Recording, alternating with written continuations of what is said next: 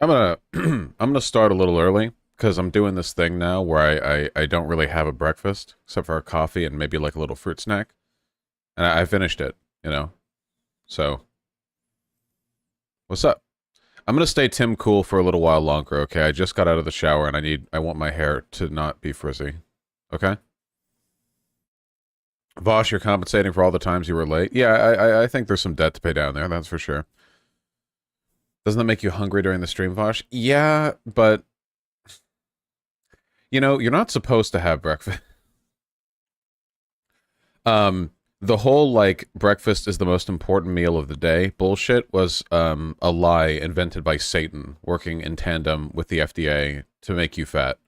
Um, you can have like a granola bar, have like a little bit of carbs in the morning and coffee or whatever. And that's fine. Lumber Vosh Arc, show me the flannel. This isn't flannel. Pop Tarts? No, it's too much.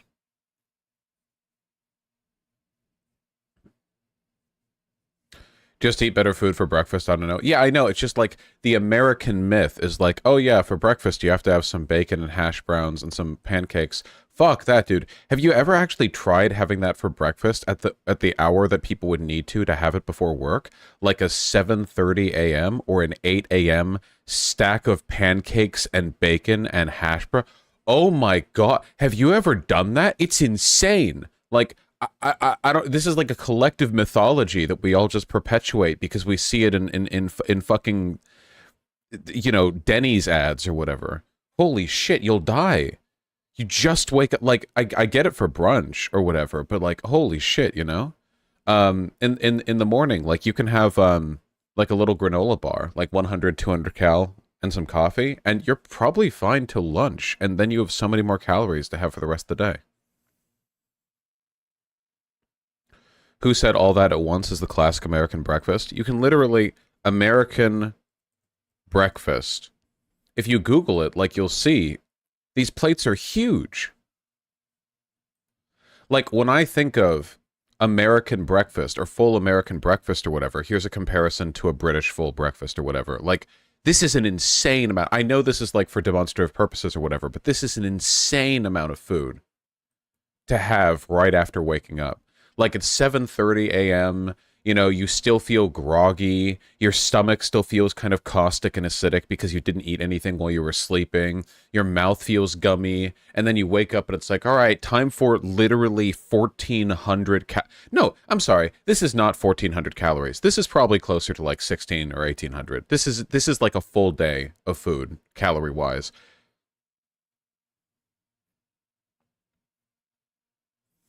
Review the bonger breakfast. This is disgusting, and British food generally is disgusting.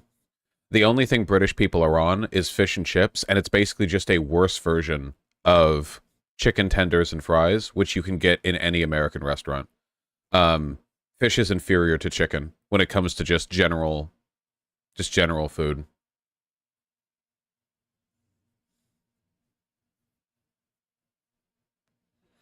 I only eat 1,500 kcals every day. Hey, as long as you're getting your nutrients, you must be pretty small.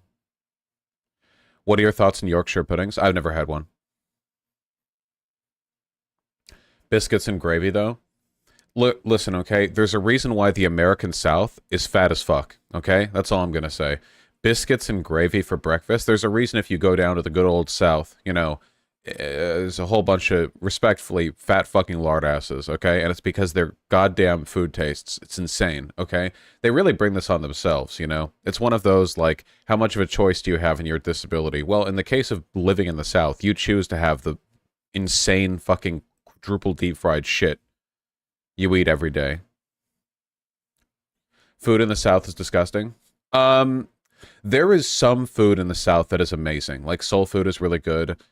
It's not even a race thing necessarily, like black or white, because I know for a fact there are pockets of incredibly good food in the South. The problem is that if you go to the South and you have Southern food that isn't well made, it's disgusting. Southern food that is well made is amazing, but Southern food that's like just whatever is just greasy slop. That's the problem. That's the problem. That's like the Faustian bargain that you're trading off for when you have food that's really, really like greasy or fat or whatever. You like if you're going, you better go hard because if you don't, you know, you're gonna create just like a greasy mess. So it's a trade off, you know. Cajun is good. Oh, yeah, Cajun is amazing, but I'm not really referring to Cajun food here. You know, that's Americanized like Caribbean food, right? I'm talking like Southern, like sort of the amorphous blob. But yeah, I love Cajun food. I'm a huge fan. Cajun food, Creole food. I know there's an overlap.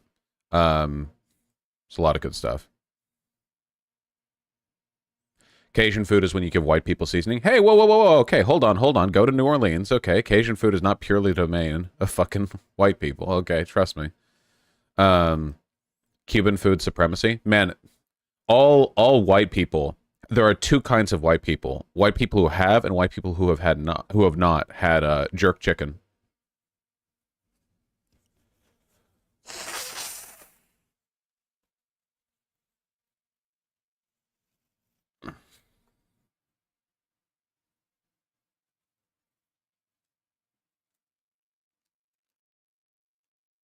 Why is that?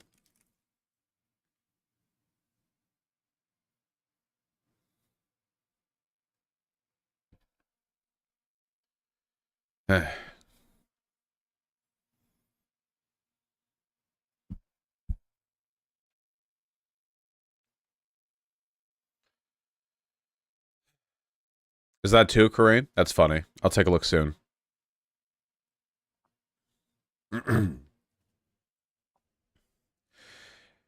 The Chinese cuisine is like one of the few cultural exports that are good. Okay, I'm about to hit you guys the hot ass take. Okay? First of all, I want to say, okay? People shit talk fusion food way too much.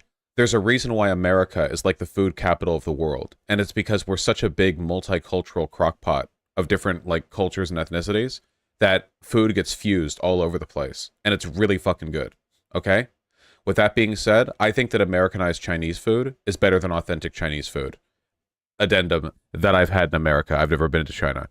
The authentic Chinese restaurants that I've been to have been really good. However, the really good Americanized Chinese restaurants or the fusion restaurants or like the hole in the wall places where you can go where you can get Chinese food that's like blended with some other shit, I think that's better.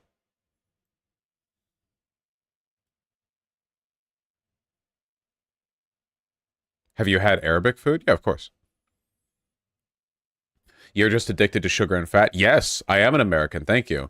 You know? It's like when you order dessert from a fucking Asian restaurant and they're like, "Oh, would you like a slightly sugar like would you like slightly sweetened dough? Ah, perhaps you would like tea flavored ice cream." Go fuck yourself. What the fuck are you talking about? Where's your goddamn death by chocolate triple chocolate sundae fudge surprise? What are you doing? Give me that shit. No wonder you people are skinny. You skinny fucks. Could bench press all of you. Jesus Christ. When I remember going over to Tokyo and I genuinely felt like I had to watch myself because if I shoulder checked some of these motherfuckers, they would die, you know? Wandering around the streets of Tokyo trying not to just annihilate some Japanese twink or salaryman or whatever. Because what do they eat? They eat fish and they eat rice and they eat fucking green tea flavored ice cream. Jesus, no wonder you don't have any shoulders. I will agree that green tea ice cream is the best form of green tea because green tea is disgusting. To me, I hate tea. Um, but yeah. Please go off on Israeli food. It's so bad. I've never had Israeli food. I've had Persian Jewish food, but not Israeli food. What is Israeli food? Wouldn't Israeli food basically just be like an amalgam of Mediterranean food? Israel's only been around for a little bit. Like, you can either make Palestinian food, or you can just sort of go like, oh, well, we're in the Mediterranean. Let's just make Mediterranean food, basically, you know?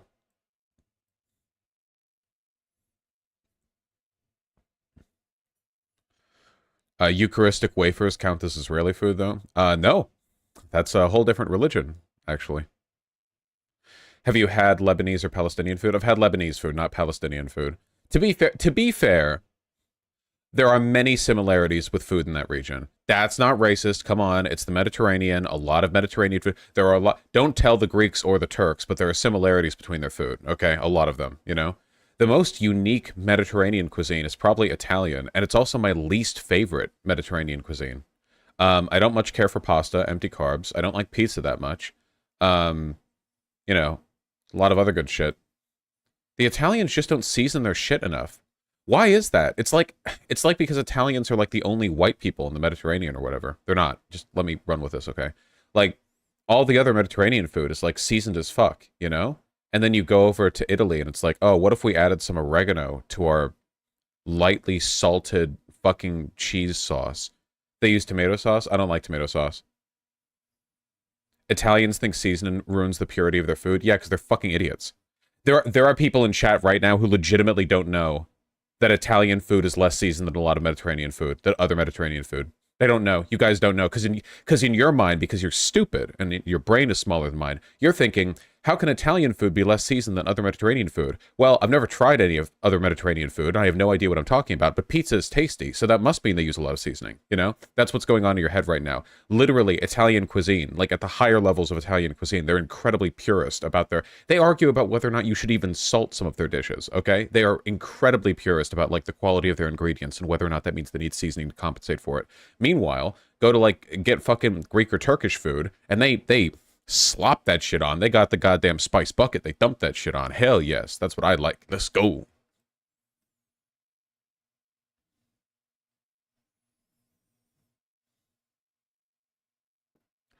The purity thing makes sense considering that Italians angry about food authenticity is a well-known stereotype. Yeah, yeah.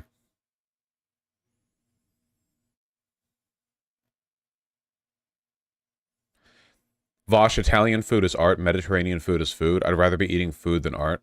Um, I understand what you mean. I don't think that applies for like most meals that you get at Italian restaurants, but I understand like conceptually what you mean. I think that I think that French and Italian food sometimes come across as very elitist with their cuisine, and it makes me feel like I'm eating for the privilege of eating Italian food, or I'm paying for the privilege of eating Italian or French food. Whereas every single time I've gone to a restaurant that's even remotely like Middle Eastern or Mediterranean, apart from Italy or whatever, there I feel like I go in there, and no matter how good the food is, I feel like they're here to make me fucking fat, you know? Like I've been to fancy French restaurants, and for the most part, I feel like it's like, oh, here is your cheese, little platter, and here is your half metric ounce of wine that is meant to go with exactly one noodle or fucking whatever. I don't know what French food is. Okay, snails. But if you can go to like a really high quality like Greek place, and the chef will be like some fat greasy fuck, and he'll be like, it's my job to make you a fat greasy fuck too, and he'll slam a fucking gigantic plate of food down in front of you, and then that's your food. Um, might be stereotyping a bit here, but they're all white people, so it's okay. Nice. Indian food? I haven't had much Indian food, but what I've had has been really good. Holy shit, it's spicy. But I like spicy food, so that's good.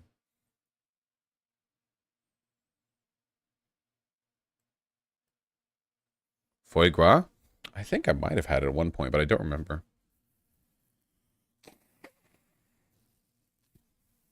Italians aren't even that fat on average. Yeah, that's the problem. A culture that serves good food has to have a lot of fat people. Okay? Have you ever had snails? Yes, I've had escargot at a fancy French restaurant. Vosh, Greek food is way less seasoned and way worse than Italian. It's a shittier version of Turkish food. Oh, we have a Turk nationalist in chat.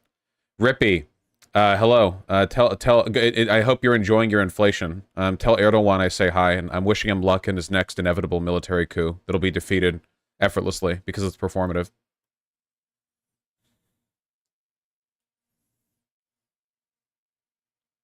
I'm Italian nationalist, if anything. That is not better. I don't know why you would say that as if that's better.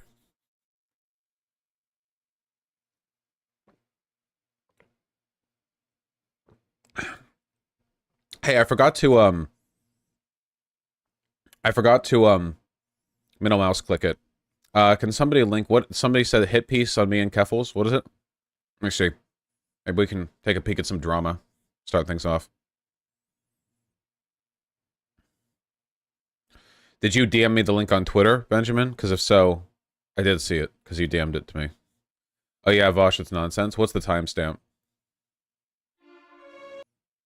Let's see. Hoots. Let's see if we give a hoot about this video.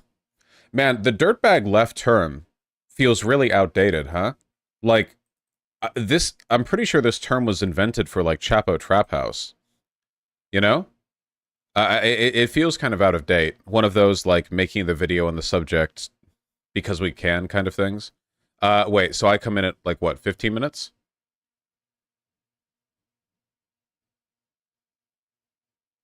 What, about 15? Here, let's see what the opening's like. That is what Barack and I think about every day as we try to guide and protect our girls through the challenges of this unusual life in the spotlight. Uh-huh. How we urge them to ignore those who question their father's citizenship or faith. Wait, hold on one second. Is this a leftist? What leftist would use Michelle Obama in, like, an affirmative sense?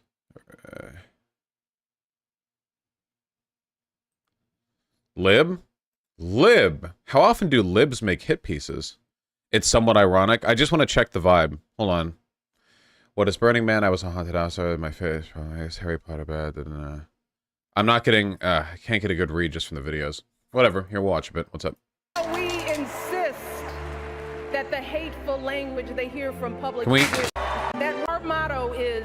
A full minute of this at the beginning. A full minute. Okay. I don't consider myself, and I don't believe I have ever been considered to be a part of the dirtbag left. But I'm certainly a little dirtbag adjacent. I've been known to be a little grimy. I don't pretend to be... Oh, fuck. All right. I'm going to withhold any judgmental comments that I have until after I've been given reason to make them. Here, let's go to me. Typology is centered rather than the leftist. When the desire to shock and provoke and trigger... Ironically, taking positions so aggressive as to be absurd. Red Scare's real offense is nihilism. Nobody even calls Red Scare dirtbag left because they don't even pretend to be on the left anymore. They're like terminally contrarian, fascist adjacent, you know?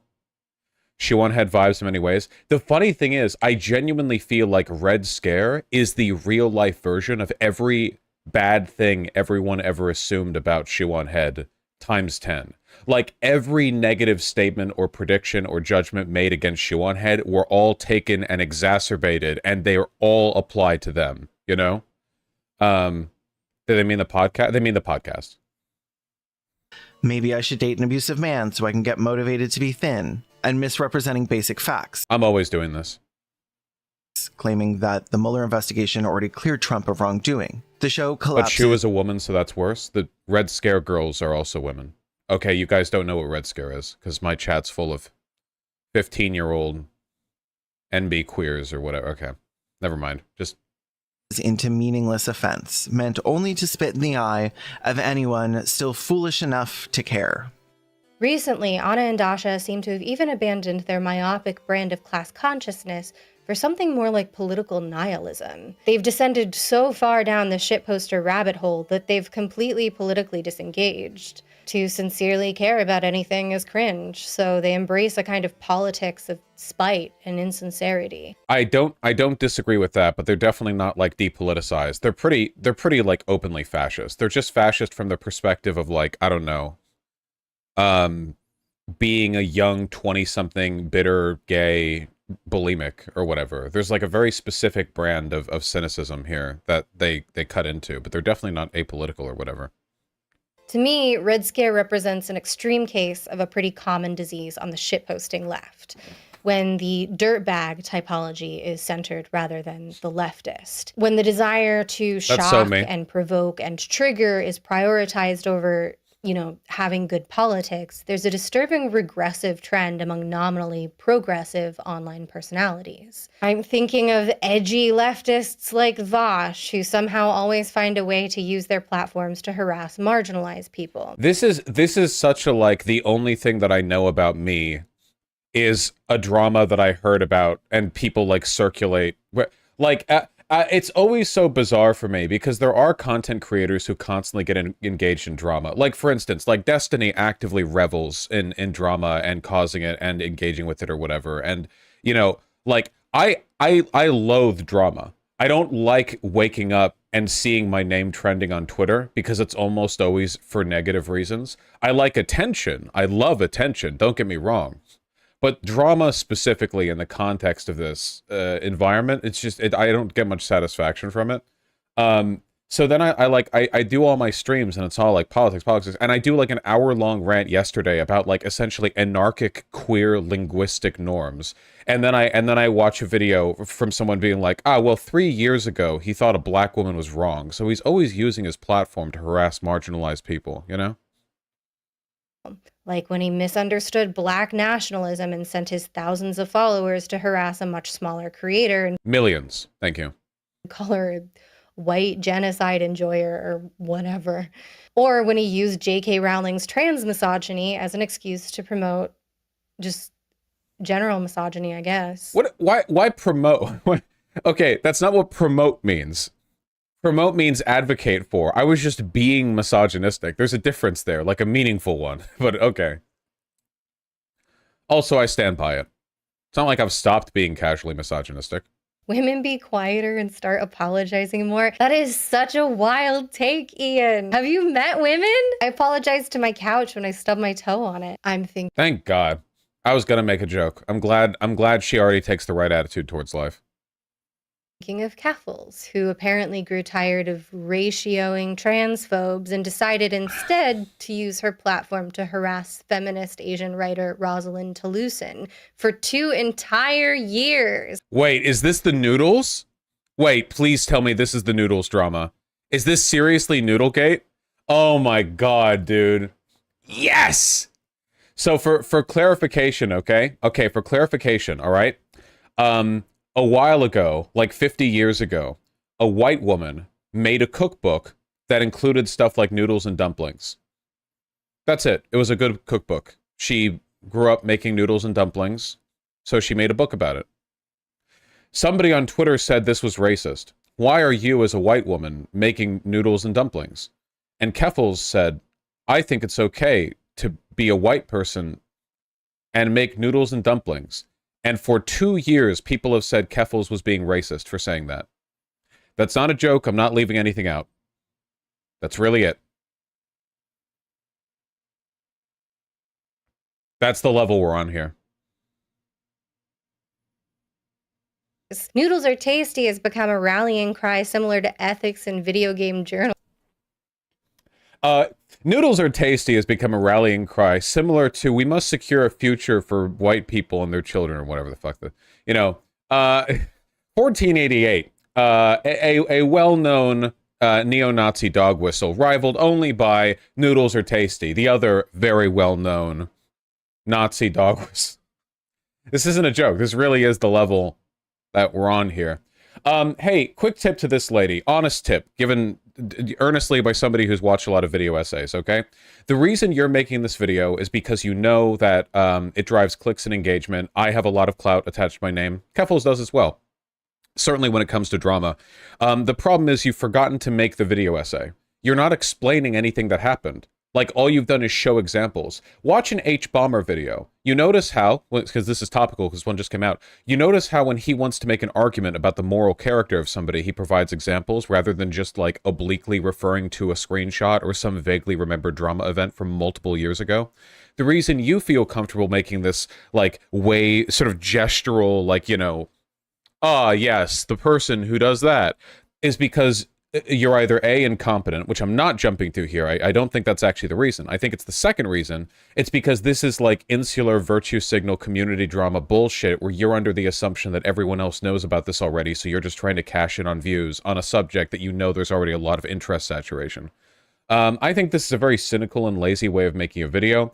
If you want to argue that I'm racist, there are literally video clips of me saying the N-word hard R on stream. I like just put in a little bit of effort. They're not hard to find. You can Google them.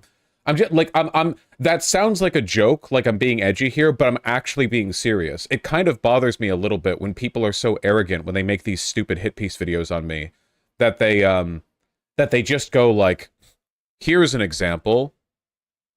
Vosh. You know what I mean?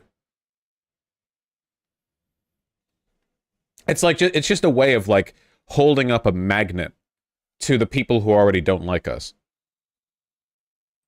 Journalism, an alibi for a harassment campaign that has become a meme unto itself. See? Exactly. See? Oh my God. Yeah. See? That has become a meme unto itself. Like, she's referring to the already existing popularity of this discourse, meaning that she can just, yeah, it's like, well, I don't need to like make the argument here. We all already know how we feel about Vosh and Keffel, so I'm just going to refer to them, remind you that they're bad, and then continue. But not remind you with like an example. We're just going to sort of point, This isn't activism. This is just a racist waste of time, which... See, notice how that statement makes no sense unless you're already familiar with the drama. She showed a Keffel's tweet that said noodles are tasty, and then she was like, yeah, no, this is a racist waste of time, not activism. What do you mean? You showed a tweet about noodles, lady. Why what are you referring to here? To be fair, is a pretty accurate description of Clara's body of work. But this kind of boring reactionary trolling is not worthy of anyone's time or attention, and certainly not anyone who claims to be aligned with the left. See, again, this was what I mean by the dismissive virtue signal. Like, are we even being invoked for the purpose of making a point, or is this just holding a beacon up to people who don't like us so they can add another, like, gem onto their, VDS and KDS Infinity Gauntlets? Like, what point is being made here? What, like, artistic statement is being made? What are you communicating? What personal analysis are you providing? Vosh, she would just say, it's not my job to educate you. Yeah, this is kind of like that. It's like, it's not my job to educate you on these people and this topic that I'm making a video on that you're watching right now. Like, you click on the video and it's just somebody being like, yeah, what, you think I was going to explain it to you? Again, like, the issue here is that, like, first of all, from a purely, like, self-interested perspective, there's a lot more for me to dig into if there actually is, like, an effort to cancel me or whatever. I think a lot of people on the left, the reason why I don't deal with woke scolds that much is because I come across as kind of invulnerable to them, and I think a lot of them have kind of given up. Like, it's been 5 years now, and I've only gotten more popular with time. Like, the view counts keep on chugging, and in spite of all the shit they've done and they've said, it doesn't really seem to affect me, so I think they don't like going after me anymore. That's why they like going after Keffels, by the way. Notice how if you show any signs of weakness, and I'm not saying Keffels is weak, I'm just saying that she hasn't presented the same, like, invulnerability to harassment that I have for a long time now. They'll go after them like, it's like piranhas. You dump, like, it's chum to the sharks. They go after people they think they can hurt, right? But in my case, like, a lot of them don't think they can hurt me, so they just don't, and the criticism kind of dries up. It's really all performative. It's like it's an effort to demonstrate that there's some sort of in-group community power that sort of tied to harassing people that they think are problematic. And I'm kind of out of it now, I guess. But I wish they would try harder. Come at me. The fact they think they can hurt her is literal transmisogyny. Oh, people like this will always disproportionately go after members of the queer community or women or whatever else. The more cis and male and straight, miss me with that shit, that you come off, the more invulnerable you come off to harassment, and the less they feel it's worth their time. Which is the reason why people like this have, they spend a lot of time going after people on the left, and not so much going after people on the right. If you're someone who consistently uses your platform to torment marginalized people, I don't really think you're doing leftism. See, again, like, where's the substantiate the point? You showed a noodle tweet. You showed a noodle tweet. You showed a tweet saying noodles are tasty. You said it was like a rallying cry akin to ethics and games journalism without even remotely substantiate. It's like you might as well have not even said anything. You know, like, why? No matter how much you want universal health care and a livable minimum wage. But I've noticed that a lot of people... But I don't want either of those things. I just want state-mandated girlfriends or whatever. Vosh, I swear, if you swore off ironic misogyny, you'd have way more reach for your message. I'm sorry, I'm an authentic guy. I talk the way on stream that I do in real life. I make edgy jokes in real life. I make them here. I can't do the self-censorship thing. No, this isn't some, like, I'm a brave free speech warrior thing or whatever. It's just legitimately, I just act how I act. I try to rein it in sometimes. And trust me, I have way worse jokes that I'm making all the time in my head, okay? So it's not like we're not engaging in any kind of restraint. But, you know. Dude, just a little effort. I'm showing a lot of effort, okay? It's a wild one up in here, all right? Just a lot of wacky jokes, you know? Also, not gonna lie, I think that engaging in a kind of light and comedic level of ironic misogyny can actually demonstrate a person being better about gender issues than a person who is like super ultra PC all the time about it. In the same way that in my experience, black guys tend to be a lot more chill around white people who can be casual when it comes to race jokes, as opposed to somebody who's super straight-laced and stiff when it comes to anything race-related.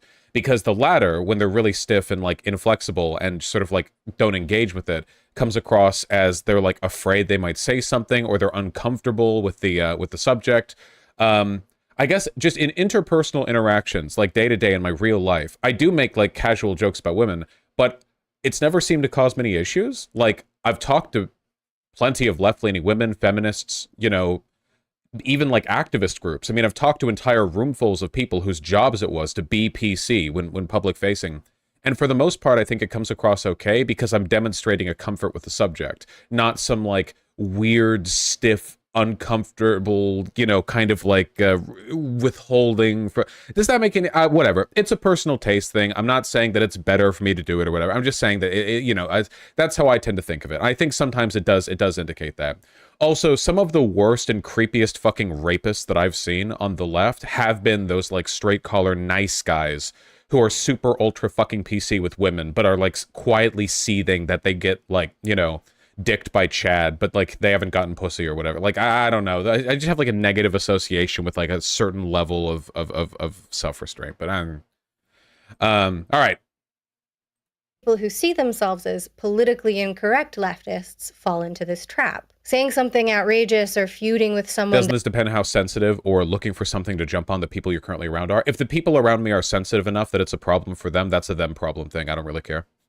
I mean, obviously, like, I'll always be polite to people, but if somebody just doesn't vibe with the way I present myself, that's okay. They can remove themselves from the situation. I'm not, like, kidnapping people. I'm not a teacher. They're not a captive audience. I think that the world in general would be a better place if people were a little bit more honest and straightforward about how they are, even if that how they are is annoying or off-putting to people. I think that the sort of false image of public agreeability can often be a lot more harmful than people just being kind of open sometimes about being things that other people might find negative. But again, really variable. Like, I'm not saying it's like, oh, the world would be better if everyone was an asshole. I'm not, again, I'm being like, I'm speaking in favor of being authentic and being a little cringe here, not in favor of just being mean to people. I think you should always try to be nice, you know?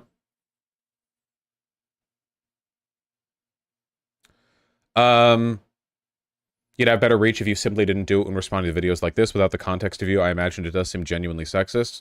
Maybe. Hold their hand every once in a while. Yeah, but I feel like, I mean, oh, okay, like, if somebody was watching this video in a vacuum and in good faith, would this overall engagement not indicate some level of self-awareness on my part? Like, I know what it looks like when guys are just casually sexist in a way that actually indicates sexism, you know? I've seen that before, plenty, you know? I grew up around guys in school. I know what that looks like. I guess I just don't feel like I give those vibes. Sometimes people disagree, but, you know, obviously I'll always be more charitable to myself than you know, than other people will.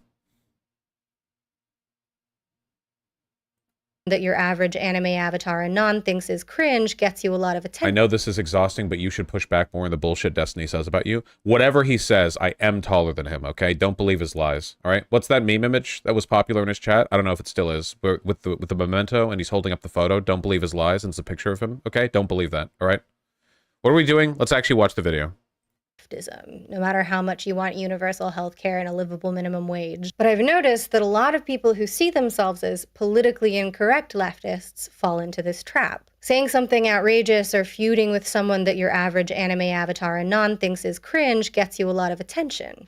And what you see doesn't reflect what women see. Vosh, stop the casual misogyny or stop whining about people complain. How can you be this sensitive and also be a tier 2 sub in my chat? I'm not whining about people who complain. I'm explaining how I feel about it. And also, what you see doesn't reflect what women see. Let's be real here. Most of the people who go after me for this are guys speaking on behalf of women, okay? I wasn't born yesterday.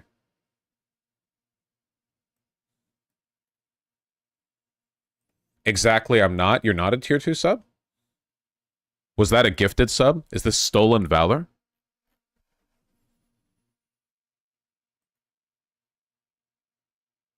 we all love attention. But if you aren't careful, vulgarity can sour and become cruelty, and the political weapon of crudeness becomes a blunted cudgel wielded even against our allies. Now, anti-identitarian leftists will say that pandering to marginalized groups is weakening the left. Wait, again, please, with the video essays, you have to substantiate and explain what it is you're doing. What it is you're saying. You can't just say stuff like that without providing examples. I know what you mean because I know everything, but a lot of the people watching this won't. They're just kind of like nodding along. Like, you have to provide information. Give them something here.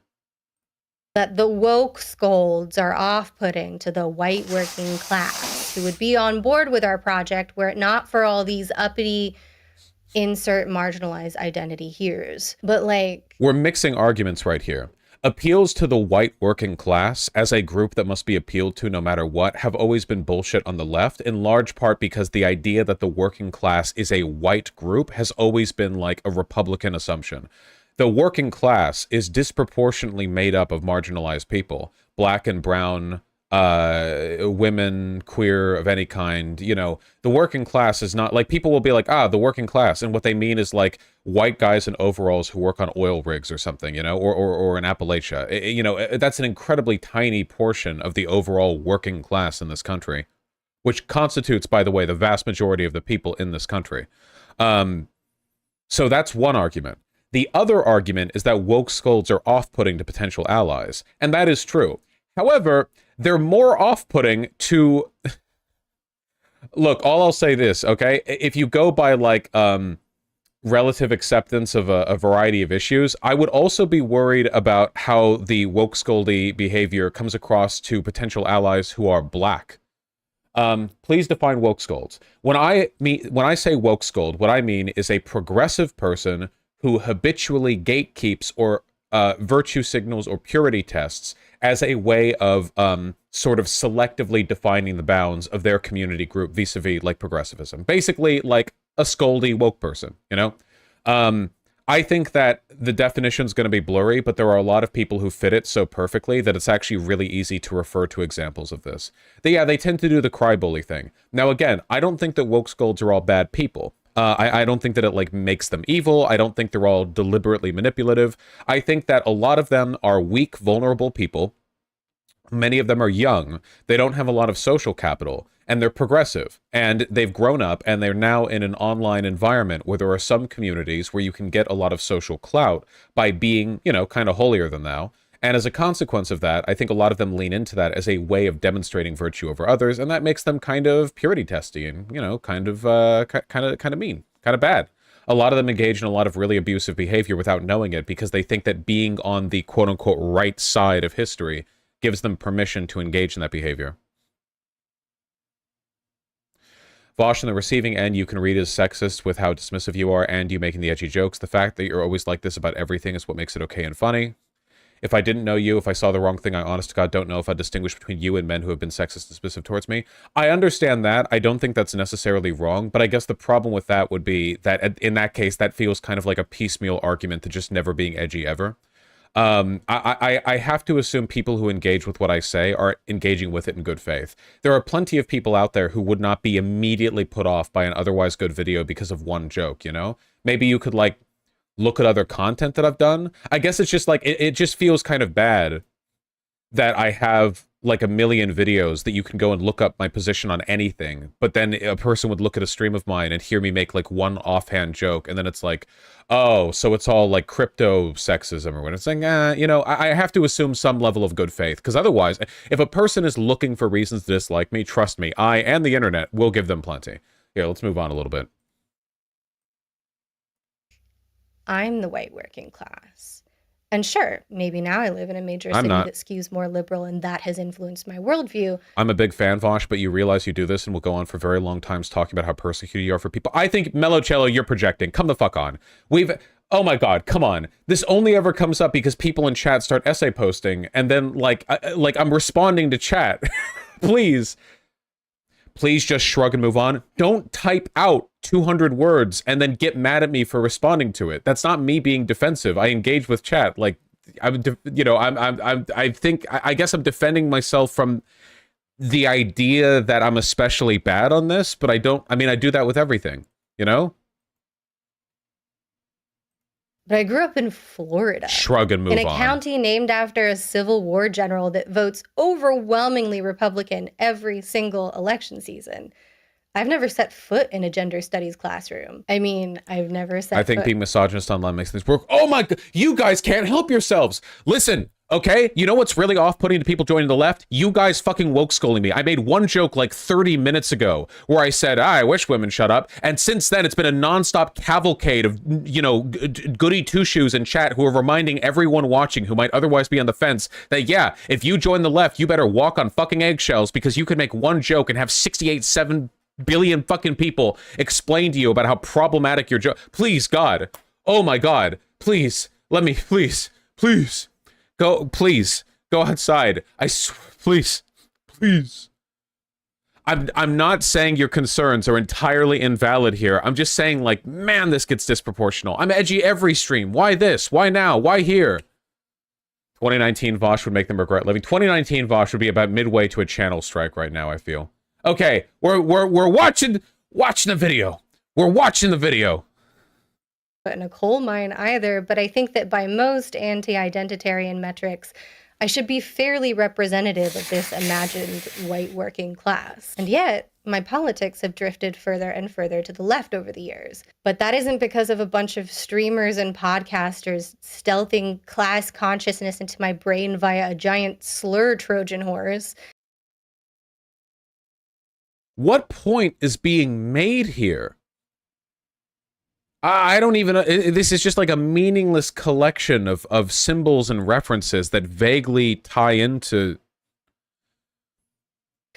It's because of people of color, disabled people. I can't get over how much she sounds like Jenny. Please, God, do not compare her to Jenny.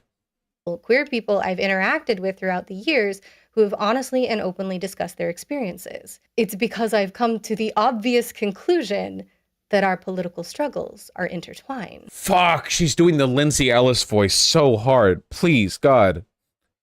God damn it. What was I saying? Oh yeah, this is also a huge part of the, like, woke scold dialogue tree. It's when they say, you claim that edgy streamers move people to the left, but I was moved to the left by listening to the experiences of marginalized people. Edgy streamers didn't factor into it. This is in, like, every single one of these video essays, every single time, because they have to demonstrate that, again, because it's virtue signaling. Remember, the key points here are to demonstrate a sort of progressive, holier-than-thou tendency. And to that case, it's like, oh, no, see, as a real progressive, I was informed by listening to, you know, disabled... HIV positive, queer, wheelchair bound black trans women explain to me using American Sign Language their lived struggle. Whereas you, presumably, were radicalized by listening to a white man scream the N-word 50,000 times per stream. You know, and that's the difference between you and me. And I don't think I'm the exception to the rule here. I think empathy is the default condition of humankind. That's why movies be so good. I'm not exceptionally intelligent or exceptionally easily persuaded. Okay, well, maybe I'm a little easily persuaded. We know. But, like, so are most people. That's why advertisements be so good. Also, Please. A massive percentage of the working class are women of color. So even if you are a class reductionist, alienating those demographics is just strategically not good. I think any— That's true. But who are we accusing of being a class? Is like, am I and Keffels the class reductionist here? I'm extremely not, but okay. Political strategy that encourages you to abandon empathy for your allies is a misguided strategy at best. Abandon empathy for your... Wait. When did we get to this? Was this established in a previous part of the... Probably, you know. They talked about Red Scare for a while. I don't think those bitches have any empathy. Oh, sorry. I said those bitches... I'm sorry. Nobody talks like that in real life, you know. Online, where the edgy wildebeests roam, I might get away with that. But in real life, if you casually say something like that, nobody... There's no way IRL communities filled with gay men would casually say stuff like those bitches. Your misogyny would not be tolerated. Vosh, you're bringing it up now. It's your fault. I admit, this time it's my fault. Vosh, actually, I got kicked out of an activist group for speaking like that. To be fair, that's a shit activist group. Any activist group unless you were doing something really fucked up, if an activist group will kick you out for that, that probably means they're so concerned with, like, internal purity, they're not capable of coalition building, and that means they're not capable of doing their job. Vosh, I mean, you could get disinvited from a lot of stuff if you talk like that. Where are you guys doing? Are you where? From your baby classes in baby school? You mean like the Discord servers that you frequent where people get in trouble for not using the neo pronouns that someone added 4 hours ago to their fucking where?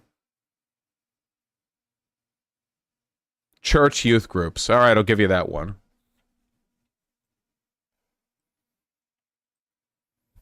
This might be a bad day for engaging with chat. It's like, it's Tuesday, you know?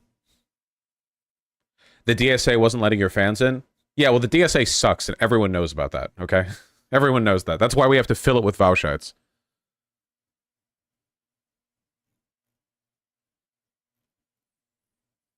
Vosh, you should know that bitch has different meanings depending on context. You were clearly using it to dismiss women there. Yes! Oh my god. What is up? What? I don't even know if that was a joke. And actively damaging your cause at worst. As Thought Slime points out in their video on a similar topic, the left doesn't really mean anything. You'll hear the term used to describe everything Hello. from hardcore anarchist revolutionaries to neoliberal ghouls who at least don't actively seem to want to feed gay people into a wood chipper right now. It's just an umbrella term that means anyone who isn't the right. And if we need to abandon some of our political... Okay, we got past the point that I gave a shit about. All right, pretty bad video essay. I wonder if her other ones are better than this, you know? Like, in the most recent Contra video, like, Contra consistently makes good videos, though I do think they've taken a downhill turn, but the most recent one she put out just took a giant quality nosedive where she decided to dedicate 5 minutes of it to randomly complaining about me. There's something about me that just saps the IQ from other people. I don't know. Vosh, I swear this stuff is on a basic bell curve. I'm super on the same wavelength. Read misogynistic jokes and all my female friends are the same. I think your chat is super young and not there yet. Yeah, I guess it just...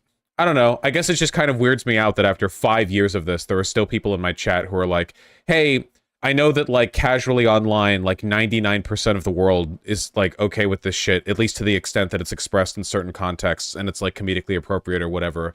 But, like, there are some portions of the left that aren't, and I'm gonna come into your chat and be, like, mad about it for you. I don't know. Find a better hit piece? There are no good hit pieces of me.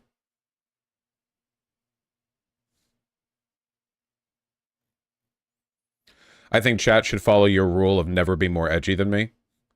That's always been my rule for like the community, and I think that's a good rule. You know, you can be less edgy than me. That's the rule. You know. The few times I've seen you mention or see or hear about Thought Slime, you seem to not like them. Is there some reason that? For yeah, the main reason is that they're cringe. That's always going to be like number one, cringe and soy. Also, they're just like an abusive crybaby piece of shit who like has done and said a lot of fucked up stuff, but because they're constantly signaling weakness and because they have like 50,000 fucking minority attributes they put on themselves like badges to give themselves more power in a tight spot. Like it doesn't like come across for anything. Also, their videos are shit. Let's be real here. They're just not that interesting. I try to engage with them in good faith in terms of like video quality, but you know.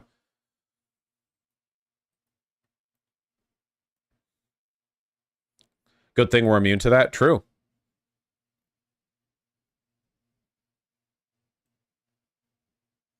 Thought Slime also lied about Zan running a sex cult. Yeah, that was one of the things that I was referring to. Dude, it was so fucking gratifying when I saw H-Bomb go after Illuminati, since everything that I've learned about Illuminati has given me the impression that she's another one of those, like, well, we've seen the video now, shit video essayists who, like, sort of weaponizes the fact that she's progressive as a way of avoiding criticism and dogpiling others, you know?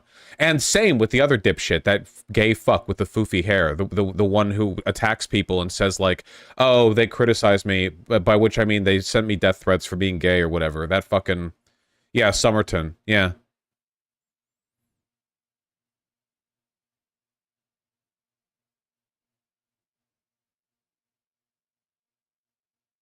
Never heard of him before the video. Yeah, I saw a bit of him and he looked like really bad. So, you know. I'm sorry, wait, to be clear, when I say looked really bad, I mean like he physically looked bad. Like I think he's unpleasant to look at. It's not even an attractiveness thing. Where's his stupid haircut? Hold on, I'd like to tweet making fun of him.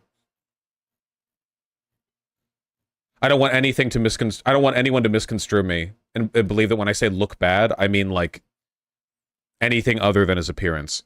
I have no idea what he was thinking with this one, but the idea that this guy could be legitimately a student of the film's art of film, while styling his hair this way, no way. It's the stone toss poop hair. It is literally the stone toss poop hair.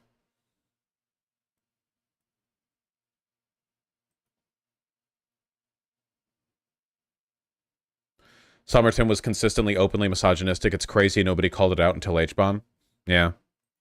Hey, it's almost like a lot of misogynists will, like, you know, play super woke and be, like, super PC or whatever and come across as really self-righteous. And the misogyny comes out in these little weird, like, incidental ways that indicated discomfort with the subject, as opposed to, you know, just kind of casually making sexist jokes now and again. Like, normal people! Like, you don't make sexist jokes about guys, you fucking hypocrites. Like, we don't all make jokes about men. Like, I haven't made jokes about men 50 fucking times this week. Oh, but when you make one about women, oh, no, you're reinforcing social harmful norms, stereotype norms, harms against women. I don't know what these words mean, but I'm applying them in this case specifically because I'm weirdly uncomfortable with the idea of any kind of reciprocal fucking consistency here. This fit be crazy.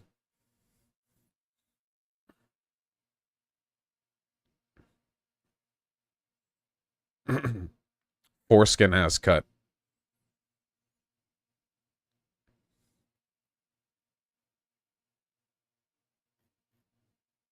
Feminists name every woman. Hitler. Why is he wearing the filthy Frank suit?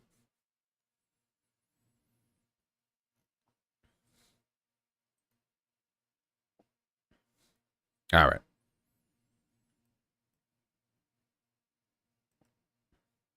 Did you see this thread about him? Yeah, I saw it. I even liked it.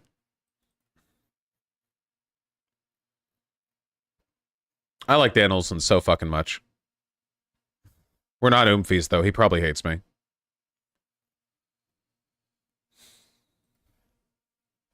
Can we do a poll on whether people hate the edgy jokes? They just want you to have better optics.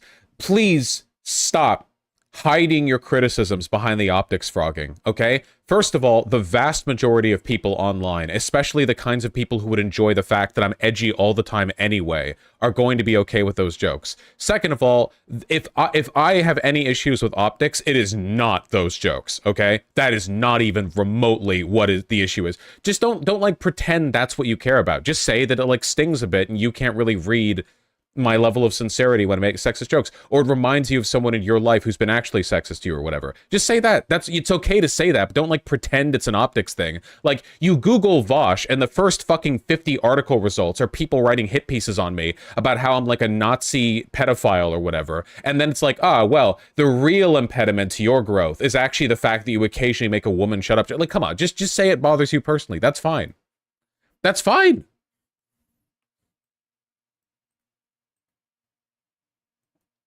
All right, we're moving on. Holy shit, my sinuses are clogged. Oh my god.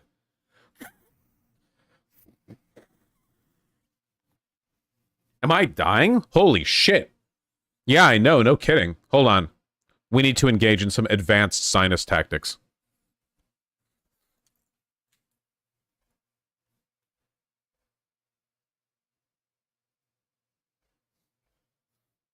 Why the fuck is Vermin always taking my goddamn tissue?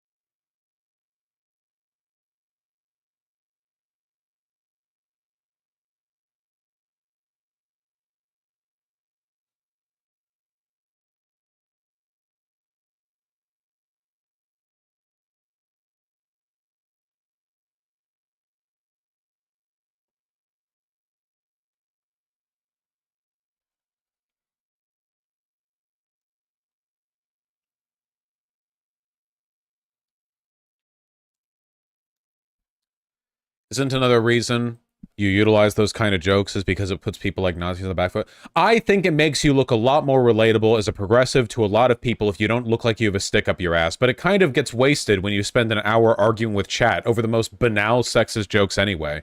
I don't think you guys understand how off-putting it is in chat for a bunch of people to actually be freaking out over this, or like anything, you know? It's like crazy, like genuinely. Like, the far more people are off-put by that behavior than by the shit that I do or say with regards to the like misogynistic jokes, you know? It's just weird, but you don't get that because you don't care about the optics. It's just your personal bugbear, which is fine, but don't pretend it's an optics thing, man. It's fucking... Oh my god. I have no idea why my sinuses are acting up. Hello? Where'd you take my goddamn paper towels? You're always taking them! Don't take them! I use those! Used them for goddamn taxidermy or something.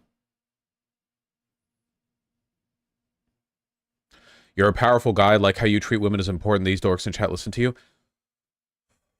Yeah, and I treat women well, okay?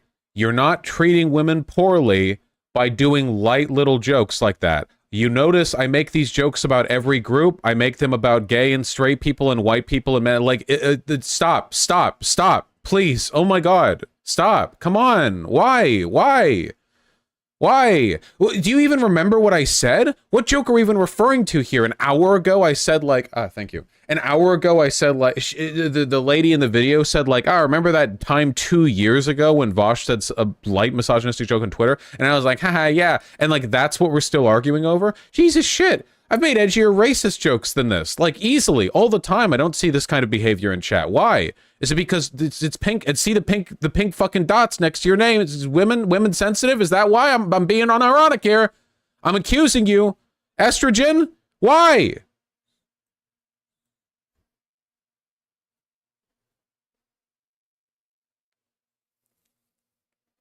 Jesus.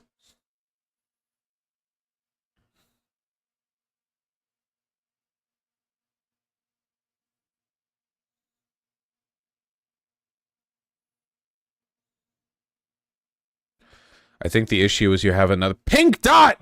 You have a massive audience who doesn't have the nuance you do. So all these okay, legitimately, this is like optics poison. I hope you all understand that. Every time one of you types this shit out into chat, 50 fucking people who might have otherwise been leftists become Nazis. They're watching from YouTube chat, okay? YouTube chat is in turmoil right now. Oh my god. It reminds me of when there was that giant expose on like my misogyny, enabling misogyny in Discord, and a huge collection of images, and a ton of them were from just a collection of a few people, and a lot of them weren't even that bad. And it's like, yeah, in your Discord of like 60,000 people, there were a few people who were being like misogynistic and using my shit as a defense or whatever, as if that's like even remotely preventable on my end. Or like, I just, people overstate this so much.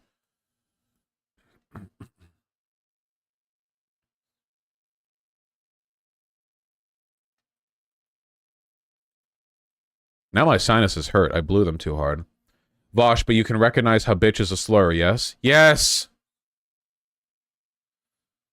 I mean, ironically, misogynistic jokes are not all that bad, but bitch hasn't been reclaimed, and most women understand it to be dehumanizing. First of all, bitch is used in so many different contexts that the idea that it's, like, universally used as a slur is, at this point, unironically racist, okay? Go talk to some black people. Go talk to some black women, okay? That's one. For two, the idea of like you're using slurs because somebody says like, ah, these bitches, do you hear yourself? Like, do you know how people, none of you touch grass. You have to know. Or you're like very young, you have to know. This just isn't, how do you watch me and feel this way? It's not like this is the only time I've said these bitches. I do it all the time. Can you elaborate on the difference between this and your take on manners? We use manners as a way of determining whether or not people are capable of following arbitrary rules, because that can be used to determine whether or not they would be capable of following non-arbitrary ones. I'm choosing to speak the way that I do because I want to. If you think it's rude, I don't know why you're watching like the only leftist on YouTube who talks this way. This isn't even like a, well, if you don't like it, leave thing. I just genuinely don't understand. It's not like this is like new or whatever. It's like been 5 years. I don't get it. I genuinely don't. It's not like rare.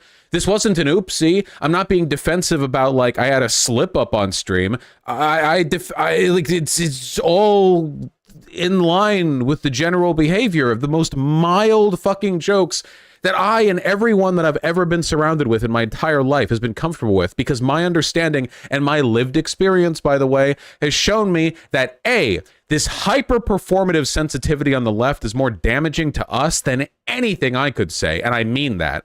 And B, the worst people that you have to look out for when it comes to misogyny are either A, people who are unabashedly, loudly, and uncomedically misogynistic, or people who are so tight-lipped about issues regarding gender that they're quietly hiding bad positions. You know, it's really easy to quietly be a racist if you never talk about race. It's really difficult to hide being a racist if you make casual jokes about race, okay? That's always how I've operated. None of this is new. I just don't get how this comes up every time, you know?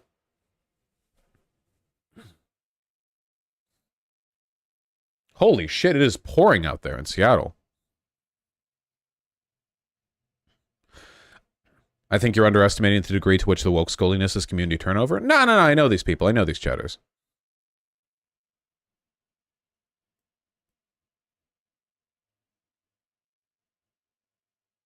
Holy shit, it's really coming down.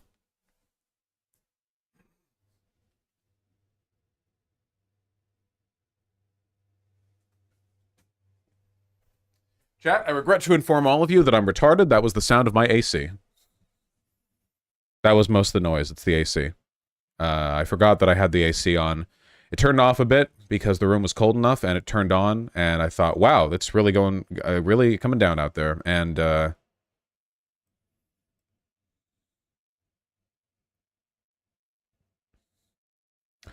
one thing I'll say, Vosh, is a lot of people overemphasize slurs when it comes to spotting bigotry. Yeah, I agree. This is one of the reasons why, I don't like language discourse in the left. People look for, like, certain words as signifiers of people being misogynistic or racist or whatever. I genuinely don't think there's that much of an association. Obviously, if a person's screaming the N-word all the time, like, you know, okay, make your determinations. But it has way more to do with how you use the words, I think, and what you're trying to signal or indicate. And I think, yeah, I don't know. Artemy, how do you feel about all this?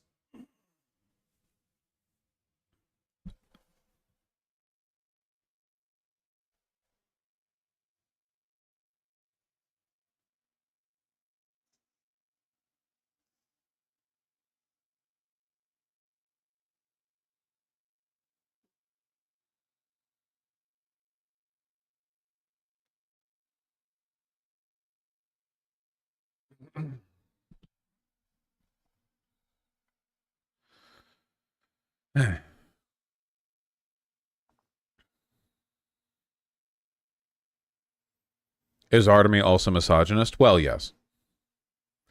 Personally, yeah, exactly, Buzuwookie.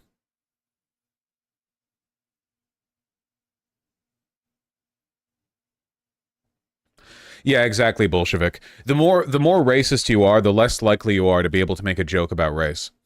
You can actually see this really clearly when you watch racists make race jokes, because none of them are actually jokes. Like, go to like a bunch of like Stormfront like racist jokes or whatever. They're not actually jokes. They're just saying racist stuff, but they're cowards, so they're like using it in the format of a joke, but they're not like trying to make each other laugh. Like, there's not actually a joke there. They hate the subject of their joke too much for comedy to be involved, really. They're just being racist or sexist or whatever. Like, go to incel forums. Those guys fucking hate women. A lot of them do.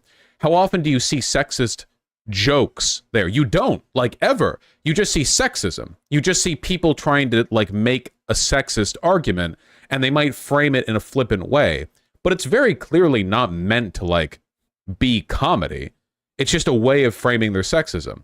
Generally, I think the more comfortable people are with the subject and the less weird they are about it, the more they can construct jokes. How do these people even listen to Slavoj Žižek? Yeah. Anyway, at the end of the day, like, holy shit, man. Just every time this drains me, because it's like, you know, the optics poison of arguing with chat for an hour? People acting like your chat is 4chan Vosh. People act like I'm so fucking edgy. God. You can always just move on. Yeah, but it bothers me, and it's my stream, so I get to complain. Thank you. Artemy's sitting on the computer now.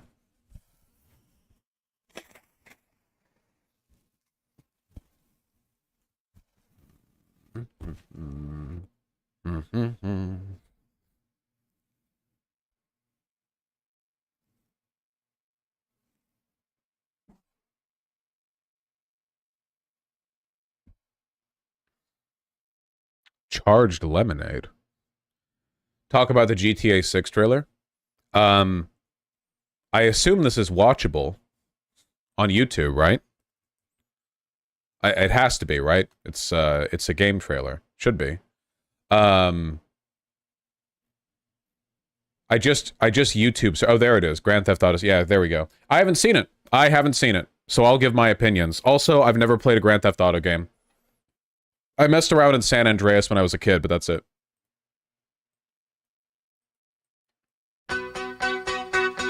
Yeah, I don't like Grand Theft Auto games that much. I don't like the big, like, fuck around on the map games that much, but, like, whatever. That's not, like, a judgment of quality. It's just not my thing. Lucia, do you know why you're here? Bad luck, I guess. Oh, yeah, I've been seeing people thirst posting over her, and I'm joining them. Hello. Hello. Hi. Hello. Yes.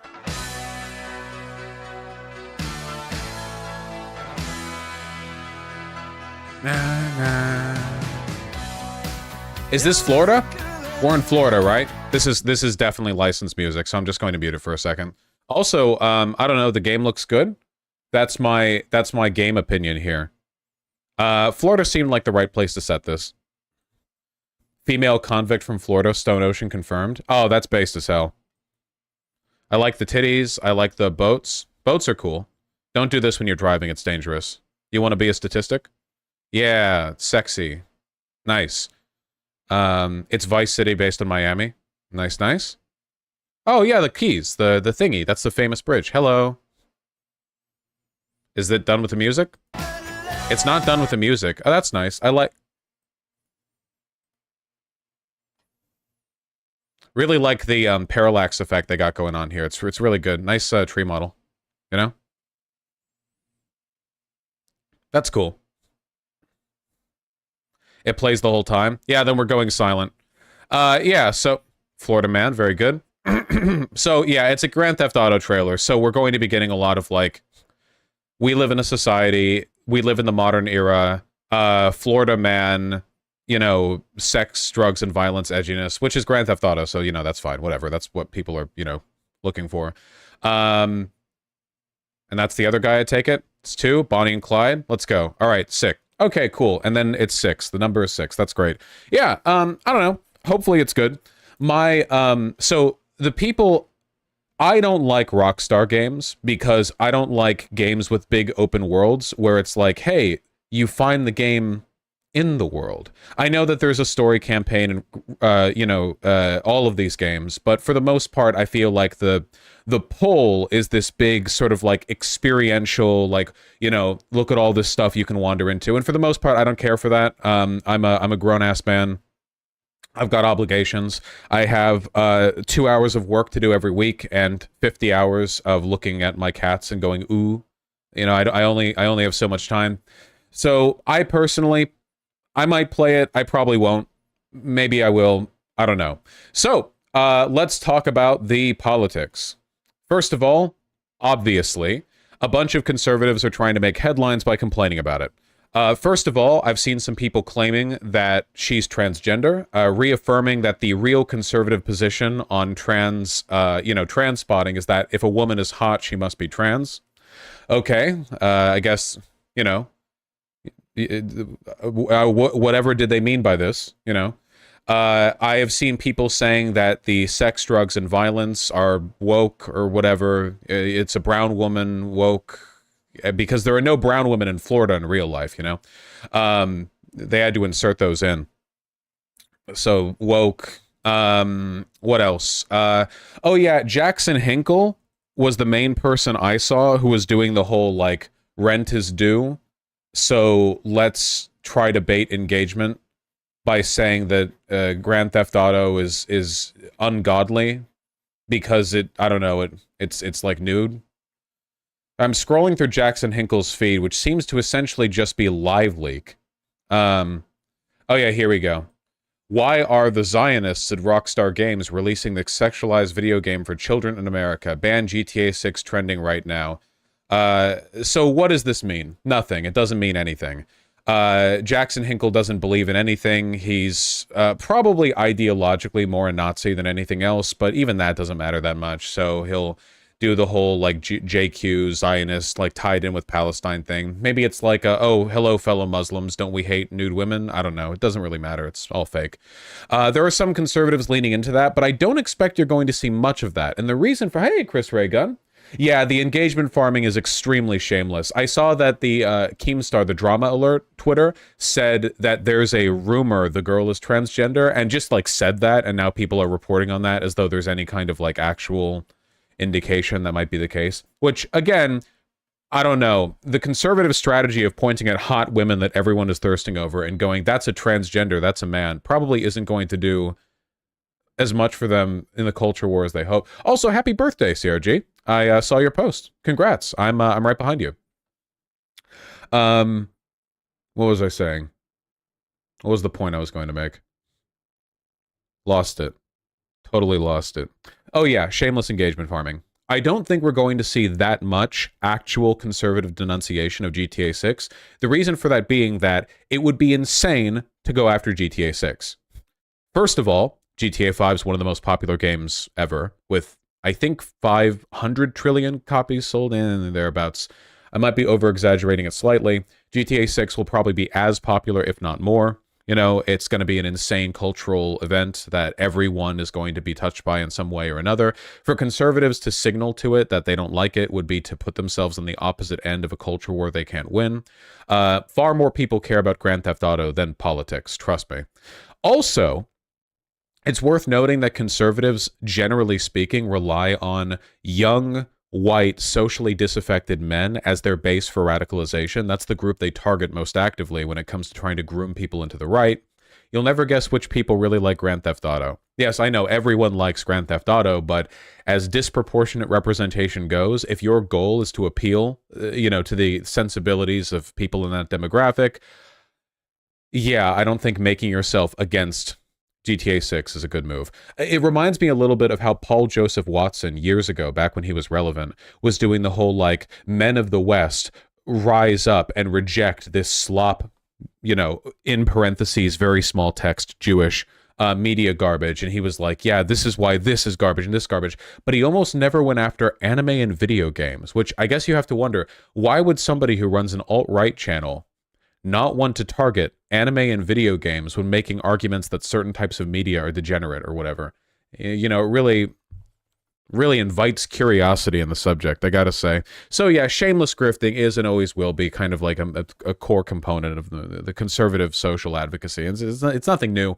In terms of how woke it's actually going to be, Rockstar's pretty progressive, ain't it? I've seen a good bit of stuff from Red Dead Redemption 2, and the impression that I got from that is, that they're not afraid to... Certainly, they're not afraid to make political statements. I mean, again, it's Grand Theft Auto. But historically, the political statements that have been made by Grand Theft Auto have been, like, irreverent South Park edginess, But I think that over time, the company has shifted and gotten a little bit more, I guess, smart with how it messages and sort of indicates stuff. And they're setting this in Florida, which kind of opens up, a bunch of jokes and attacks you can make against conservatives. Obviously, I don't know what they're actually going to do. I doubt they're going to make the entire game super partisan, because if they did, that would cut into their revenue. But I wouldn't be surprised if the game made a lot of conservatives unhappy, Vosh, what's an example of the shift? I wish I knew more Rockstar stuff so I could make more examples than one. I guess from what I've seen, in Red Dead Redemption 2, there was the stuff with the Ku Klux Klan where you could meet them and kill them and stuff. And I feel like, if I remember correctly from the earlier games in the Grand Theft Auto series, they would have, like, they wouldn't be feminist. It would be like, here's a bar you can go to where all the women are feminist lesbians, and they make grossed out noises at you because you're a guy and you go in there. And, like, the joke is that they're all, like, carpet munching prude, or not prude, man haters or whatever. And that would be like a joke. Or, like, here's the bar where there are trans people and they all look like, transvestites from the 1980s. But here's the twist. They're actually kind of nice and cool to talk to. That's like the level of satire that I kind of imagine when I vaguely remember my experiences with earlier Grand Theft Auto games. I heard 5 was better about that, and I think I saw examples to that effect. But again, working off a very limited knowledge base. And in Red Dead Redemption 2, I remember seeing video essays of people praising it for various elements of inclusivity or progressivism. Considering the fact that it's set in, like, I don't know, the late 19th century, that's, you take what just, there's also a whole monologue near the beginning of RDR2 where everything was native land and how fucked up it was that we treated them. Nice. In Red Dead Redemption 2, you literally attack with Native Americans against an oil field guarded by U.S. soldiers as you do a war cry. Really? Oh, I didn't even know that. Okay, I didn't even know that. Dope. Cool. Yeah, hell yeah. Yeah, it's worth noting, of course, that none of this is like a like partisan left thing. To be left-leaning, especially in an examination of our history as a country, is to be to be left-leaning is to embrace reality. An empirical analysis of history is one which enables a left-leaning perspective. There's a reason why basically all historians are left-leaning. It's almost impossible to look at history and not come away from that thinking, wow, Stalin was right. No, not that. Don't do that. Historians also tend not to be Stalinists.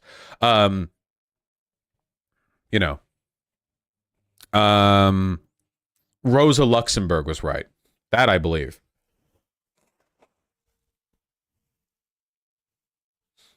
No, you fools.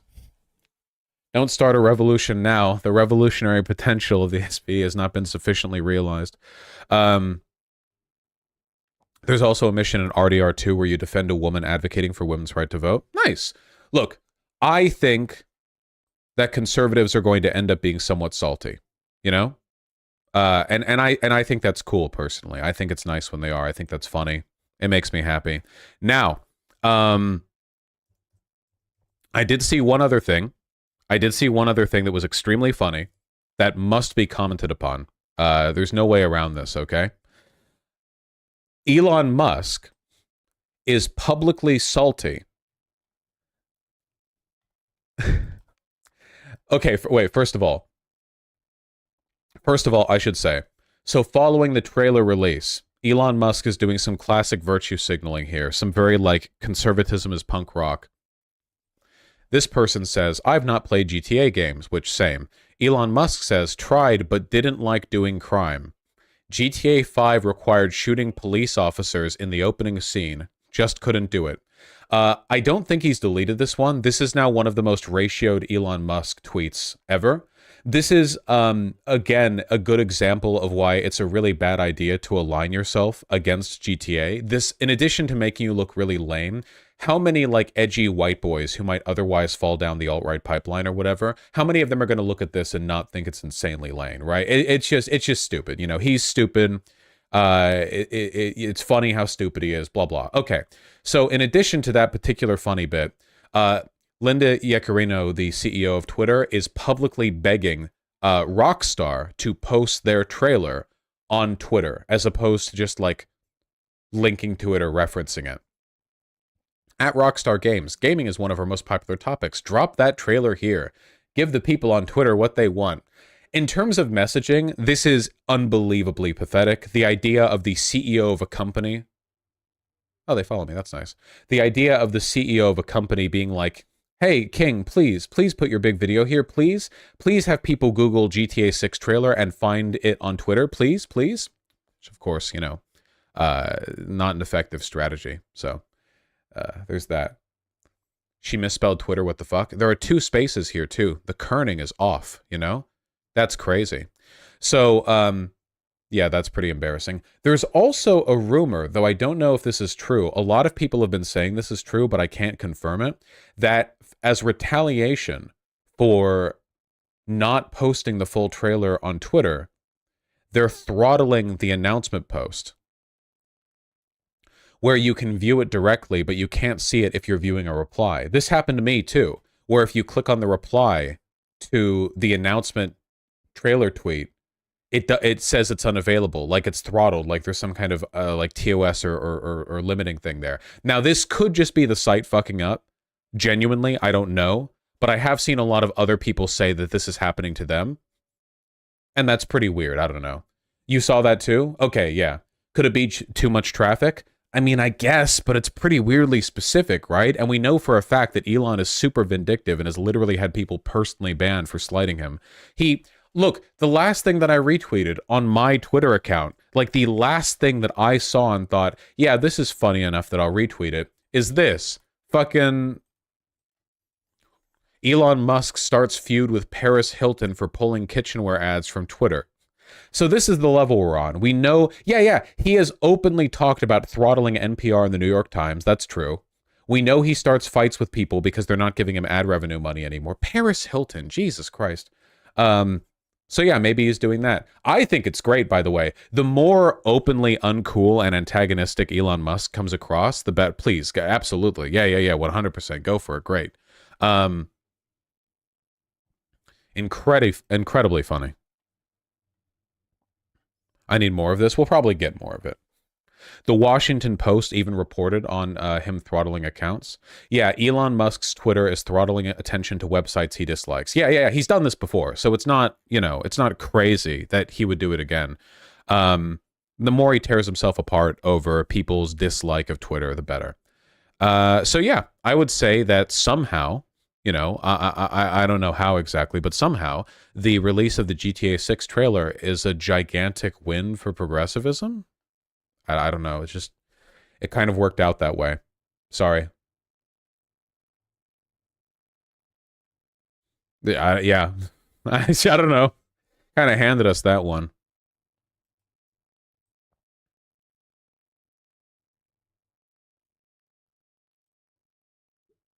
Yeah, I do like that stuff like this is getting more popular on Twitter too. The only people on the right who are going to genuinely take a side against GTA 6, I think, are people who are so lost in the sauce that they don't care about optics anymore. For example, this account, I'm pretty sure this is just a Nazi account. GTA 6 looks like modern day America. I thought people played video games to escape reality. The obvious joke being that GTA games are always set in America with a deliberate effort to recreate American culture. That's the whole point. And also, they just posted a bunch of pictures of non-white people. So, you know what? If escaping reality means escaping this, then I'm staying right here. Good Lord, look at the shine on that one back there. The fucking Unreal Engine 17 channeling the power of a fucking nuclear plant into my computer purely to render the triangles on that fat fucking dumpy. Yeah, anyway, it's literally just like who told me there would be black people in GTA? Said presumably a person who knows that there have always been black people in GTA and doesn't really care. Even Daily Wire is smart enough to make gameplay videos that appeal to kids instead of antagonize them. Yeah. The smart conservatives will like find snippets of GTA and be like, this is anti-woke. See how in this side mission there's a black person who's poor and looks stinky. This is anti-woke. And that'll be like, you know, that'll be like their little cutaway win. Yeah, they'll try to claim it, but yeah. They might actually have oil on their skin for tanning. Okay, pardon me for showcasing my extraordinary ignorance here, but do black women, or black people, I guess, apply tanning oil? And if so, why? I guess some do. I mean, I guess obviously, like, yeah, some do. Yes, Vosh, it takes work to have dark skin. I guess you would still want more UV light to like clear up acne, right? It's a whole thing. Ah, that's it. I can tell. You can tell you have an innocent question and immediately a bunch of question marks appear in chat. Like fucking. Pardon? Okay. Look, I'm white enough that I don't apply tanning oil or anything. I just stay out of the sun. Okay. I don't live in Florida. What would there be there for me? You know, cancer. Black people can tan and get sunburnt. Yes, I know they can. Admittedly, it's harder, but yes, they're not immune to UV radiation. However, when people say, I need to get a tan, it's usually white people. I've never heard a black person say that. I'm sure some do. I'm not saying they don't. I'm just saying that generally when people wake up in the morning and think, I should make my skin darker, it's people who look like me, because there's a lot of room to move in that direction. We don't call it a tan usually. Is there another term for it?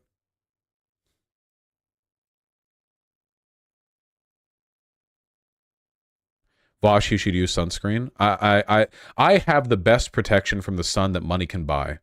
A roof. And that does me just fine.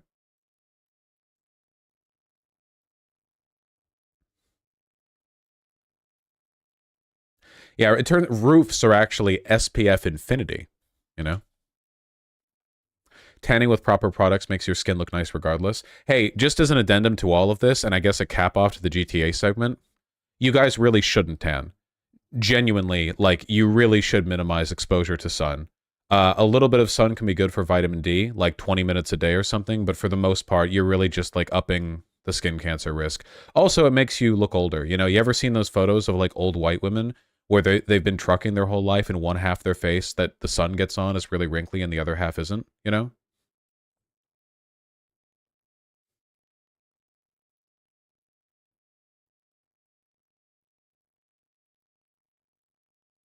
Have you considered touching grass as fun? Well, sure, I just like my nice skin. You need sun exposure daily for vitamin D, Vosh? Yeah, like 20 minutes a day, right? Ideal sun exposure per day. 10 to 30 minutes of midday sunlight several times per week. People with darker skin may need a little more than this. That makes sense, yeah. So just several times a week, not even daily. Yeah.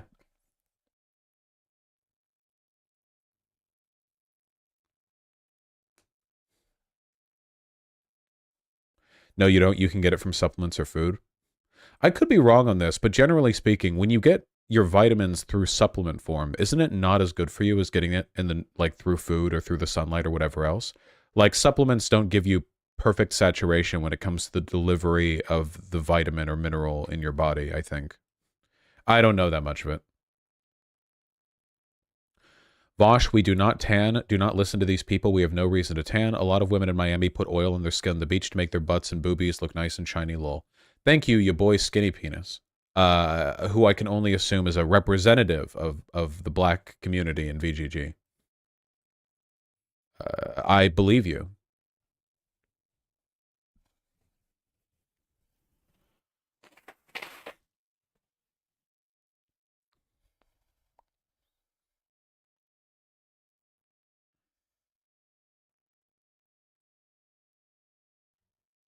Doctors don't recommend taking vitamin supplements unless you need to. Yeah.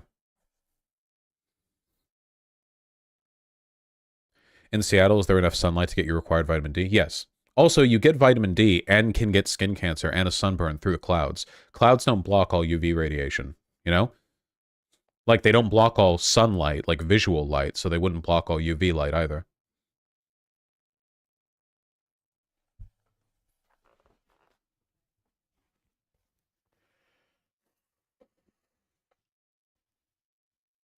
Is vitamin D specifically from UV rays or something? Yes, I think so. Yeah, yeah. Rain clouds are pretty dark, though. Yeah, they're pretty dark, but they're not as dark as nighttime. Literally, UV light is literally just light you can't see. If you are in any area that is being illuminated by the sun, even if it's super dark out or whatever, but there's some light coming in through the window, UV light is too. Though you can get UV blocking windows. You can get windows that selectively block UV light. That is true.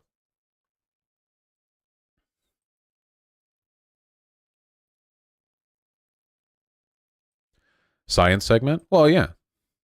Do humans produce vitamin D through photosynthesis? I don't think so. I think it just... How do humans produce vitamin D? During exposure to sunlight, 7-dehydrocholesterol in the skin absorbs UVB radiation and is converted to pre-vitamin D3, which in turn isomerizes into vitamin D3. Interesting. So we kind of are photosynthesizing. I mean, not really, but we are. There is a chemical process that UV radiation is... I mean, that's kind of cool, right?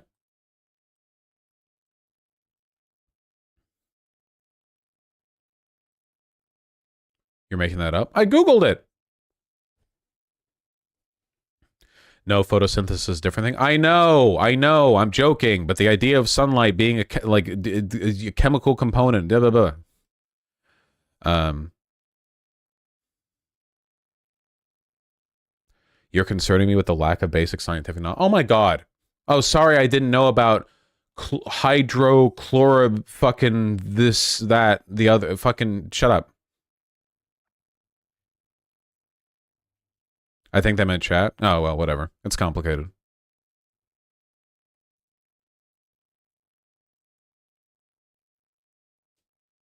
Most dermatologists recommend daily use of sunscreen. Yeah, if you go outside. Woman, sun only on half of face. For me personally, I just have great skin and I want to keep that going, you know? This is the photo that I was thinking of, by the way, where for 28 years she was a trucker and the light would stream in through the left side, through the driver's side window, so she would only get sun on the left side of her face.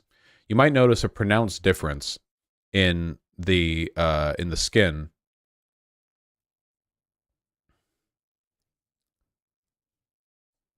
That's a man? Is this a man? I don't know. They're old. Whatever. With this little facial hair? No way.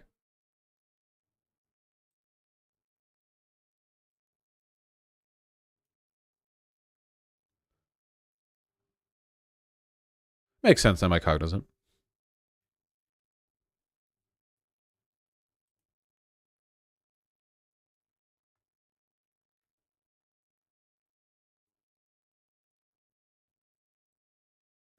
All glass blocks UVB.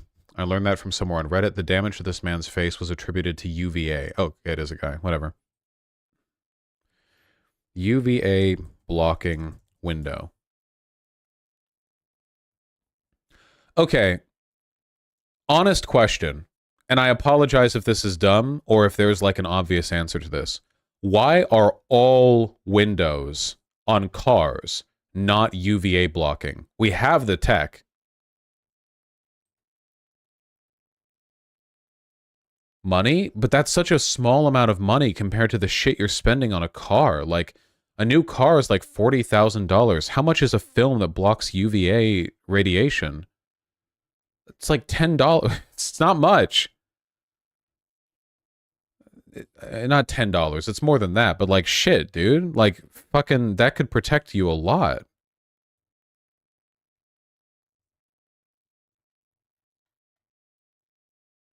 I'm looking at stuff right now. It looks like UVA rays are really difficult to block anyway.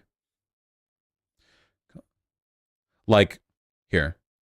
This thing right here is saying that it blocks 99% of UVB rays and 84% of UVA rays. And it's like a total blackout thing that you put on your window. So if a completely black film only blocks 84% of what wavelength are these? Wait, hold on. UVA rays wavelength. 315 to 400 nanometers. So on the longer end of the wait, hold on. Light wavelength spectrum.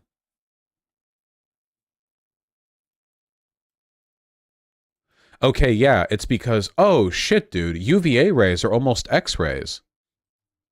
What the fuck? That shit's OP. What the fuck? That's the visible light spectrum, and this is the ultraviolet spectrum, and the UV range goes up to 400 nanometers. Wait, no, I'm wrong. Wait, 100 to 400 nanometers, and the UVA is 315 to 400. Wait. Other way. UVA is closest to blue. Wait. Oh. No, wait. Now I'm confused. Why would it be easier to block the X-rays than it would be to block the... Do X-rays penetrate? No, yeah, that's right. I'm so stupid. I'm sorry. Radio waves go through like everything, yeah. So, would that mean that a complete blackout curtain, like this one, if it only blocks 84% of UVA rays, wouldn't that mean it blocks even less of regular visible light? Oh! That must be why it's so difficult to block UVA rays. It's so close to the visible light spectrum that it's almost impossible to physically block UVA rays without also blocking out like blue and stuff. Okay, that makes sense. Okay, yeah. Yeah, it's too close to visible light. That kind of sucks. I wonder if there's like some really small film that you could get that like gets close to it but doesn't block out visible light, you know? Or maybe it would be better to block out a little bit of blue while driving. I think that's okay. If I could choose to be like, hey, your windshield and side windows and stuff will block out a small percentage of blue light, but at the same time, it'll block the vast majority of UVA rays, aka skin cancer beams. I think that would be okay.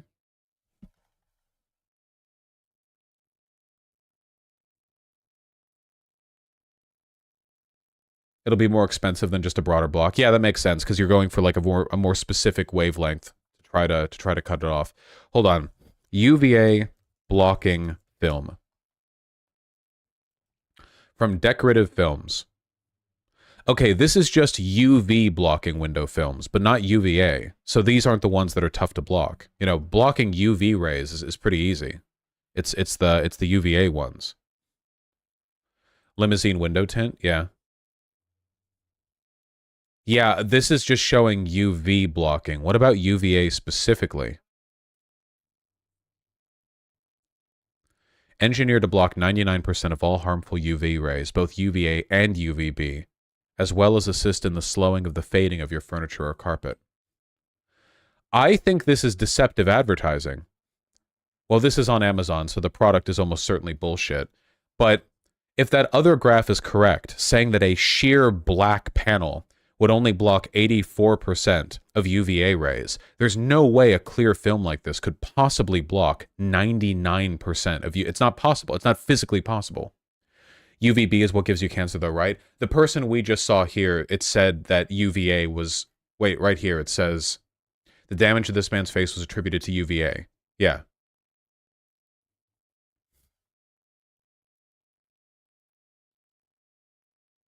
Man, you'd think you would especially get, like, thick UVA protection on your side windows, because you don't need to see that well out of those.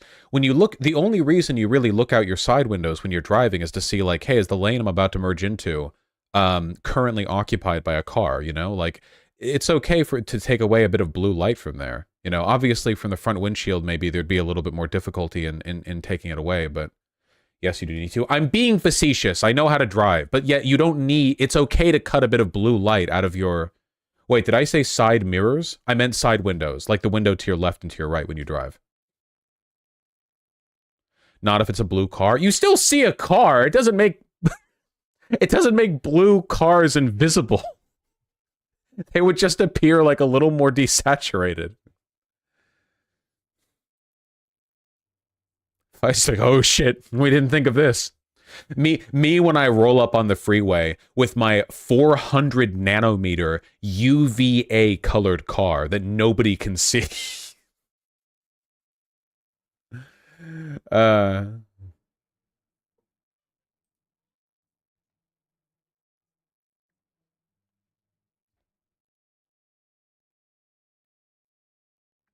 Scroll up, it says the windshield has UV protection.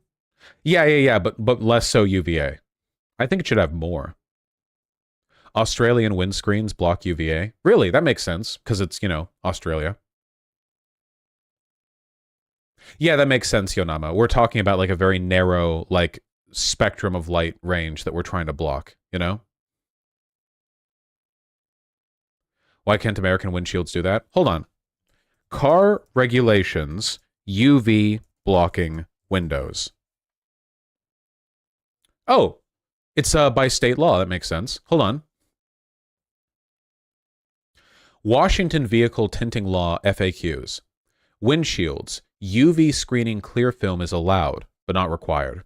And any light transmission film is allowed on the windshield's top 6 inches. Right, that's that little bar you see on the top of the front windshield sometimes. All side windows and rear window must allow at least 24% light transmission, so they can't be tinted too dark. But what about regulations that allow to, like, that require it? I don't see anything there. Interesting. I feel like that'd be good to do, man. Skin cancer's a bad... Eh.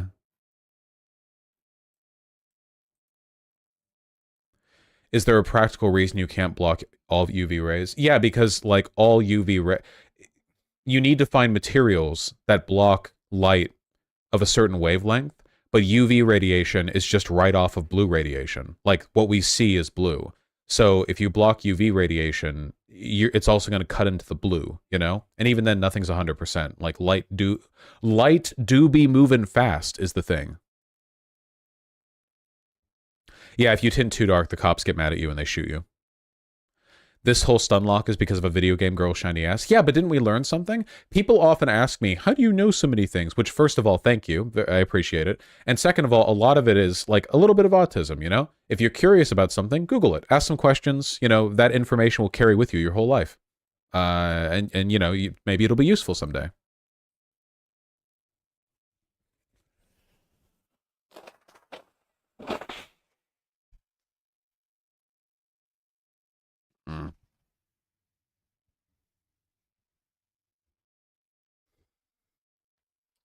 Really, Philomath 20?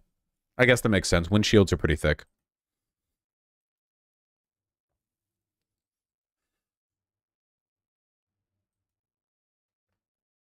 Next segment. You can't tell me what to do.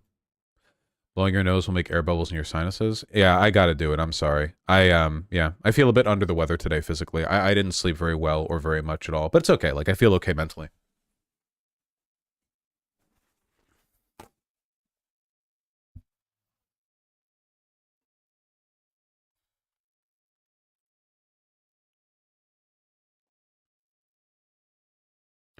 We should just replace windows with screens fed by cameras. Well, that's how tanks do it, right? I think. So, there you go. Can you fact check this? A Jackson Hinkle tweet. Wouldn't you just look at it and see, like, assume by default that it's wrong? I assume that it's wrong. That's the level of analysis that I'm engaging in here. Artemy, you're being very rub against my leg prone today. Can I help you? Just gonna plop? Plop right there? Okay, nice. He just wants to listen to my voice. All right, what is this? Somebody link this. Panera Bread's charged lemonade blamed for a second death. Dennis Brown, 46, drank 3 of the highly caffeinated beverages before suffering a cardiac arrest in October, according to the suit. Every Panera charged lemonade has 11.5 cans of... Isn't Panera Bread for, like, boomers and geriatrics? What is the market? What is the, like, demo overlap here? Hello?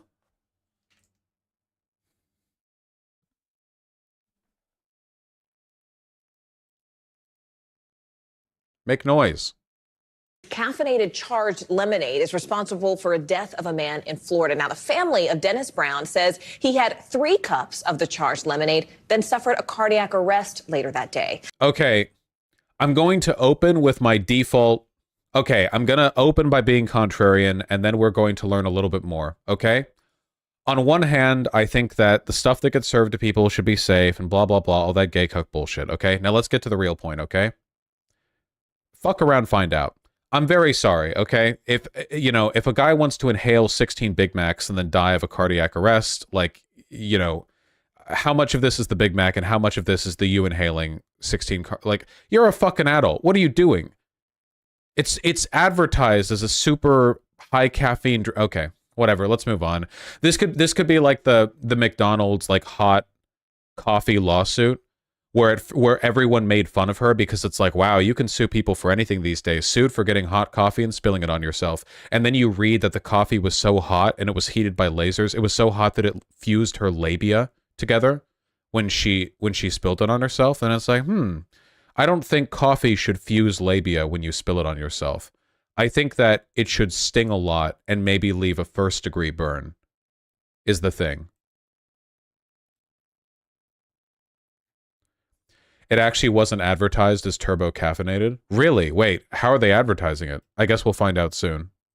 The lawsuit claims a large 30-ounce charged lemonade from Panera contains about 390 milligrams of caffeine. So just for context, you would need to drink 11.5 cans of Coke to get an equal amount. How much is in a 5-hour energy? Hold on.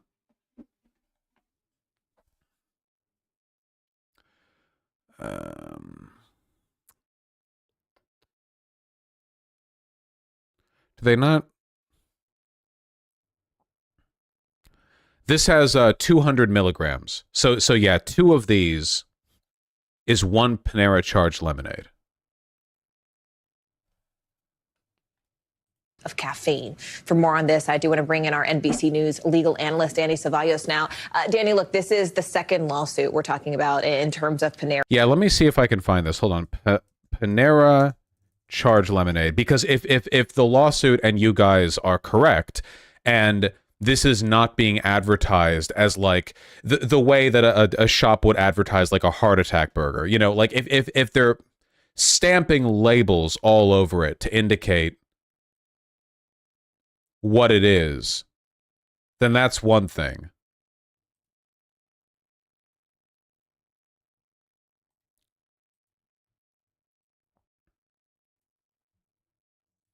Okay. It says it has a lot of caffeine right here. The problem is, I don't think most people know what an amount of caffeine is. Like, you know, this is pretty abstract unless you specifically know. Like, I just had to check my 5-hour energy to know how much this is relatively, you know. That is a lot of caffeine, but I think that, like, there should be a big warning saying this is like a super, super, like, high caffeine drink. Please do not drink a lot of these if you have heart issues or whatever else. What's the other lawsuit? She died. This girl died. Panera warns about charged lemonade after lawsuit alleges role in college student's death. UPenn student Sarah Katz died of a cardiac arrest after unknowingly consuming the high Yeah, because I can see that if you're at a Panera and you have a cup or whatever, you just see this and it's like, oh, hell yeah, mango, yuzu, citrus, lemonade. And then you just have it, you know? Yeah, this should be advertised like big warning alarm bell, like big caffeine mega drink. Don't drink more than one, you know. Yeah, this is pretty bad. All right, I take back my previous statement. The lawsuit seems pretty justified. Here over this particular drink, and I want to pull up a piece of their statement. There was no warning at all for the first lawsuit. Nice. Nice. If we can. And it says that Dennis Brown's unfortunate passing was not caused by one of the company's products. And I'm skipping down to further part of the statement where it says, in part, Panera stands firmly by the safety of our products. What is the potential liability for a restaurant in this particular situation? As a plaintiff's attorney, I bring cases similar to this sometimes. This is akin to what's called a products liability case. This is going to be a tough case for the plaintiffs. First, they need to prove causation. You see in that statement, Panera takes the position that there was no causation. In other words, the mere fact that he drank something with a lot of caffeine, Panera will argue, was not the medical cause of his death, nor was it a substantial factor. That's a bold claim to make on your second lawsuit. Part two is the idea of misuse. Was this misuse of a product foreseeable? Because the reality, Morgan, is that every substance in the world, water is toxic. The question is quantity. I drink enough water, that becomes toxic. So the argument becomes, the secondary argument is, look, even if the caffeine could have contributed to his death, this is a consumer who misused the product. I think that's a tougher argument to make because we live in a society now that is over-caffeinated and people end up drinking probably more coffee than they should, and that's pretty foreseeable. This is probably my third cup of coffee today. It's not water, it actually is coffee, which, again, toxic in the right quantity. Well, you're saying, you know, A third cup of coffee, or, in Panera terms, you're finishing your first glass of lemonade. this question being foreseeable. If Panera then pulls this drink from the counters, does that sort of look bad when they go to court? This is a great question. And this is a principle in the law called subsequent remedial measures. And they are generally inadmissible. And the reason is public policy. Because as you can imagine, if a company pulls a drink, doesn't that seem like, hey, now we acknowledge that it's bad? Some wrongdoing. Yeah, but the public policy, and this has been around for a long time, is that subsequent fixes. Oh, yeah. Apparently, the average amount of caffeine in a cup of coffee is 95 milligrams, which means that one of those big lemonades would actually be 4 cups of coffee. So a 5-hour energy is 2 coffees. So I have 3 coffees every morning.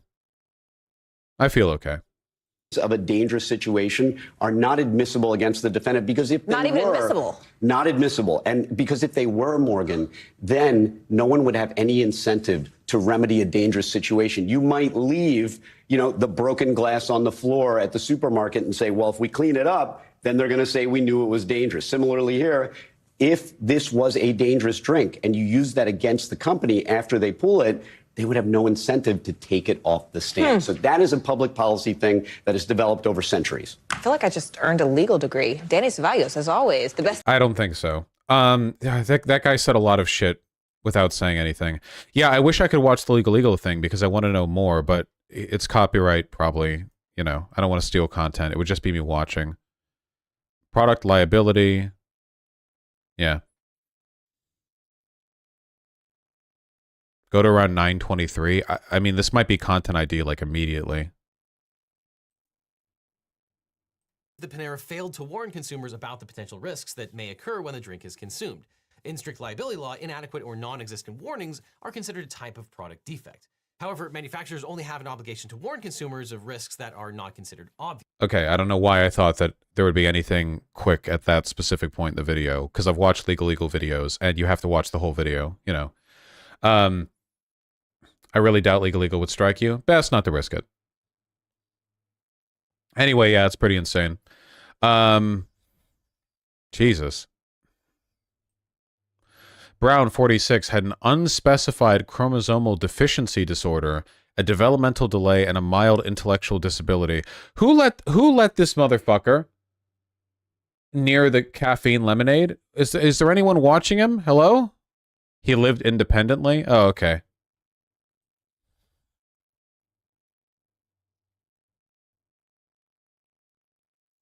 Panera has advertised its charged lemonade as plant-based and clean with as much caffeine as our dark roast coffee. What? As much caffeine as our dark roast coffee? Does their dark roast coffee have 390 milligrams of caffeine? There's no way. They like dropping 2 espresso shots in there too? So more than any size of their dark roast coffee.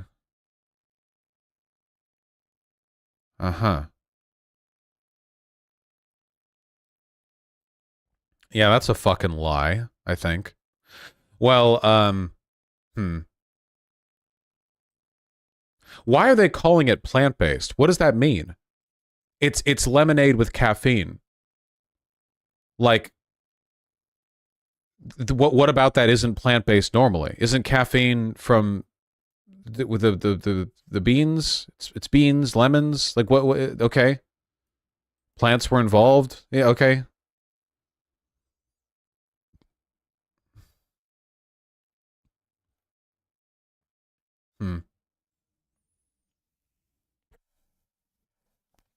It's for vegans. It's lemonade.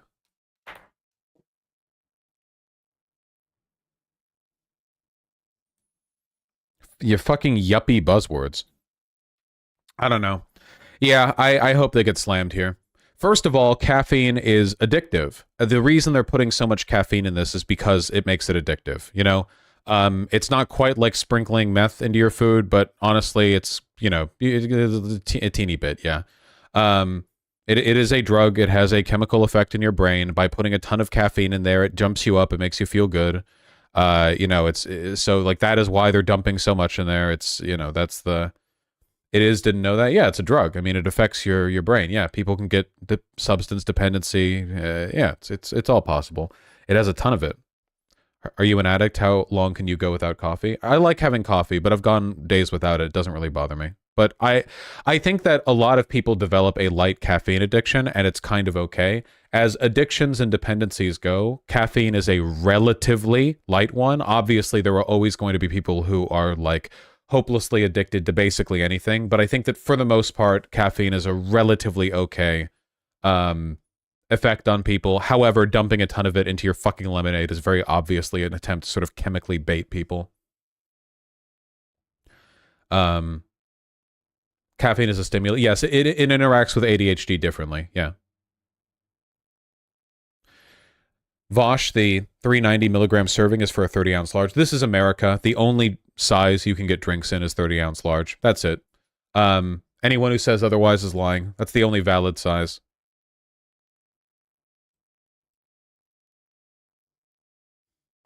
The problem with any of these substances is irregulated dosage. Yeah, it's difficult, you know? On one hand, I like the idea of companies being able to make insanely unhealthy shit and throw it at people. The problem is, like, I also don't.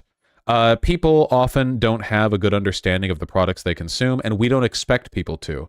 We have safety regulations so that people don't need to be electrical engineers to rewire a socket, so that we don't have, you know, that's why we have like grounding cables and stuff. Like everything that we build, everything that we interact with, everything we engage with, we're trying to minimize accidental death. And we do the same thing with our food. If you want to make like a 5 trillion milligram caffeine drink, you can easily at home just buy some caffeine and put it in lemonade. You can do that. It's not illegal. I don't recommend doing it, but you can. But for the most part, when people go outside and they go to their local store or whatever, people don't look at the food and products there as a health hazard the way that they used to, you know? Back in the good old days, back 100 years ago or whatever, you know, before modern safety regulations were really a thing, you could go to any restaurant and get something built 50% from rat shit. You have no idea. They're putting meth in this, they're putting cocaine in that. This person fucking, you know, rubbed their steak on the kitchen floor before serving it up. Like, you have no fucking idea. There's no standard. You have no clue what's going on. And people died a lot those days. And then a doctor would show up and be like, yeah, this person died of wasting disease. It's because their wife nagged them too much. And then they would go and leave and eat an apple or something, you know. It is a good thing that products are being made safe and sanitized for people.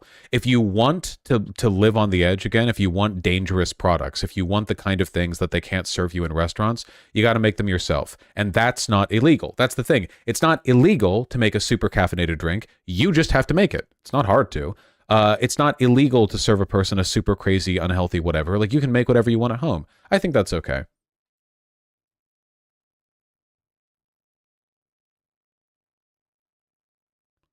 Vosh Dark Roast, 16 ounces, 380 milligrams for Starbucks.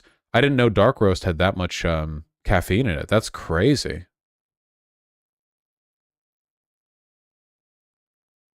Clover Dark Roasts. Venti, 20 fluid ounces, 470 milligrams on the Clover Roasts.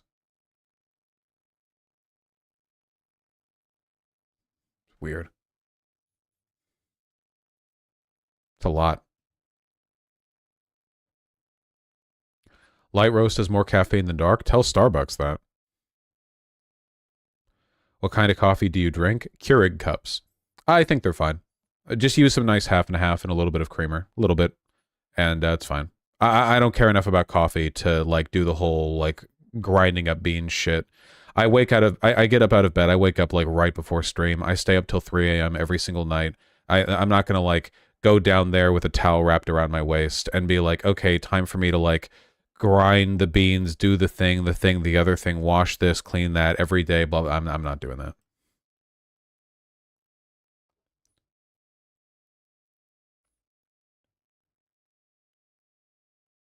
Try getting an AeroPress? No.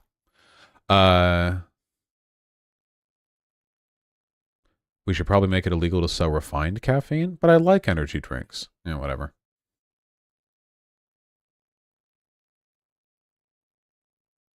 Have you thought about caffeine pills?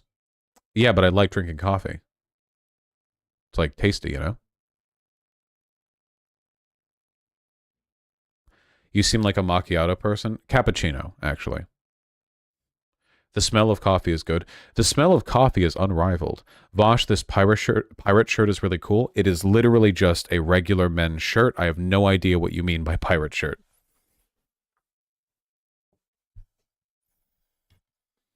Yar.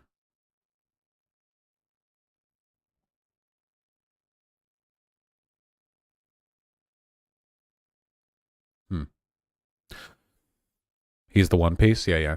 Oh, yeah, speaking of anime, I watched Jujutsu Kaisen 0 last night, and it sucked. Wow, it sucked. I was disappointed to find that it was canon. Yeah, just bad. Yeah. It's what happens when you go off, you know, when you break from the manga. You just like, oh, yeah, let's do our own thing. It's bad. The last fight was trash. It was trash the whole way through. All the charm and interest, the character, like, it was all just sort of boiled back and sort of torn apart for it.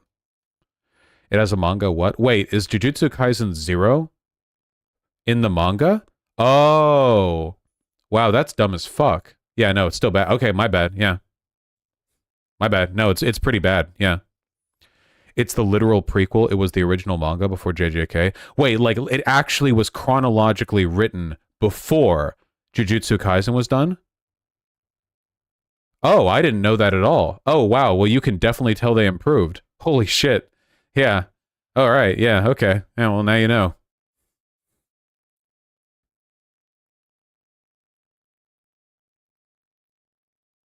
It was his prototype.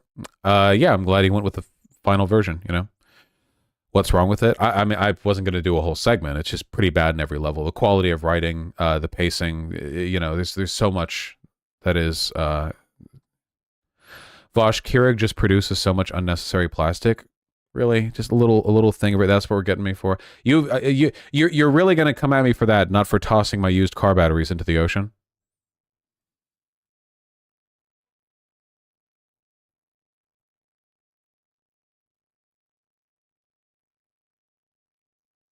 Fiona and Cake was good. Now I know how Bleach fans feel when I tell them their anime is painfully. I've never seen Bleach. Jujutsu Kaisen, like the real one, not Zero, is pretty peak though. Anyone who's pretending that it's just another shonen is stupid. Genuinely, I maybe could see somebody believing that after the first season, which I still think is dumb. But with what's happened in the second season, I genuinely think you'd have to be delusional. Yeah, I saw your take, the Radical Dino. You're completely wrong. It's very good. Yeah.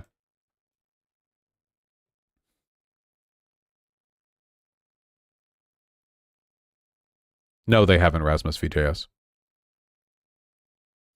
Vosh, you can't help a stray car battery every now and then, but Keurig cups are 100% on you. Nice.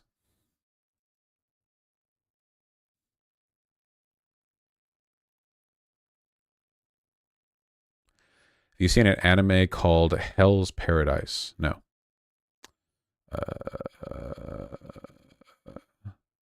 There were literally people who said Jujutsu Kaisen is just like Naruto. Like the heck? Yeah, they're wrong. Naruto's not that good. It's not. I watched all of Naruto. Not admittedly Shippuden, but I'm talking about Naruto. It's not that good. There are some points of it that are pretty great, but for the most part, people watched it when they were young, and they remember like the Rock Lee versus Gaara fight and a few other things. You remember Rock Lee versus Gaara, Drunk Rock Lee versus Bone Boy, and the squad chases the guys through the trees while trying to get fucking what's his name? Not Satsuki. Fucking the guy, the edgy guy, Sasuke. Thank you. Back. That's what you remember. You realize there were like 200 episodes of Naruto, right? You remember like 3 fights. You remember the fat kid getting skinny. You remember the guy with the pets, and then the fight, and then of course you remember the final fight. Overall, structurally, it's just not very interesting or good. Though occasionally, you know, the animators do a lot of work with the fights they're given, so that's good. I never read the manga. I'm talking about the anime. I haven't seen Bleach. I have watched Captain Laserhawk. What's your opinion on One Punch Man? One Punch Man... The One Punch Man manga... Oh man, because there's 3 things, right? I haven't seen the webcomic in a while. The anime for season 1 was peak. The anime for season 2 was monstrously bad. Who knows how season 3 will be. The main thing that has me worried is that the manga kind of sucks now. Everything from the midpoint of the Monster Association arc and onward has been better in the original webcomic than in the manga. You can draw it up as much as you want, but there's no coming around to like quality of the fight. And the problem here is that the original webcomic originally at the very beginning wasn't that good or interesting. So Murata had a lot of stuff to upscale when bringing it to manga form, you know? But by the time you reach the Monster Association arc, One is actually trying really hard with the webcomic. So now when Murata changes stuff, it's not to improve it, but to be different, to subvert expectations, which leads to embarrassing debacles like that time that there was that shot of Saitama talking to Monster Garo in that like hunting lodge or whatever, but then he changed it and retconned it out because it was like, oh no, that's too lame.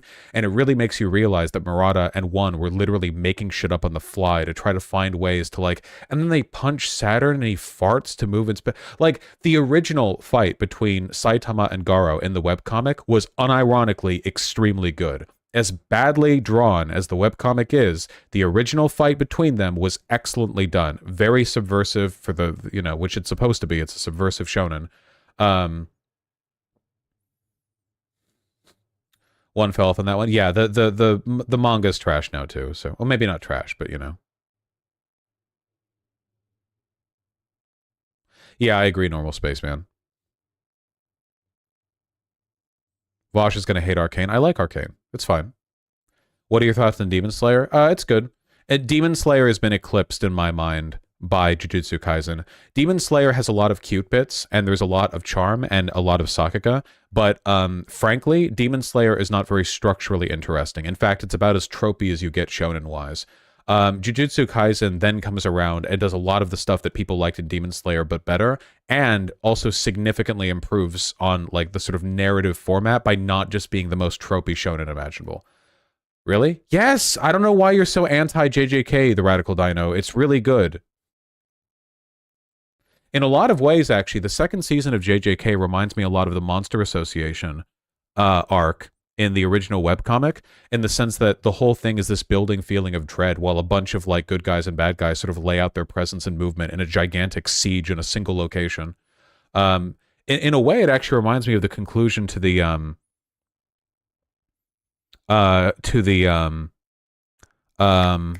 Chimera Ant arc in Hunter x Hunter. Though Hunter x Hunter is still far better than Jujutsu Kaisen. So, well, Jujutsu Kaisen's really good. Maybe not far better. It's better. The best parts of Hunter x Hunter are better than anything, basically. Overall, though, there are parts of Hunter x Hunter that slump, whereas JJK is consistently interesting. So, meh. Meh. Meh. I just wish JJK would stop ending every woman's character arc with, and then she died. Okay, to be fair, that's not just a woman thing. Why am I here? Like, in fairness, that is not...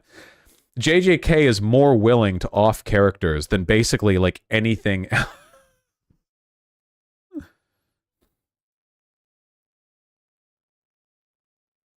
Maybe Canoe. But hopefully not, because I have a very high opinion of it. The only thing I know about JJK is that bitches thirst for the dude with the white hair and blue eyes. People thirst for a lot. If I look up patchwork... hold on. Mahito foot gif. Would I find it? Are other people... Where's the deer foot? They really fucking... JJK is gay as fuck, is the thing, okay? They have a lot of shots that are very clearly just like, let me throw this one to the broader community. Where is the deer foot? They cut this one off too early.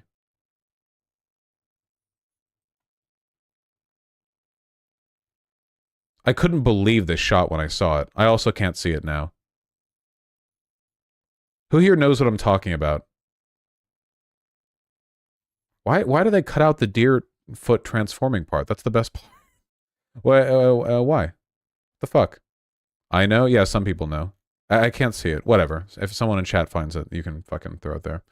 Why are we talking about this?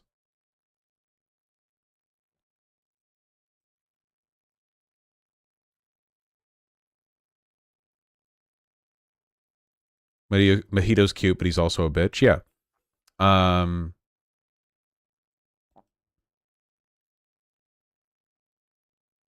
You let yourself be vulnerable to a media digression. Yeah, no kidding. I really did, huh? Vosh here. Okay, we're going to look at this, the most important part. Jesus Christ, the shamelessness. This guy's a shapeshifter. Oh my God. They really knew what they were going for there. Jesus Christ. There is so much gay shit in Jujutsu Kaisen. It's kind of crazy. For free?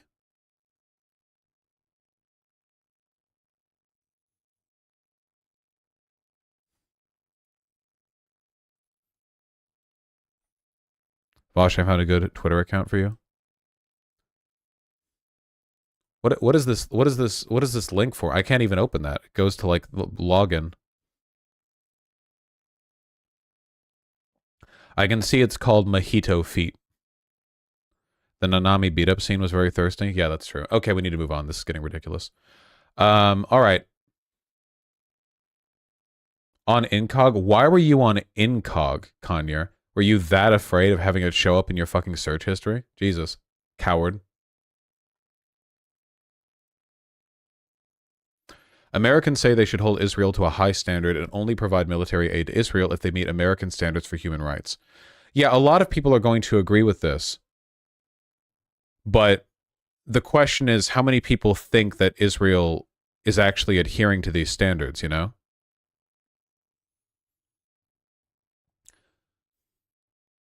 Lamau, American standards are not high. Actually, pardon me for being contrarian, but American standards for military engagement with regards to civilian casualties are actually some of the best in the world.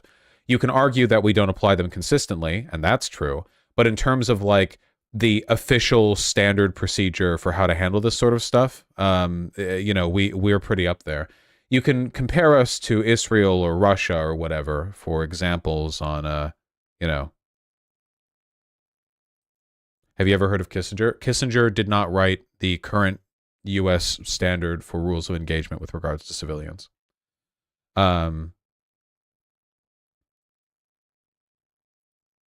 EU is hands down the best. Oh, what do you people do? Military, EU military. Yeah,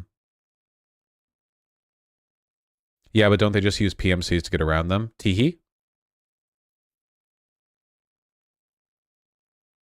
Do you include drone strikes in rules of engagement?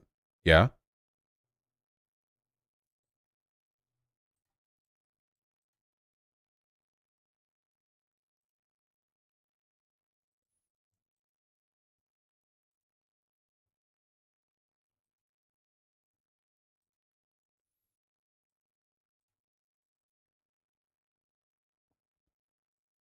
Yes, I saw that Fiona and Cake got a second season.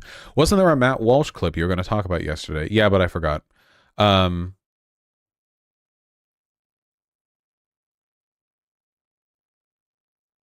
strikes are one of the most humane ways of killing people. What are you talking about? That is actually true. The engagement with drone strikes conceptually is going to have to shift at some point from the left, because drone strikes are going to be like 90% of all military engagement in the future. The whole point of drone strikes is the idea that you can accomplish a goal without having to put like troops on the ground or do an indiscriminate bombing campaign or fire a missile that could potentially like level a city block. The idea is theoretically that you're supposed to be able to do like precision strikes, which you can. Drone strikes can be precision for sure. The issue, of course, is that the ability to commit precision strikes means it suddenly gets a lot easier to justify doing them. You know what I mean? Like, if the only way to, say, for example, kill a terrorist hiding out in Syria would be to invade Syria, we just wouldn't do it. But if we have the option to drone strike, that suddenly is a reasonable option.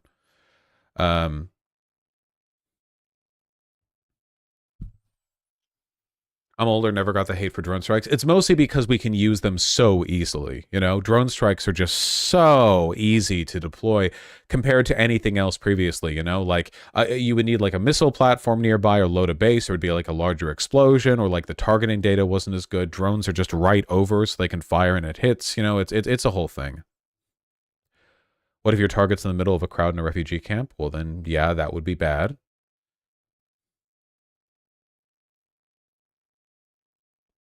It was like how the guillotine made employing the death penalty much easier for the French. Yeah, kinda.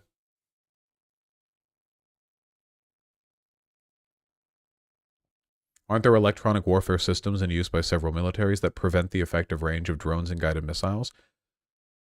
There are things you can do about missiles and drones, but the kinds of people that we drone don't really have access to that stuff, you know?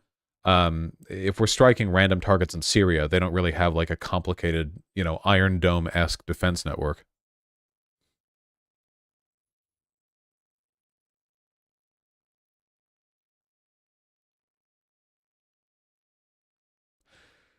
It's because historically the biggest thing restraining the use of American military force has never been concern for innocent foreign civilians, but concern for our own troops. Yes, that's largely true. Though, in the modern era, for PR reasons, we do try to cut down on innocent civilian casualties as well. That's not to say we don't do them, but there is like a very obvious, you know, shift in the way we handle our engagements that indicates at the very least that the military and our government don't like the optics of being seen as sort of indiscriminate, you know, warmongers.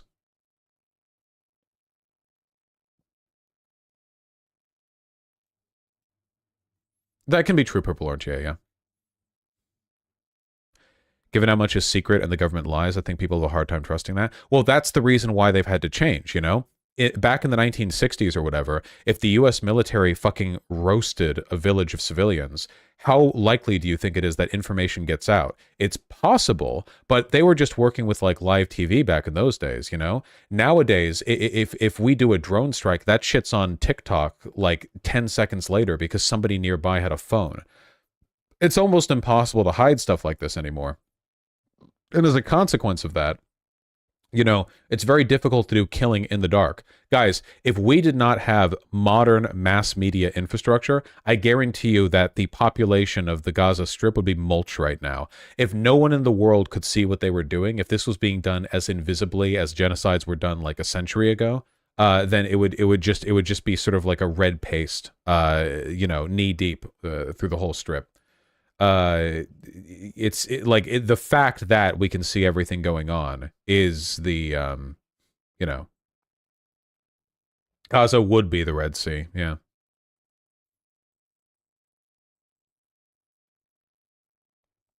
That's why the U.S. had the Ninja missile. Yeah, yeah. It's pretty dope.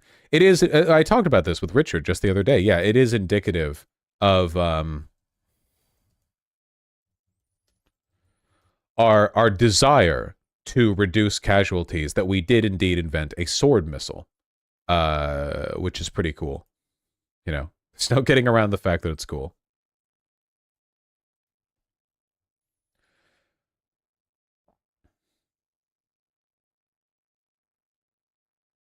I mean, seriously.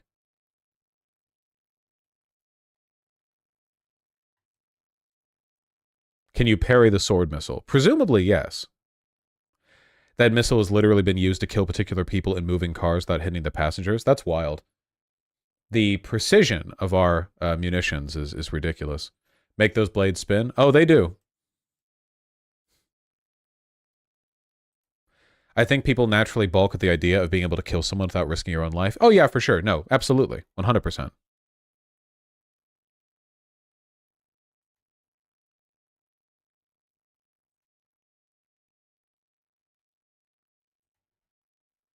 It's like that parry a nuke video game clip that went really viral on Twitter. Where the fuck? The cats, man. Keep knocking over my goddamn lip balm.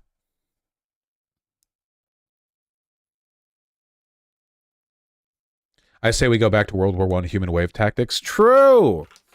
And I'm supposed to believe the tankies that Russia would annihilate the U.S. in a one-on-one fight. Yeah, that always has been, like, really fucking dumb. You know, that the assertion, anyone who believed that. I remember that there were people unironically arguing that Russia was, like, 5 billion years ahead of the West because we talked about this before, they were prototyping their new cyber tech ballistic armor.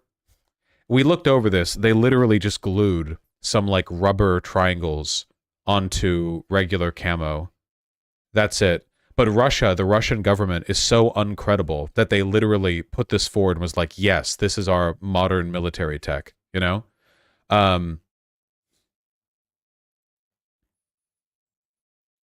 So that's the level they're on. Meanwhile, they claim that armor could withstand 50 cal. Yeah. They say it's so funny, dude. Meanwhile, like, you know for a goddamn fact that in Area 51, there are U.S. scientists that are cooking, like, fucking plasma weapons or some shit. This is what they did in Syria. Car was hit by R9X missile, which was launched from U.S. UCAV. 2 people inside the car are dead. Jesus Christ. There's still blood here. I don't want to show it. But yeah, like, fucking through the top of the car. Insane.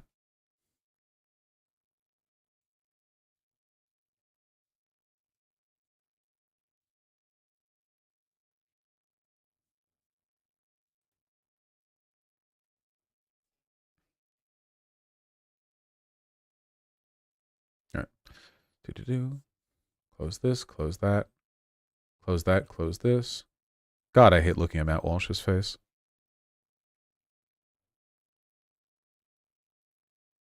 That armor is just cosplay? Yes, it is. Off topic, but did you see the new Hell of a Boss music video? Is it the one where the clown is yelling about how he doesn't want to be a clown anymore? I didn't like it too much. Well, I didn't see the thing. I only saw the episode. Want to try this nonogram I'm working on? Can you stop trying to kill Stream Canoe? No, it's a Stolas one? Then I haven't seen it. I love Stolas. I want to fuck him. He's so hot. When's the next Trump indictment segment? When something interesting happens.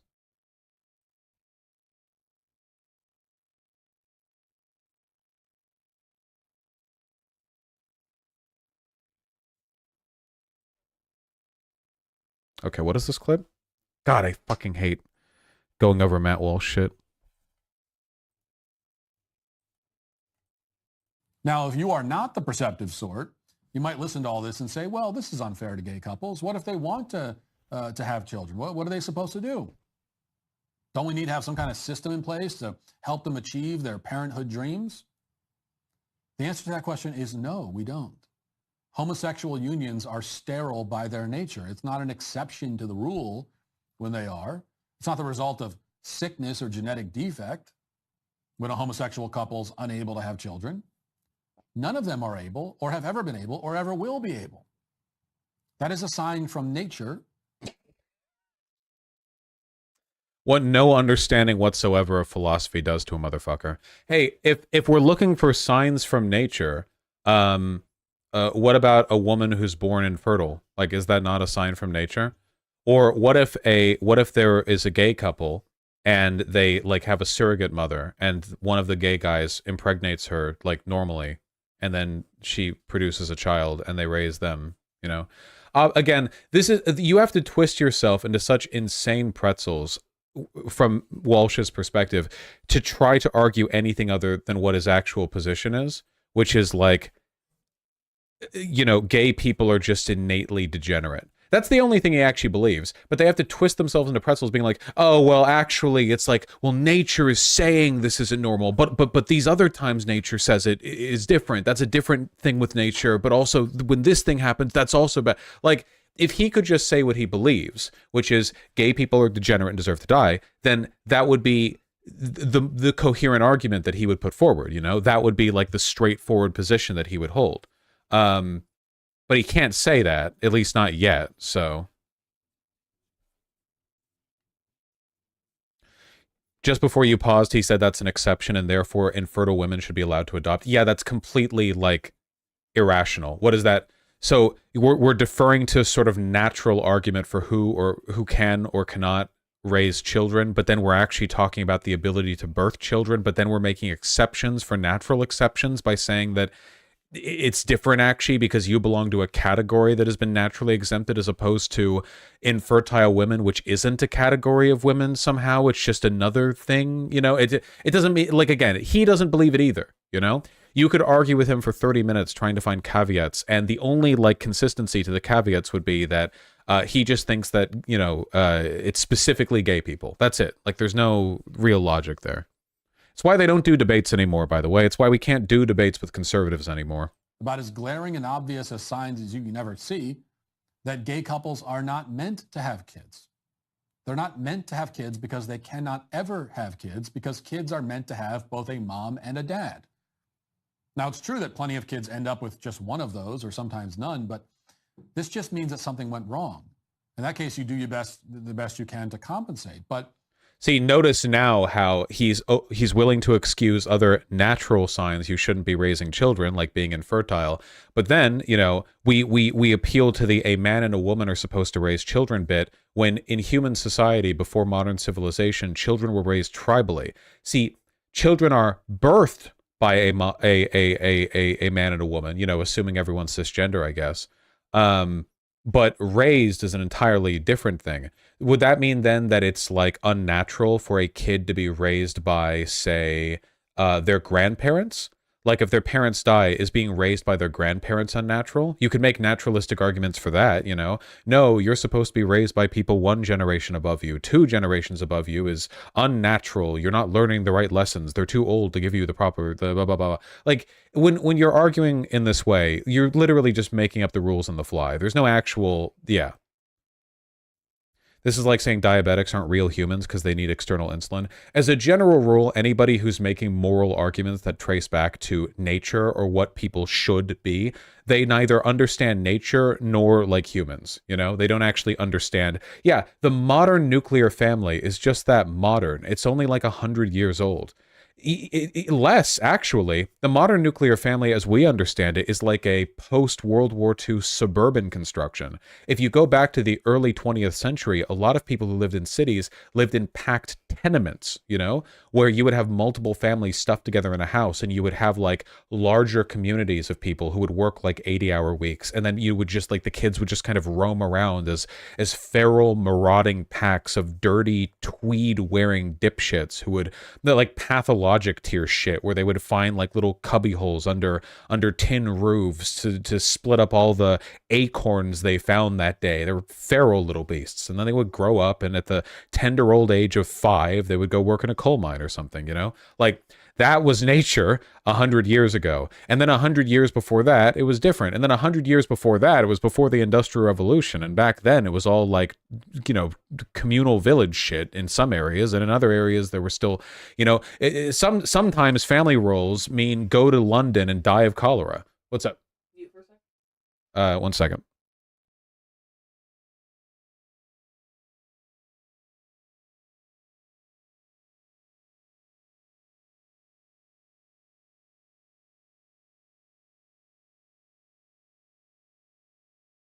All right. What was I saying?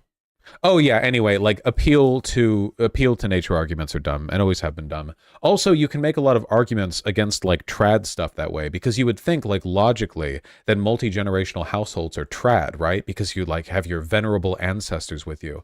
But that's more of a non-American trad thing. In America, we have this absurd obsession with individualism to the point of rejecting community and family. So the trad thing here in America is to like immediately get a job out of high school, move out, buy a house, and then build your own suburban white family. But so like in that case, it's like actually anti-trad to live with your parents, even though in a place like, I don't know, Mexico, it might be considered trad to do that because it's multi-generational. Like, does this make sense? We understand how like appeals to nature are really dumb, right? That's why appeals to nature are literally like a go-to thing to make fun of people for. It's like conflating causation and correlation. It's one of the like default things that people are trained on to recognize and make fun of. Appeal to nature from the invalid wearing glasses. Literally, like you could make as valid of an argument there. Matt Walsh wears glasses. He shouldn't. His poor vision is a sign from nature and God that he was not meant to see. If he dies, so be it. That's nature. Why would you pervert the natural order? You weren't meant to see. Like you could do this with anything. It's stupid. Appeal to nature is like saying common sense. The thing it's just whatever they like. I actually think the common sense appeals are better, because at least in that case you're acknowledging the fact that you're pointing to intuition, whereas the appeal to nature is this like pretentious pseudo-philosophical effort to distract from the fact that you're just pointing to intuition, With surrogacy, we are designing children from the outset to be motherless or fatherless. We are intentionally depriving them. There are plenty of surrogate mothers who hand the children over to heterosexual couples, but okay. Yeah, straight couples do surrogacy. Also worth noting, by the way, that by all of the metrics that we have and have found, people who are raised to homosexual parents tend to have equal or better life outcomes than those raised to heterosexual parents. And this is in spite of the social stigma. In all likelihood, this is largely a class distinction, because gay couples capable of adopting are more likely to be middle or upper class than, heterosexual parentage, which could be literally any class, of course. But still, no evidence has been found that it leads to worse life outcomes. Can you up the volume? Is it too quiet? Sure, I'll up the volume. There we go. Of what they are supposed to have.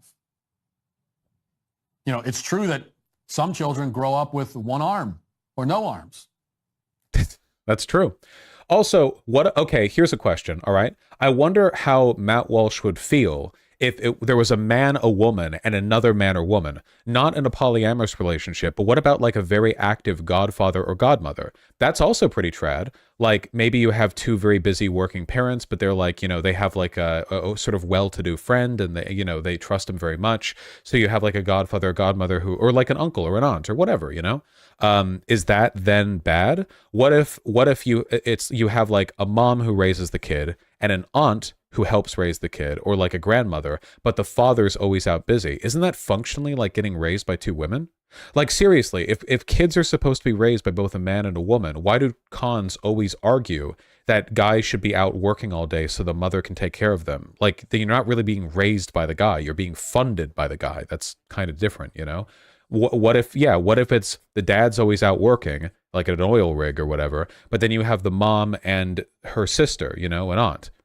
Is that not being raised by two women? My guess, and I'm just guessing here, my guess is that Matt Walsh would defend this hypothetical because it does not involve homosexuality. I don't think Matt Walsh, or in fact any conservative, really cares that much about the whole kids need to be raised by a man and a woman thing, because I don't think they believe it. Because if they actually believed it, they would argue for paternal leave. They would argue for men and women to both spend a fair amount of time with kids, and not like guys spending their entire lives working so that the woman can take care of the kid, you know? I think they just don't like homosexuals. Just a guess of mine. Slight vibe that I'm picking up here.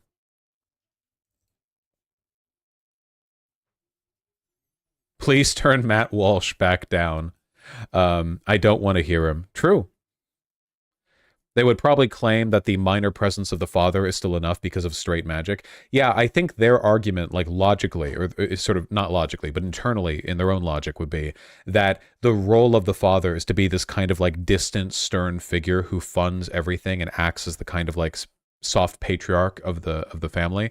So even if they're doing that from a distance and have no real connection to the kid, that's still being raised by a dad, which is really indicative, I think, of how much psychosexual nonsense is built up in fascism. The idea that the like obligatory male role in parentage is to be distant and unloving, because that like sort of facilitates the masculine archetype just as well as them actually being there and present. That if they are away, what matters is that they're away and stern, you know? This merges so perfectly with capitalist shareholder worship. Well, a lot of fascist gender roles is just making people perfect vessels for the state. It's the same reason why Nazi Germany tried to fund women to have more children, you know? Fascists love that, as long as they're white women, of course, you know, and having white kids. The obsession with turning guys, like men, into machines whose job it is to work and die in the army, and women into like baby making factories. Fascism ultimately is subservience to the state. So the roles that they're shaping for you are ones of ultimate cuckoldry. You're giving your lives for the purpose of the state. Babies to fuel the economy and the soldiers, you know, soldiers to die for the war, or to be workers in the factories. It always works out that way. Is he white? Matt Walsh? I don't claim him.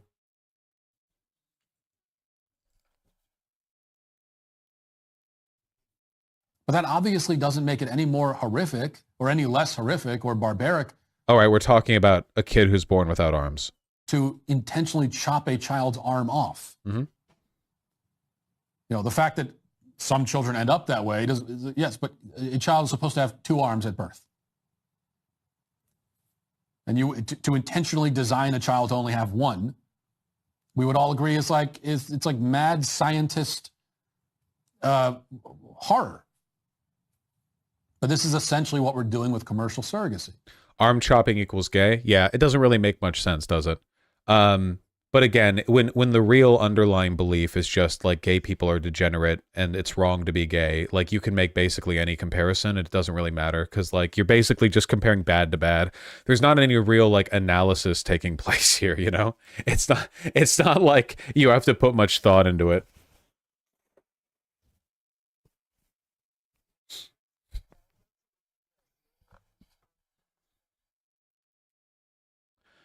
Yeah, but doesn't his God make one-armed kids have one arm?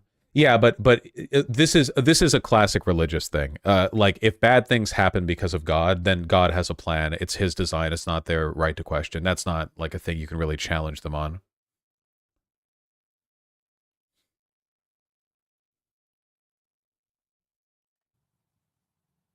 And only it's worse because it's far better for a child to be raised lacking one of his arms than to be raised lacking one of his parents. That's true.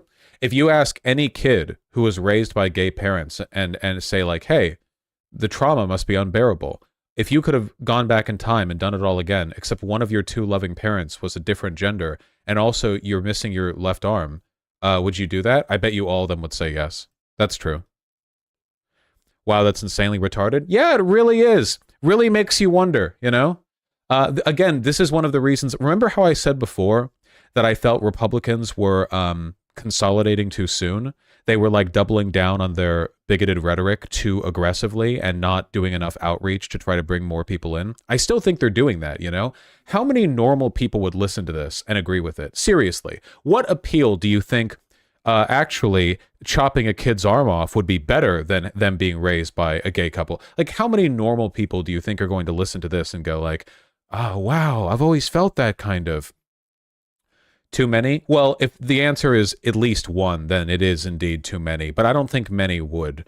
I don't think these analogies speak to a person who's making much of an effort to try to, like, win people over, you know? The more you commit to bigoted rhetoric, the more you circle the drain. The same thing happened to Steven Crowder. The same thing happens to almost all of them. One of the only people who's been consistent enough to avoid this kind of, like, anti-purity death spiral is Ben Shapiro. And that's because, though he is certainly a fascist, he's not, like, a full-on, like, fervent lunatic Nazi type, like a lot of the people that he works with. And as a consequence of that, he does engage in some kind of moderation with his rhetoric, you know? He still plays the whole facts and logic game. He's still a fascist, he's still a bigot, to be sure, but like every other conservative commentator has, you know what I mean? You guys understand what I mean, right? Like, so many conservative commentators, like a couple years ago, you would watch their stuff and they would be like, we have questions that the media is not willing to answer with regards to the treatment of transgender youth, if that's even a thing that's possible. We're concerned with their well-being and are looking into the research to find out whether these children are being abused. And then you look at their rhetoric these days and it's fucking psycho. Like, every third news article about a conservative pundit these days has something to do with them or someone associated with them doing something Nazi related.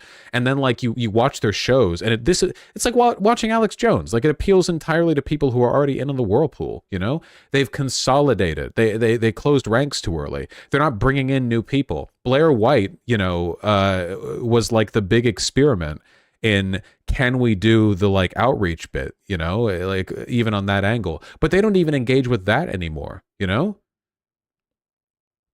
Remember when, what's that dipshit's name? The makeup dipshit?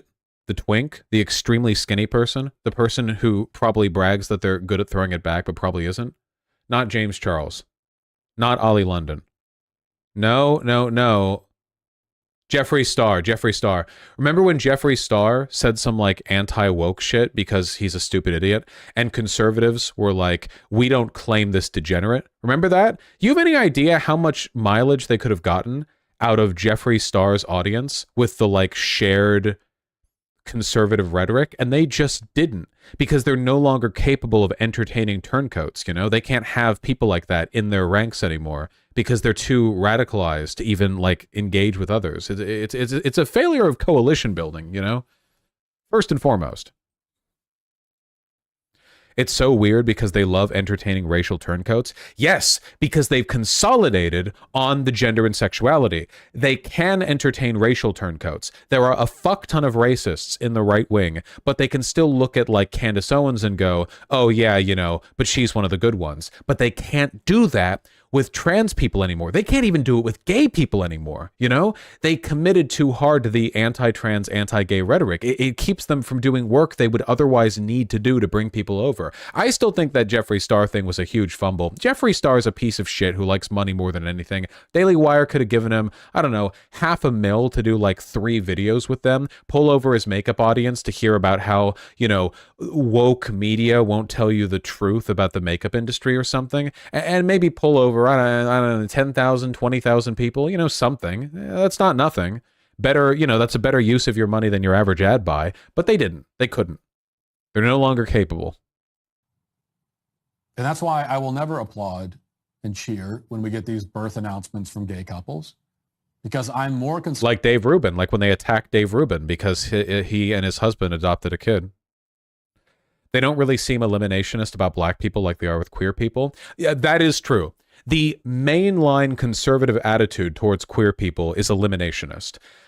The radical fringe of the right also is eliminationist about non-white people, but they are absolutely not the forefront. And the reason for that, I think, is because they recognize the fact that while they have been able to pull a kind of rhetorical hat trick with queer people, an openly white supremacist, white nationalist Republican Party would lose an ungodly number of voters. You know, there is just no way for them at this moment to go up there on stage and say the kinds of stuff they say about queer people about black people without immediately tanking.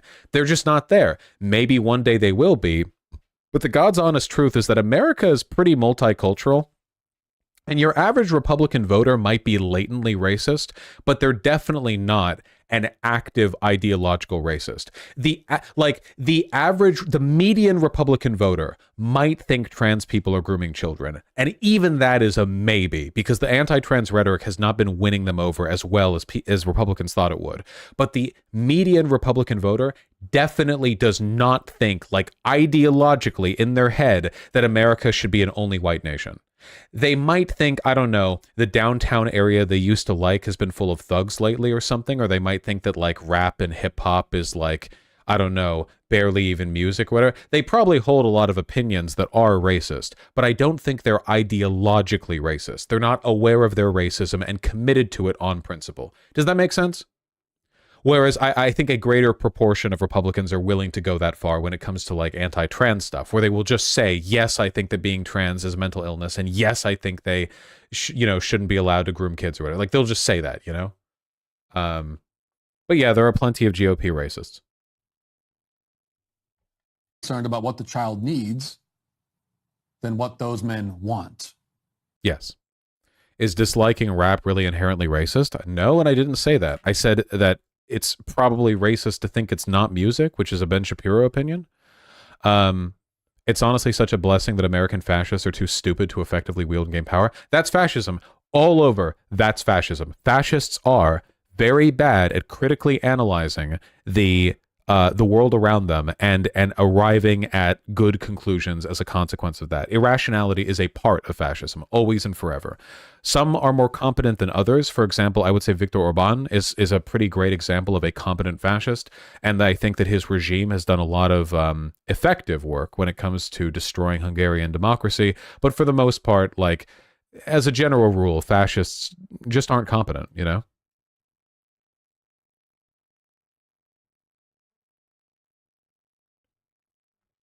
Yes, Unorthodox Monkey, I agree.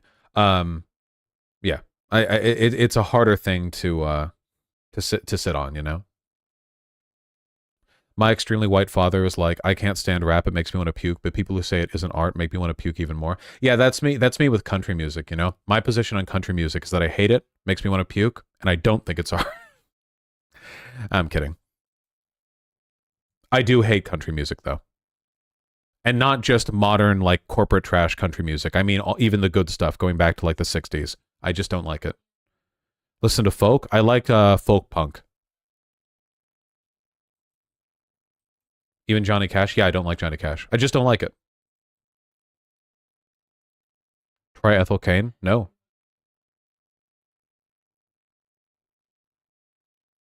I don't like metal? That's fine. It's okay to not like some genres of music. That's okay. That's all right.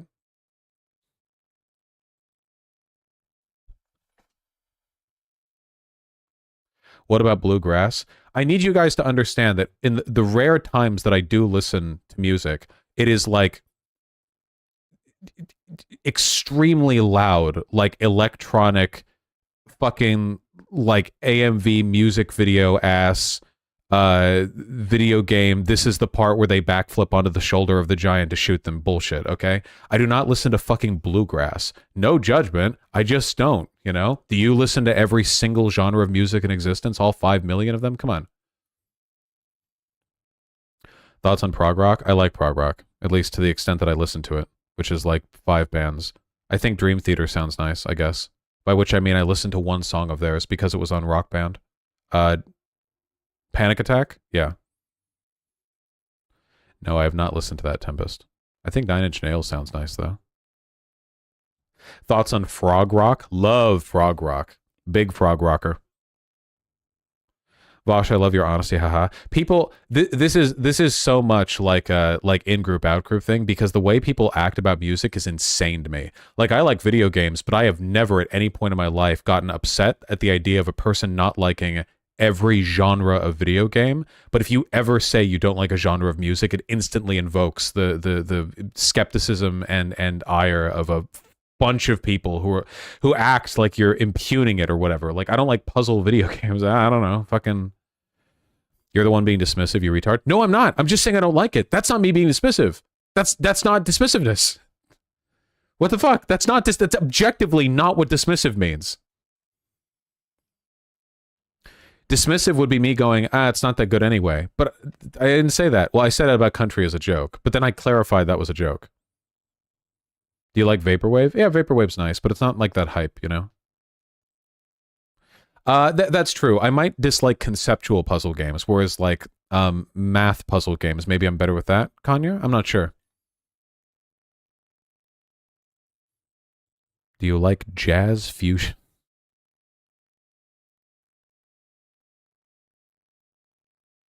Yeah, numeric puzzle games, I guess. Is there any hip hop you like?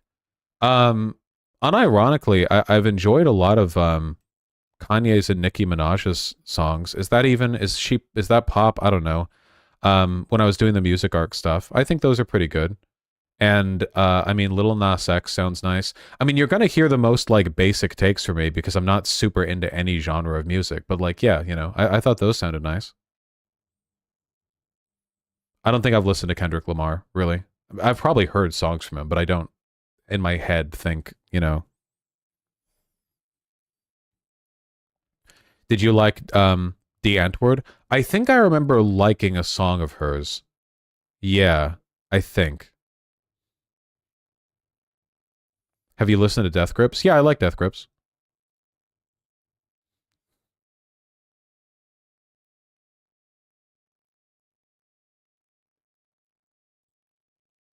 What's the best Kanye song? I don't fucking know. There was one on the album that had Monster had another one that I really liked. I know them, Crooked Vultures. There's one song of theirs that I like a lot. Gunman? Something. Dun dun dun dun dun dun say you're just another dog to be trained. Is that Gunman? I think so. Something like that. Are you a metal fan? I used to be a lot when I was younger, but not so much now.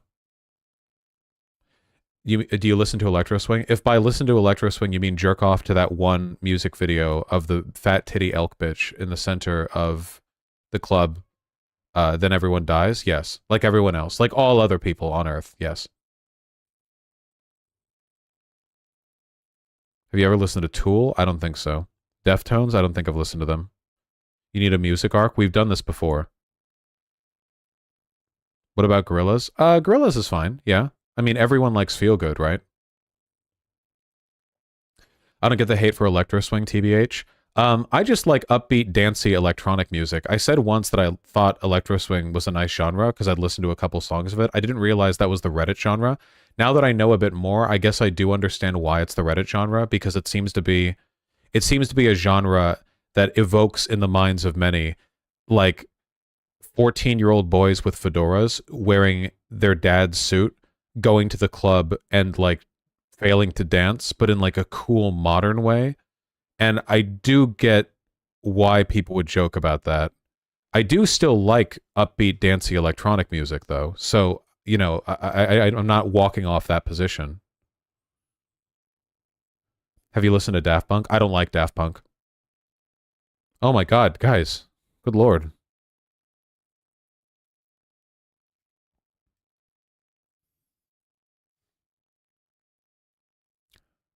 Ever listen to bathroom sounds filtered through reverb? Every day. I have a speaker and microphone set up in my bathroom, so every time I drop a turd, it bass boosts it and surround sound. Stupid. You're gonna get hate for the Daft Punk. I'm sorry, I just don't care for them.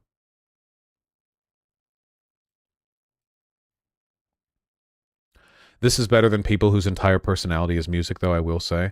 Man, I will say, I will now deploy my cringe Reddit opinion. I don't think there's anything wrong with listening to music, but the fact that there are a large number of people who authentically, legitimately listen to music all the time and never to podcasts, I actually think there's something wrong there, okay? Look, music's great and all, but humans were not meant to listen to their favorite band 4 hours a day, okay? You got to learn some shit. Fucking find a podcast. Oh my God. Listen to some shit. Learn something. Oh my God. I would get so bored listening to music for that long. Like, music's good and hype and all, and it'll drive me up if I'm like doing something or I'm doing like a walk or whatever. But if I'm just like chilling and listening to something, I can't, pardon my Reddit here, I'm not really intellectually engaged by music by default. Like, it sounds nice. I like the sound, but that's it. I guess, like, you know, it would be like if I'm just chilling in my room and I put like a big screensaver on a window and I looked at the colors and lights or something. Like, there's nothing wrong with colors and lights, but if if I'm not doing something else, then I can't just listen to music. I need a podcast so I can think about something. Everyone tip, tip, tip, tip. Everyone tip, tip the fedora, tip, tip. Bosch, watching a stream is the same thing? Well, no, a stream's not music. A stream's talking. There's something to engage with. What if you're listening to music while you read? Oh, yeah, and yeah, of course, yeah. You can't really listen to a podcast while reading. I mean, I'm sure some people in chat are about to say they can, but, like, no, you can't. Multitasking isn't a real thing. You can split your attention. You can rapidly oscillate your attention between two things, but actually processing the words in a book and the words in a podcast together is not doable. It only worsens both, you know? They use different parts of the brain. The part of the brain that comprehends language, which is used when you read and listen, is not the same as the part of the brain that just listens and processes music, because language is like a specific brain sector. You can't, you can't, you can kind of follow multiple conversations at once, but that's not the same as being engaged with two conversational things at once. In 5 years, Vosh will become a music nerd. I already did a music arc. Real VGGers will know. I did. I listened to a bunch of albums. I only got about halfway through, and I liked a lot of them. A lot of them weren't really my thing, but, you know, I made an effort. In fact, I'm pretty sure I still have the document for it in my Google... Hold on. I'm pretty sure I started, like, rating the albums because people were following along and, like, making fun of me, which is all you fuckers did, by the way.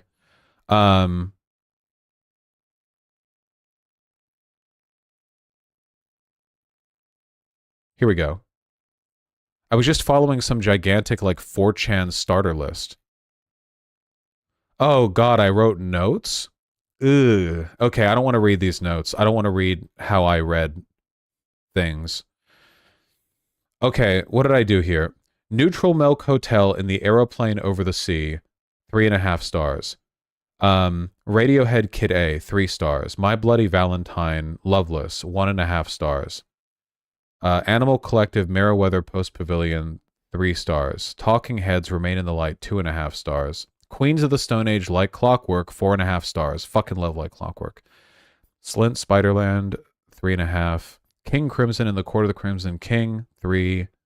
Godspeed You, Black Emperor, 2.5. The Velvet Underground, Loaded, 3. Simons. Gorillaz, Demon Days, 4. Nirvana, Nevermind, 4. It's Nirvana, you know, whatever. Songs for the Deaf from Queens of the Stone Age, 4.5. Queens of the Stone Age Villains, 4. I like Queens of the Stone Age, it turns out. Kanye West, My Beautiful Dark Twisted Fantasy, 4. That was good. No Name, Dora Hatero original soundtrack. Dora Hatero actually has a really banging soundtrack. Sounds very different to most anime music, you know? I gave that 4 stars. There we go. That's all my bad opinions lined up. That wasn't that many albums. That's all I listened to?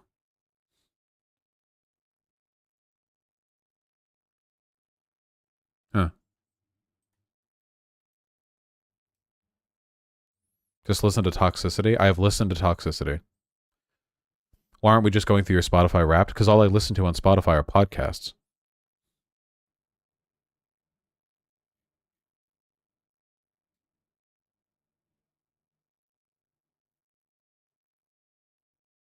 Small music palette, you better have expanded it by now? No? I still listen to the same small collection of songs that I think sound banging that I listened to back when I was, like, in high school. I just don't care that much about music. There's plenty of other media that I engage with critically, you know? But, like, yeah.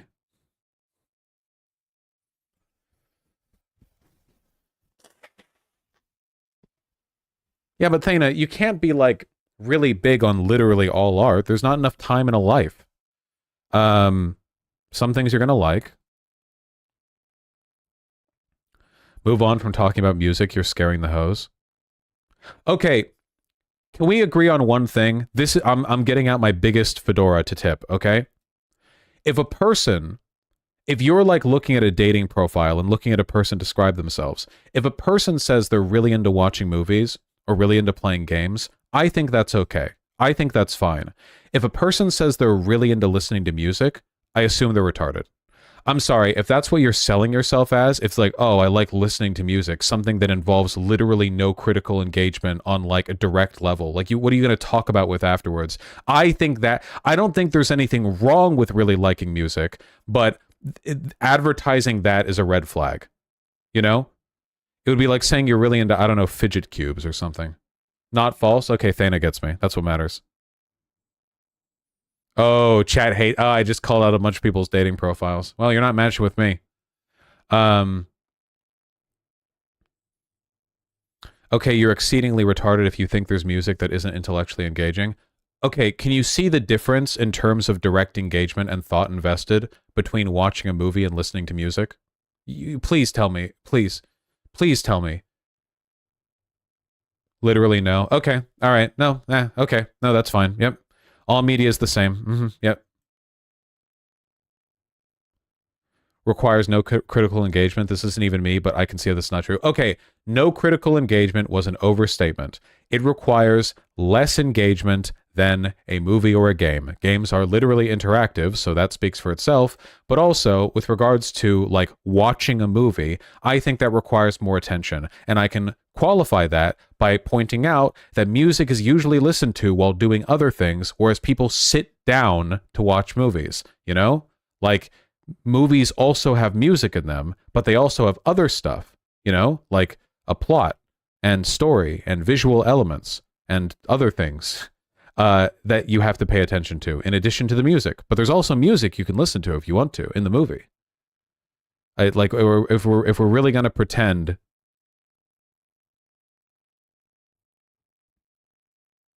it depends on how you listen to music. This is what I mean about music people, dude. You don't get this from any other community. If a person says, yeah, I don't like platformer games that much, you know, no one cares. But if you say, yeah, I don't like this genre of music, it's a fucking war in chat.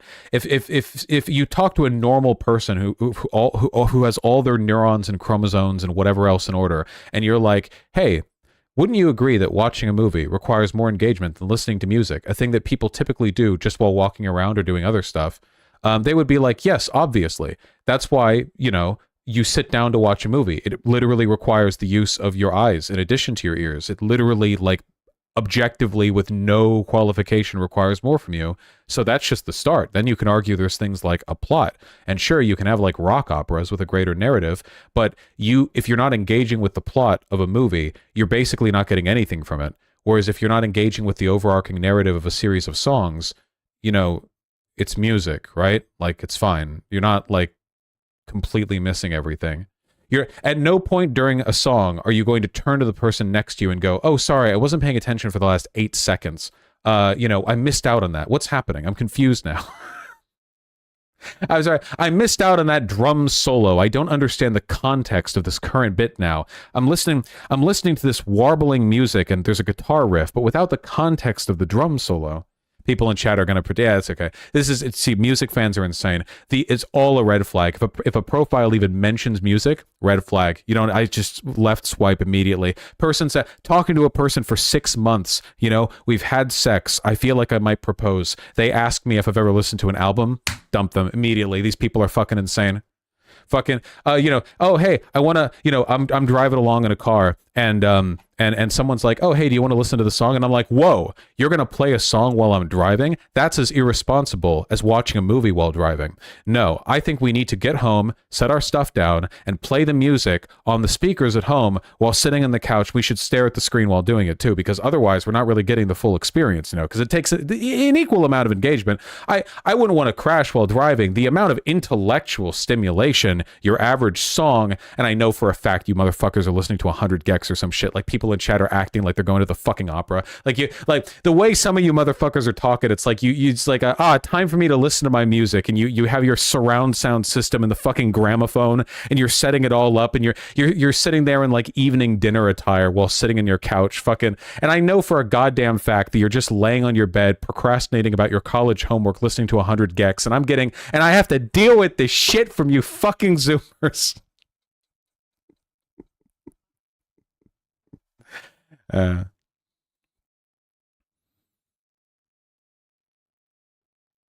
Oh, we really got him this time, boys.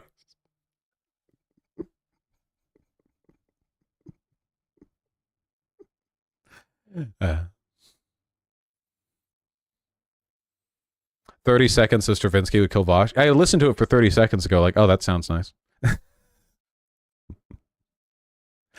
Vosh, music is incredibly emotionally and intellectually evocative. This take is absurdly stupid. Just because you haven't found music that touched you in a profound way doesn't mean it's not intellectually or emotionally engaging. I think this take reveals how intellectually bankrupt you are. We got him this time, boys. We got him. We threw a little bit of chum in the water at the beginning with the casual sexism bits, and now we really got him. Nice copy pasta. Vosh, you can't just read somebody's correct opinion in a Sojak voice. That's literally all of politics online. What do you want from me? Vosh, listening to Beethoven involves emotional intelligence and critical thinking. Dog, I'm so sorry. No, it doesn't. It sounds nice. You can listen to it. It sounds nice. You can set it down. It sounded nice. You can if you want. But primarily it sounds nice. That's music. Like how a screensaver looks nice. You know how difficult it is to write a composition? You know how difficult it is to program a screensaver? All right, now we're tossing whole buckets of chum in the water. All right, now we're really throwing them in. Now we're launching that shit. Absolutely. You failed to you telling me chat's failing to critically engage with screensavers? Have you ever seen a DVD pause menu with a little icon that bounces and every once in a while hits the corner? You need you need every brain cell in your goddamn head working on overdrive to process that one. There's going to be so many people's breaking point.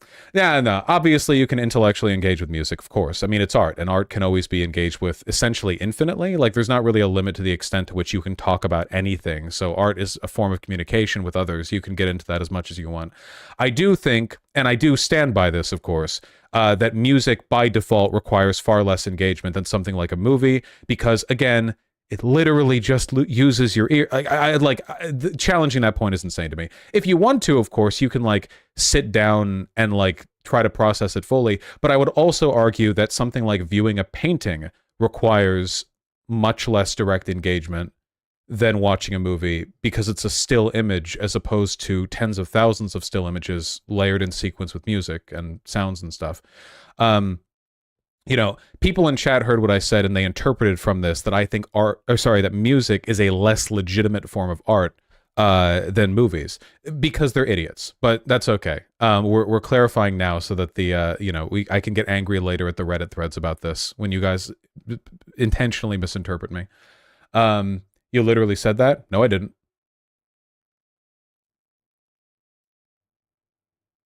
Movies are more stimulating because they have music in them. Yeah. Have you guys considered that? One song only has one song per song. A movie can have multiple songs per movie, you buffoons. A movie can have as many as 15 songs, making it 15 times as intellectually engaging. Vosh, are you saying that because it's true, or are you saying that because you don't actually understand music composition, be honest? The fact that that's the question you're asking indicates you don't understand what I was saying. The fact that music requires composition, like a painting requires painting. Do you think I don't think that painting takes a lot of effort? But I still think that it takes less effort to engage with than a movie.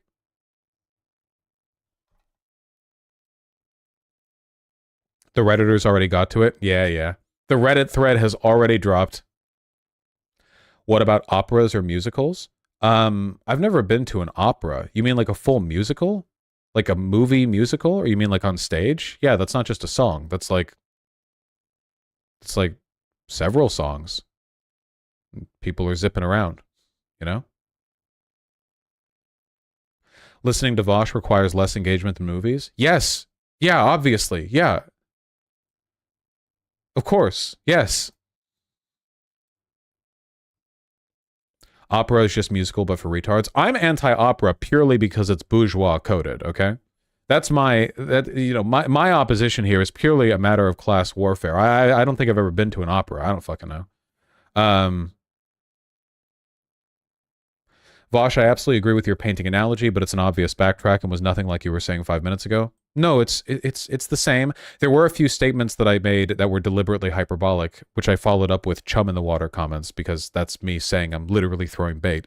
But no, like the basic statement was music requires less critical engagement to just engage with. Now, you can analyze any piece of art essentially infinitely, but oftentimes people just listen to music while doing stuff, not commit your full attention to it. Whereas with movies, you kind of have to because otherwise you miss what's going on. There's like a narrative continuity.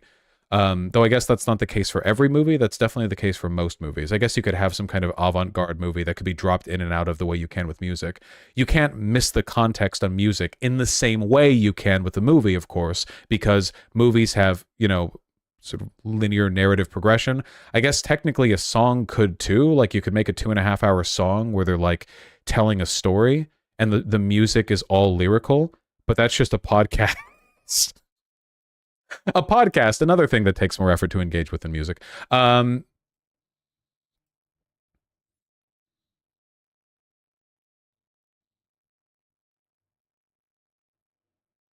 Vosh, you can watch nature documentaries pretty brainlessly. Oh, okay, there we go. That's a good bridge builder. That's a good example. Yeah, a nature documentary would be an example to me of something that is technically a movie that you can engage with pretty brainlessly, because even though you can hyper fastidiously engage with all the visual elements and the narration and stuff, in a practical sense, engagement with a nature documentary usually means you kind of like riff over it and you're just seeing pretty images or videos or whatever and you go ooh or ah. I don't think that makes a nature documentary less valid as art than anything else, but I think that the way they're designed typically allows you to engage with them more casually. I guess my concern if I was going, like, meeting somebody on a dating app and they said on their profile they liked listening to music, is that doesn't really give me any inroad to talk to them personally, because I don't really care much about music, but also in a broader sense, how do I engage with their hobby, listen to music with them? I know this is like a big teen romance thing. I know you guys did the thing where you have the earbuds and you have one ear to one person, the other to the other, and you and your girlfriend held hands and you listen to music together. I don't give a shit about any of that. I'd much rather like watch a movie or play a game together or something, because I feel like there's more to do there than just like, oh yeah, that sounded pretty, you know? It did sound pretty. Vosh, stop constructing it around songs, focus on albums. I think that's a bit more defensible, yeah. Though again, engaging with a full album is not how most people listen to music, right? Like, most people don't go, okay, I'm going to do the laundry. Time for me to start this album from the beginning and engage with it from start to finish or whatever. I think for the most part, people tend to have like playlists that cycle. Guys, come on. I know how Spotify works. You fucking kidding me? You're really going to pretend that nowadays people don't just do the Spotify like mix thing? Come on. Holy shit, you're really gonna... I know that back in the good old days, you literally had an album on a disc that would play in order on a Walkman or something. I know, I had a Walkman, okay? Well, come on. Nowadays, people just tend to like cycle through music because they're just having stuff to listen to in the background while they do other stuff. That's fine. That's not an imposition on art. Like, for instance, okay, lots of art is incredibly worth talking about, but is meant to be engaged with in a very, like, easy and surface level way. Here's a good example. Architecture. When you see a nice, pretty building out there in downtown, you look at that, and the job of that building for most people is to be like, you know, oh, that looks nice, haha. Or make them want to buy something or whatever, you know? You can critically engage with architectural theory forever. You can become a god at that stuff. It's incredibly detailed. And I think it's valid. But architecture from a surface level, literally as a person not producing it, is easy to engage with because it's literally like a pretty building you look at. It can evoke certain feelings or communicate certain information about what's inside. But again, it's pretty snap judgment, you know? Doesn't make it less valid of an art form. Music is engaged with very often superficially. I think it's difficult to engage with a movie superficially because a linear narrative means that if you at any point stray in your attention, the rest of the movie becomes kind of incoherent, and that tends to encourage people to engage with it, you know, very fastidiously. Yeah, DM, I feel like I'm getting negatively polarized into a position that I don't. Again, this is a music fan thing, okay? This is a music fan. If you tell a person who plays video games, hey, what about the take that I have about slop video games? I have literally said, like, video games are art, yeah. Some video games are really easy to engage with because they're basically just homogenized slop that you're meant to sit down and consume without really engaging with it. I've said that so many times. Why when I say that, is it like, oh yeah, I understand that's what Genshin Impact is or whatever, but then I say, like, music is easier to engage with than a movie, and people pretend that they, like, sit down for every fucking album they listen to. God, honestly. This is why there's no music arc. You know how insufferable you people are? Vosh, you never said all video games are slop. I never said all music is slop, ever, at any point. You're making it up in your head. You're delusional. You're insane. You're gaslighting this whole conversation. There never was a Vosh or a VGG. Vosh, I honestly think this is just Dunning-Kruger. I've talked about music for hours with people. Like I said, you can critically engage with music or any form of art as long as you want to. It's art. Communication is almost infinitely, variably dissectable. You can always do something with it. I'm not saying you can't. I'm just saying that in terms of, like, okay, I'll put it this way. If a person in a profile says they like watching movies, my assumption is that there's something I can engage with there. But if they say they like listening to music, how am I supposed to know that what they mean by that is, yeah, I like listening to an entire album while sitting down, and I like to be in a sensory deprivation chamber so that I can really sort of numb my body to everything but the music, immersed in room temperature water while listening to the entire album motionlessly. Then I emerge from it, and then I want to critically engage with the, like, how like you people, like that, or what you pretend to be, like that, as opposed to what every normal human does with music, which is that they just like listening to music because it sounds nice. And sometimes they'll go, oh, that's so deep, and they're listening to a fucking, I don't know, Taylor Swift song or something. Like are we going to pretend? We're going to pretend. We're going to pretend. Cycling through random songs in a playlist removes any intent the artist might have had in album sequencing. I agree, but that's also clearly what people like doing, which really gives the impression that most people who listen to music don't actually give a fuck about the cohesion of the album or artist's intent or whatever, and they just like the noises that the music makes while they're doing other stuff. You know, music's really, really good at getting people amped up. A movie can make you angry, but what are you going to do? Sit down for 2 hours? Or, you know, you could listen to a song that gets you hyped up for a workout or something, you know? Same with movies? Yeah, but they take a little longer.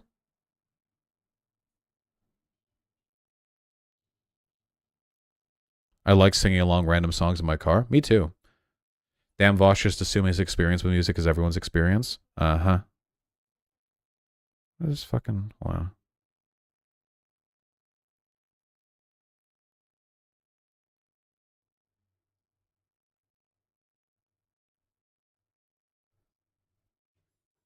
He didn't say that, chat? Yeah, I know. Wait, hold on 1 second.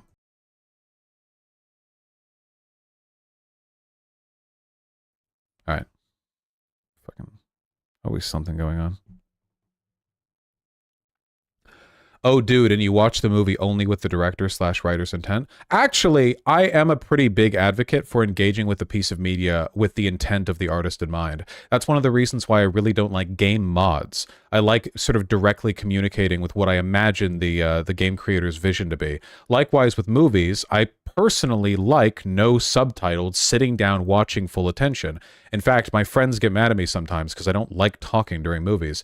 Unfortunately, audio balancing is so bad with modern cinema that you kind of have to use subtitles unless you have a full-on, like, you know, semi-professional surround sound audio setup. You know, I've tried tuning the levels as much as possible, but you kind of need subtitles, unfortunately. It's fucked up that you do. What you imagine is not authorial intent. Fuck off. Yes, playing the game that the author put out as opposed to modding it up is closer to the authorial intent than playing it with the... What do you mean? Come on, seriously? You're really going to be that contrarian? Oh, you don't know that the director intended you to sit down and pay attention to the movie. You don't know that the game maker intended you to play the game the way they made. Come on, can we not pretend that there's like infinite subjectivity when it comes to the relationship between the consumer of media and the person who makes it, you know? Like, well, why be silly? Why not just call me Reddit? That's fine. You can always call me Reddit, you know? That's always right. What about the mod maker's authorial intent, you fucking prick? Well, that's their intent. You can engage with that if you want to.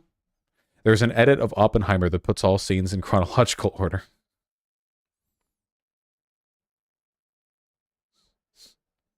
Don't tell me Bethesda doesn't intend for modders to fix their game, Vosh. Come on. That's true. The authorial intent of Bethesda and fucking, oh god, who are the people who make City Skylines? Those people is for you to mod the fuck out of it so you can fix the bugs they did not fix. Yeah, Paradox, yeah. So in those cases, I just play the games bareback to spite them.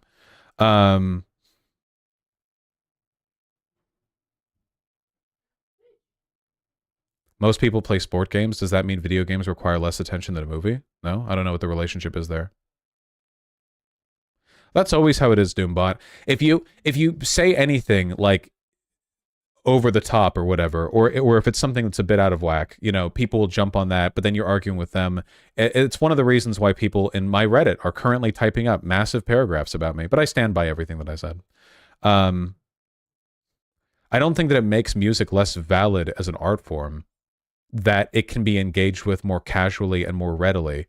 I think that's fine. Isn't it okay for there to be kinds of art that can be engaged with more casually than others? You have to sit down fully for a game or a movie, but then for like music or appreciating paintings, you can just sort of like look or listen to it. With architecture, you just pass by it, and it's meant to be a sort of natural addition to the landscape of the city that you're in.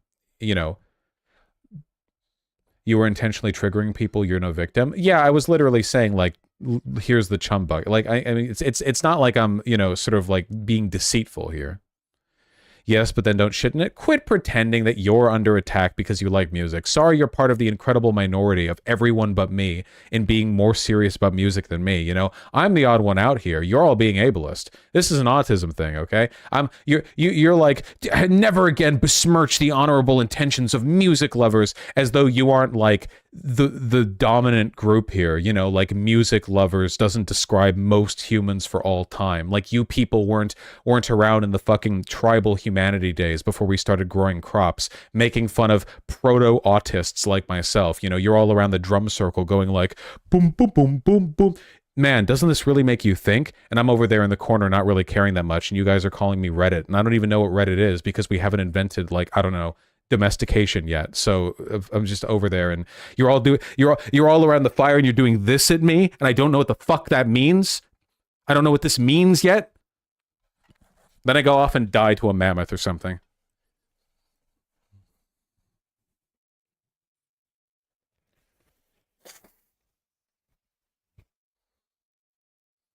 The fact that there are still people in chat being serious and angry even after that bit really is an indication that you're not well.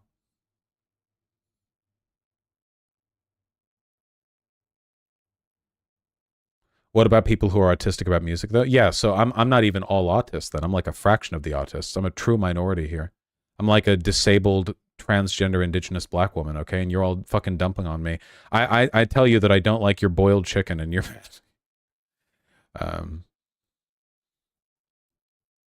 But Vosh, part of your argument is literally that most people don't engage with music that way, so you're contradicting yourself a little. Most people engage with music very casually. If you disagree with that, you're delusional. Most people will just listen to sort of songs they like or songs in a random track list or whatever. They have like, you know, they don't like sit down and do the whole album grind, and they just listen to it as background stuff. And if you disagree with that, you are kidding yourself. And there's nothing wrong with that. I do that. Or just the radio. Yeah, there's nothing wrong with that, but that is how most people engage with it. It is easier to engage with. So if a person says in a dating profile that they like listening to music, I'm not getting much from that. You know, I think if I saw a dating profile where a person was like, yeah, I'm really into music composition and dissecting like popular albums or something, I think I'd find that cool. You know, I'm not really into music, but I do like it when people are passionate about stuff they care about. So if I was under the impression that I could like listen to something with them and they would actually want to have a conversation about it, I think I could go for that. Yeah. But a lot of people who listen to music aren't like that. Have you been on a dating profile? You really think the average person who says, I like music, is any better than the kind of person who says, what are your interests? I like food, Netflix. These are literally like the butts of jokes. These are like, it's a joke of triviality. Like, you really think the average person who says they like music is engaging with it on an orchestral level? Come on. That's what I'm saying. Obviously, you know, there are lots of people who say, I like movies, who also aren't engaging with it in a particularly critical way either. But I think even non-critically engaging with a movie can still procure a better conversation than non-critically engaging with music. Because if a person's non-critically engaging with a movie, I can talk with them about something. But if they're just listening to music, it's like, wow, that sounded nice. You know?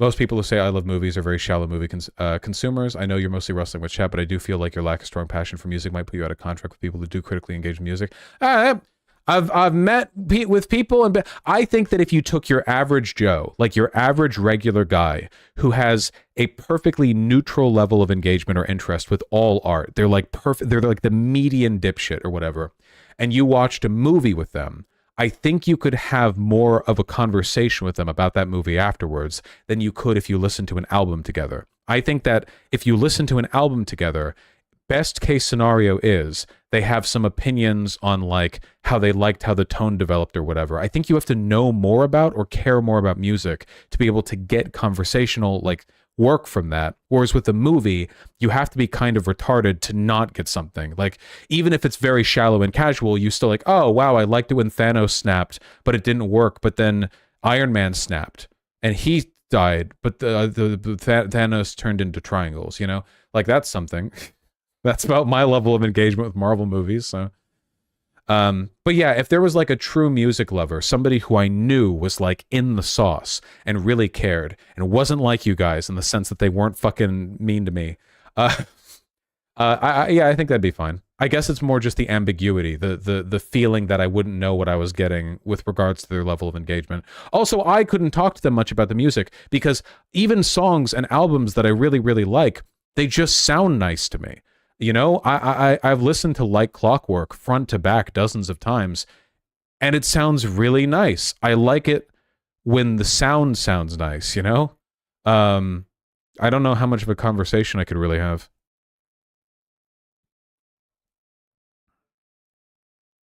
I agree with that, TM, yeah. I think I could probably benefit from having a partner who was super duper into music. I don't think I'll ever really care that much about music, but I can still sort of, intellectually appreciate the work that goes into producing and analyzing it. That's always something. Like, I like Fantano videos, you know, world's busiest music critic. I like his videos. I mean, I don't even know the music that he's talking about, but, you know, I like the thought. Learn to play an instrument and come back later. I played the guitar in high school. Do you think it's a lack of knowledge? I just don't care that much. It sounds nice, you know? Like, imagine if I was like talking to you, okay? You know that picture at the stadium where the guy's holding the beer and he's like yelling in the woman's ear, okay? That's me at you right now. And I'm trying to like describe all of these like theories of architectural development, and I'm like hours and hours of like, yeah, did you know actually that like this window shape was developed in Chicago? And you're like, I'm really sorry. This is all interesting and stuff, but I just think I like it when buildings are pretty. And I'm like, okay, but what does it mean to be pretty? And you're like, I like it when they have bricks, and I like it when the stone is carved pretty, and I like it when it's shiny. And then I'm like, but you don't even know enough theory behind that. You can't even qualify those statements intellectually. You telling me you can't look at a building and immediately have lots to say about its like inspirations and the trends and the artistic like styles that it develops from, and the fucking career of the architect? And they would be like, no, I just think it's pretty. And I think that's okay, and that's always how I'll be about music. Though I don't mind listening to people talk about stuff like that. I think movies are easier to engage with because they're more stimulating. They're easier to engage with in the sense that they give you more to work with, I guess. Yeah.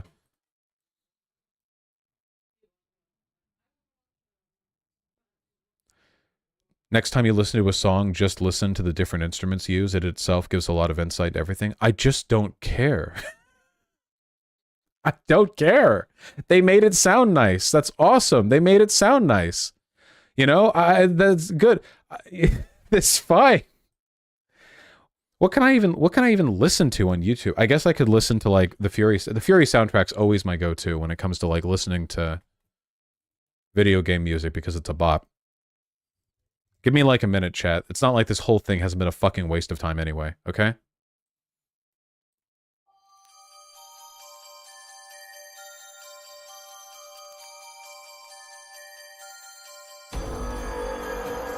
I like it how it went brum.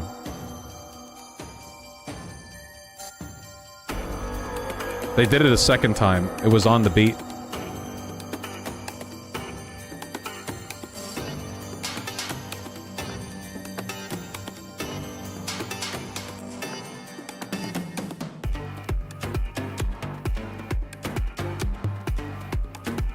I think the main thing that I like about this song is that it sounds good.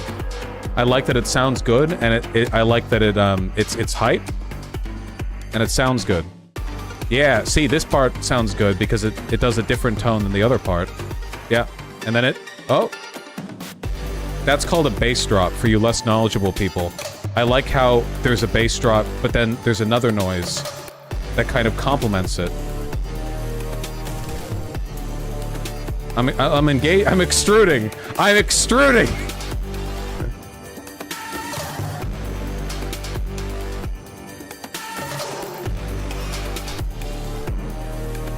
I think you should drink bleach, Fosh. You guys are so fucking ableist. Holy shit. Maybe, DM. I legitimately don't know if I'm capable of it. I mean, maybe, yeah. Vosh is trying to do a bit here, but he actually does listen to music on one of the most surface levels possible, so it's not really hitting. I'm not joking! It's not a bit! What do you... Why would you think... After all of that, why would you think that's a bit? It sounds nice. That's the level of engagement that I'm operating on. I have never ascended beyond that level of engagement. I never will. It's fine. Most people are like that about most things. Oh my god. Music nerds, man. Vosh, just stop. This is like eating out an asexual girl. I don't think that's how asexuality works, but it's still a funny line.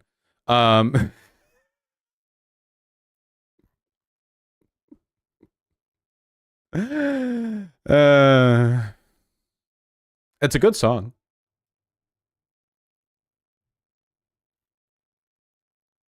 Vosh, you tone deaf? No, I'm not tone deaf. I used to play the guitar and I can replicate tones and notes and stuff.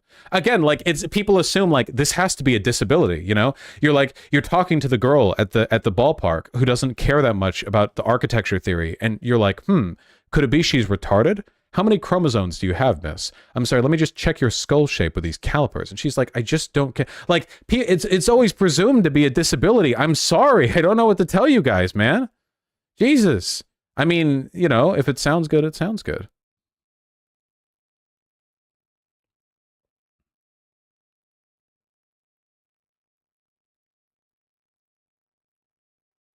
For us, it has been brutal, hasn't it? This has been a brutal, yeah, it's been a rough one.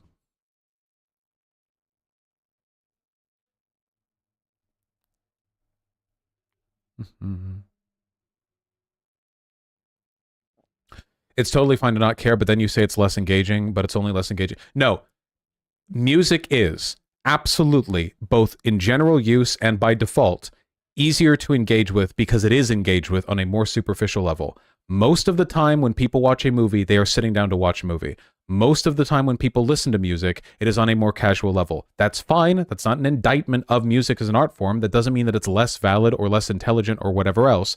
It's just that the default mode of engagement is something that can be done like more superficially because you don't have a linear narrative to keep up with. I would say it's more accessible. Sure, that's like the PC cuck term, if you want to use that, but sure, it's more accessible, yeah.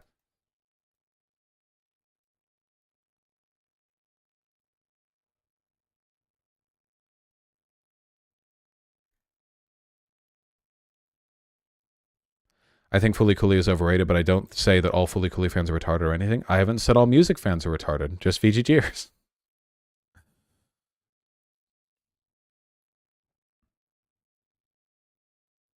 We bully you about music because music nerds are generally bullied a lot in school, and now it's our turn. Are music nerds bullied in school? Is that a thing? I feel like band kids, but are those the music nerds? I think doesn't everyone like music? My experience in high school was that everyone cared about music and I didn't, and I felt like the odd one out. Like everyone had strong opinions on. By the way, my entire life never heard an opinion on music that wasn't just like the most banal, superficial shit in my life. Not saying they don't exist, but the average person talking about music really doesn't engage with it much other than "this is fire, yo," which. Fine, I mean, if it's fire, it's fire. But like, yeah, that's my entire life is like people caring very strongly about stuff that they had no like apparent ability to engage with or like explain their interest in. So that doesn't mean it's impossible. I guess it would just be like if you grew up and everyone like really liked buildings, but they wouldn't say why.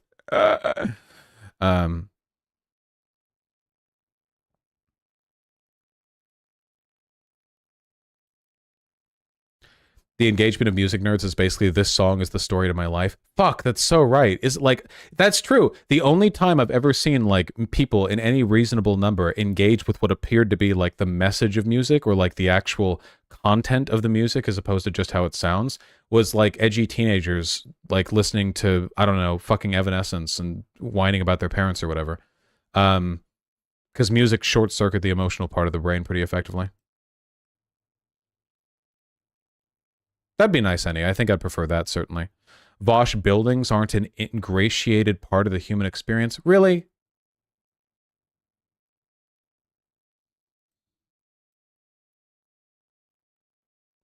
Vosh, the girl who said she doesn't like architecture isn't sitting there saying, well, I don't like it personally, so it can't be engaged with intellectually. I never said it can't be engaged with intellectually. Don't make up shit that I said. I've said the opposite. Why does my ankle hurt? Because I like music. This is such a bad segment. You guys can blame yourselves. Who was the person who called this, by the way? Was this Lynn? It was you, wasn't it? You said chat was on something today. You were right. I remember.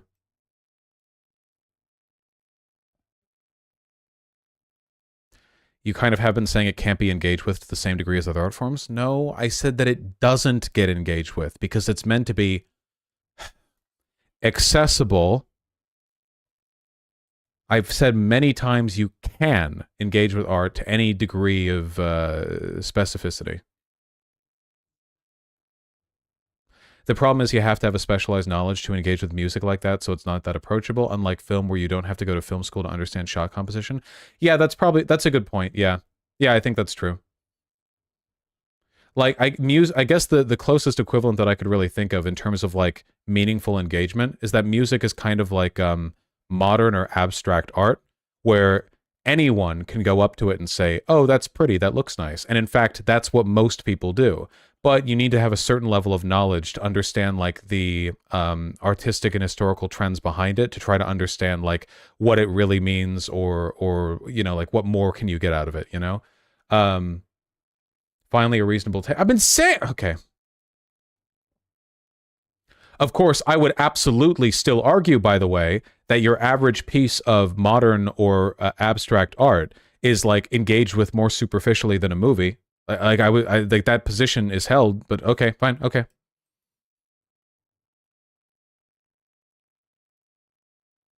If your take has been this the whole time, you didn't word it well from the beginning. I used to think that it was my fault when thousands of people misunderstood me all at once. But now I realize it never is, actually. It is always other people's fault. Here, we'll make this simple, okay? We'll make this a diagram. You called us insufferable for saying we like something. If you think that chat has not been insufferable as a whole throughout this, then you're delusional. Okay. We're going to use math and science, something that music nerds don't understand, because the only math they understand is when a 4 is divided by a 4. Okay, get ready. We're going to draw the bars. All right? Okay? We're going to draw... Are you ready? We're going to draw the bars. They're not ready for this, but we're about to do it anyway. Are you ready? Okay. I forgot what I was about to do.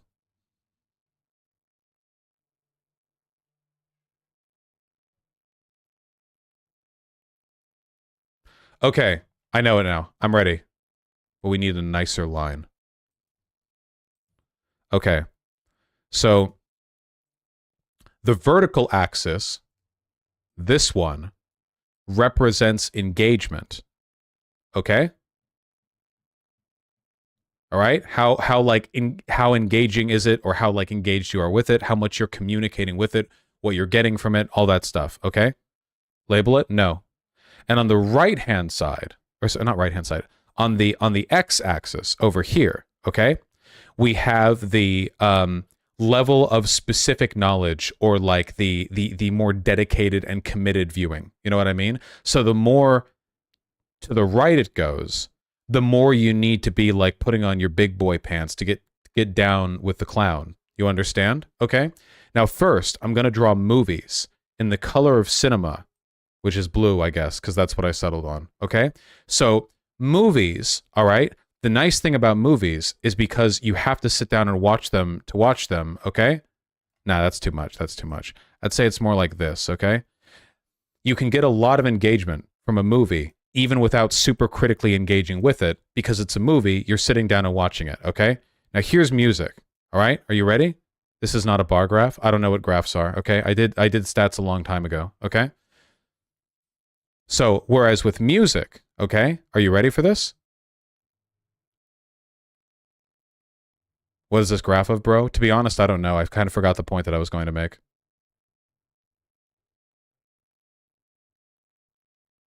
I'm doing the smart guy online thing where you get mad halfway through making your point, so you forget.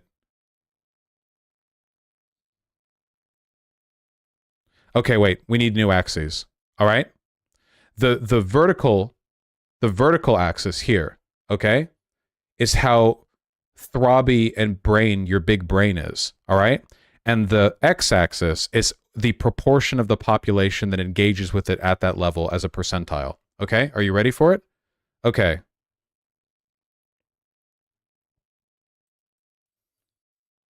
Now for a movie, all right? You kind of got to watch a movie to watch a movie. So it's like that, okay? And for music, it's like this, all right? Where most people just listen to it while fucking or doing laundry, and then some of you nerds will sit in the sensory deprivation chamber. There, we got it, okay? And what the thing in the middle is, okay, is the eyeball that I'm watching you gay-ass nerds with while you judge me for being a queer, autistic, disabled, gay person of means, brown-haired, white boy,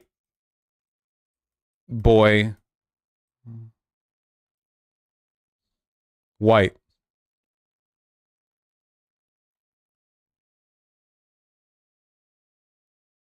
Yeah, Demon Mama, that's why video games are the ultimate form of media. Well, this has certainly been a stream where we've gotten a lot done. Did you know that it's time for us to read donations? This is everyone's fault but mine.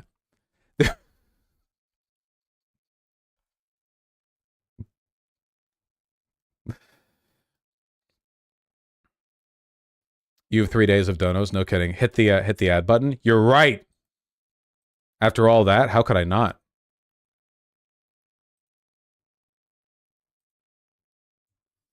All right, now let's check out the Reddit so we can see people. What's the tone of the discourse going to be?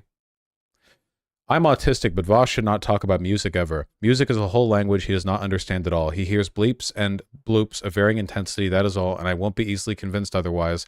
He describes music as sounding nice, and that's where the analysis stops. Worth noting, by the way, that at no point throughout any of this in chat have I seen anyone describe music in a way other than it sounds nice. I know you're not being teed up with much because we're not like listening to an album or whatever. I can just imagine us listening to, I don't know, what's a song people talk about? Monster or something? And I'm like, I like it how when the song happens, it sounds nice. And there are people in chat sounding like fucking wine taste testers, you know? Getting notes of early 90s hip hop inspiration with the, that's really earthy beat drop, and like it's like confirming all my priors and insufferably notes of C minor. Actually, yes. Fuck, I hate you guys. All right, let's fucking go. Painful stream for us both, but life is pain. All right. Hell yes. All right. I'm sorry. I'm sorry. Okay. Incredible stuff. I didn't do any of the shit I thought I was going to do today. Okay. Flynn Foil and Baja Blast Bench, thank you for the 2 tier 1 subs and the +3 tier 1 subs, Baja Blast. Thank you. Feeling the holiday spirit, Merry Christmas, you filthy Voshites. This is before things went bad. I scrolled back a bit. Yeah, I don't know about that one, Flynn Foil. Excuse me. Blathers, the $5. Never catch streams, but always watch VODs. Thanks for what you do. Greetings from Finland. Fashion tips for an insecure trans guy with wide hips and chubby stomach. I mean, as a general rule, if you feel insecure about hips and stomach, then you should probably lean into baggier clothing. Like, maybe you can look into some inspo stuff with straight leg jeans or even like wide cut or baggy jeans. Baggier clothing is getting back in style. It's really just a matter of properly accentuating how the bags fit and fold and making sure the material works with itself. And you can get a lot done, you know? Also, try higher waisted clothing. You're a trans guy, so it should be easier for you than it is for me. But finding stuff that's mid or high rise will do a lot to hide your hips if it's with straight leg pants. And then you can sort of like tuck in a shirt like this kind of shirt, into it, and you can get a really good fit going, you know? Really good fit.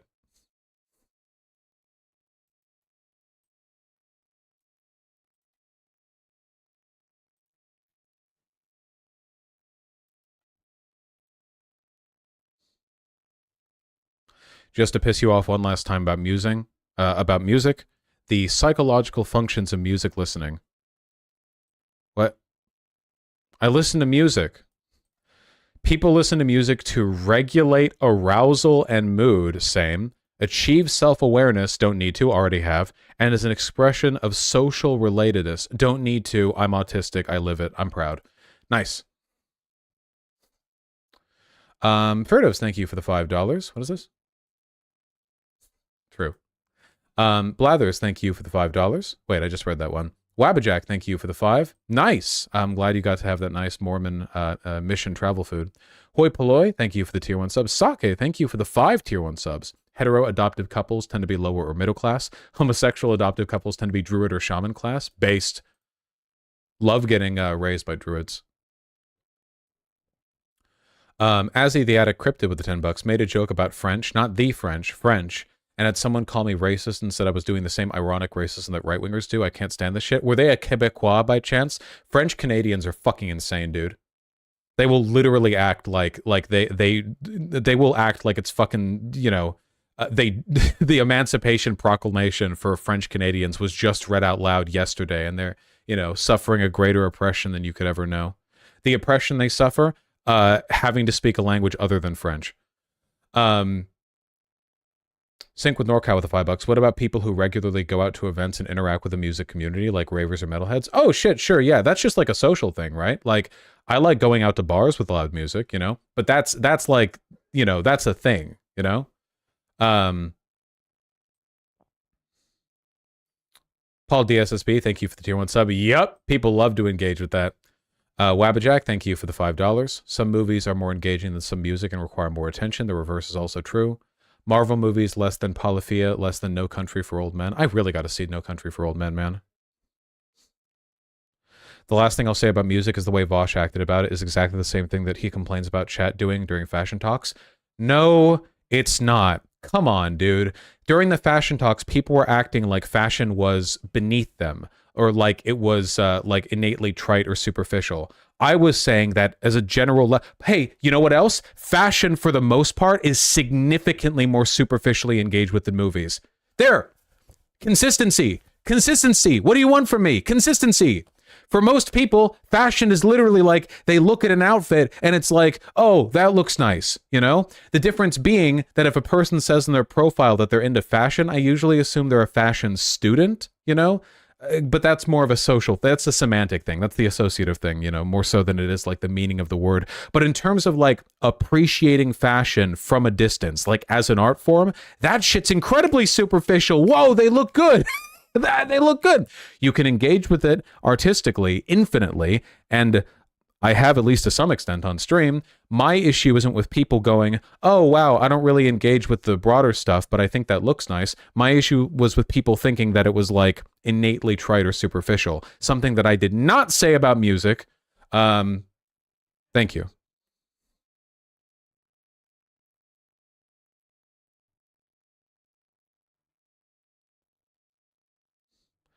Why do you not trust when people telling the truth when they say they're into music? No. They're probably telling the truth. I just don't think that a person being into music is even a little interesting.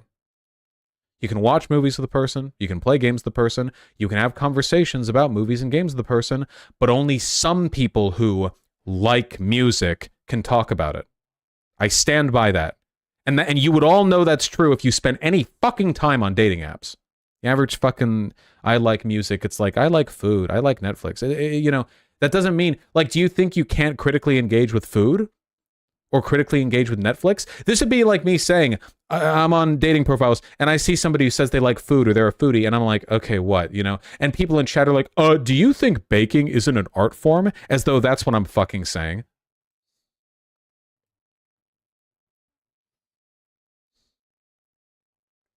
To be fair, almost all dating profiles indicate very little info. You know what the main thing dating profiles indicate? Whether or not the person who made them thinks they're above dating profiles. That's the main thing.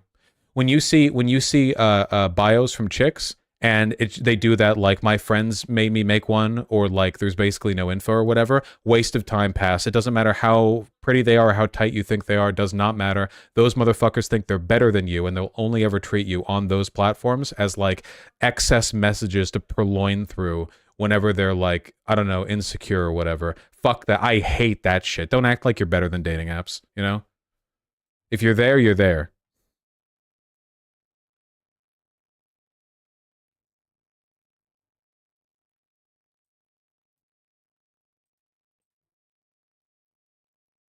Yeah, I can't believe I'm back here. Oh, God, I hate that shit. Yeah.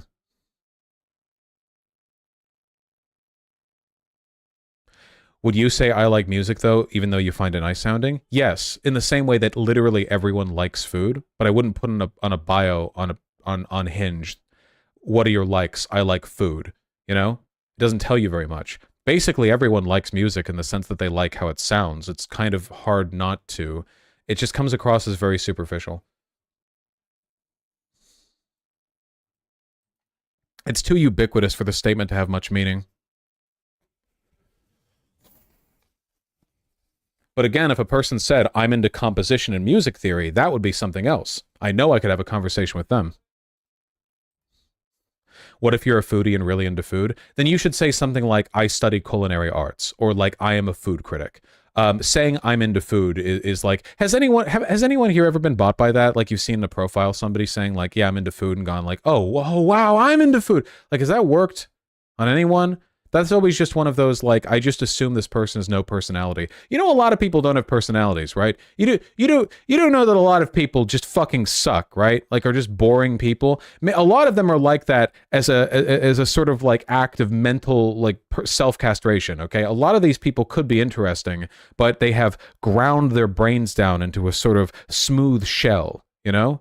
It's NPC shit, but they did it to themselves in a lot of cases. And they all say they like food.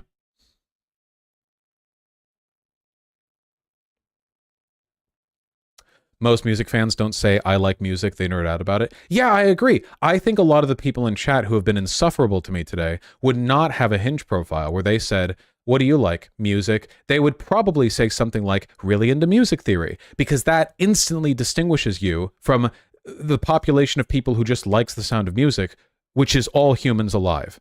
You know? And that to me isn't a red flag. You know, it's more the triviality of saying I like music when, again, essentially everyone, including myself, likes the sound of music. But there's a difference between liking something and being able to talk about something. I think more people who watch movies will be able to talk about them by virtue of the way movies are designed than people who like music or people who eat food. Everyone likes food. Find a person who's able to have a good conversation about food. It's tough, isn't it? Lots of people like food. Liking food is easy. Wow, that tasted good, you know? What about people who can critically engage? I've had friends and partners who critically engage with food. I find it interesting. But what would I talk about with a person who just likes food, you know? Oh, wow, that tasted good?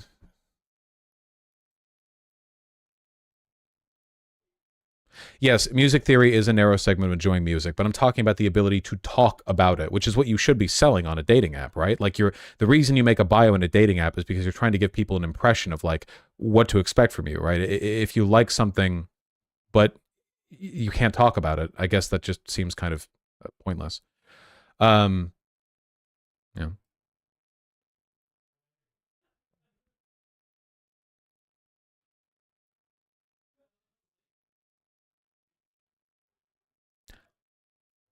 Yes. Okay. Arch Rave, thanks for the tier 2 sub. Yeah, that's not the only kind of Puritanism.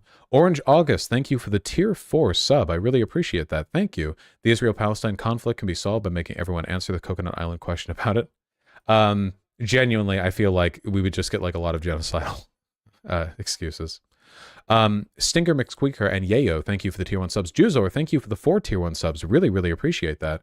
Stake, thank you for the 5 tier 1 subs. Really appreciate that as well. True. Lava Storm SW, thank you for the $5. Look at my new baby snake. Ooh. Tiny. Vosh, not everyone likes food. That's really reductive to say. For example, there are people with eating disorders. Now, save it for your blog. Go make a blog post about it. God.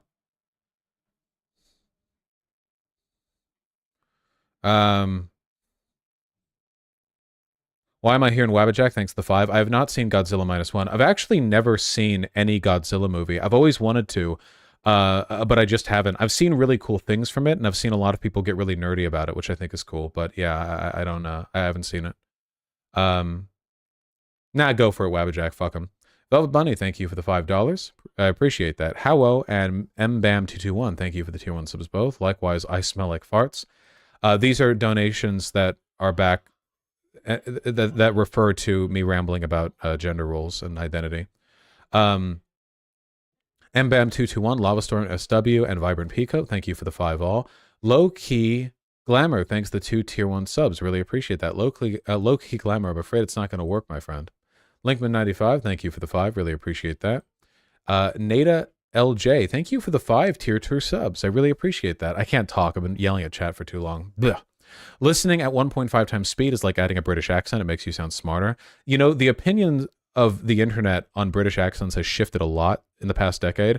A decade ago, it was pretty unambiguously popular to regard British accents as being like smart and refined and sexy. And now they're almost exclusively made fun of. I never hear people thirsting over it. It's like a Sherlock era thing or whatever. But it's totally, totally different now. Sargon of Akkad ruined it. I actually think he helped a lot, yeah. You saw Godzilla vs. Kong? Oh, you're right, I did. Yeah, I saw Godzilla vs. Kong. That sucked.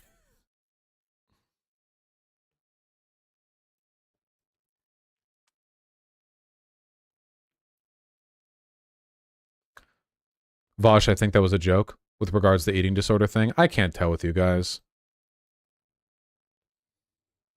Yeah, for sure, DM. That's at the top of the list. Absolutely. Vosh, sometimes I put you at 8 times speed when I'm looking for a clip in an old VOD. I demand, Tempest, that as an employee of mine, I'm sorry, as an independent contractor of mine, you watch my streams with the authorial intent of the 1 time speed. Thank you.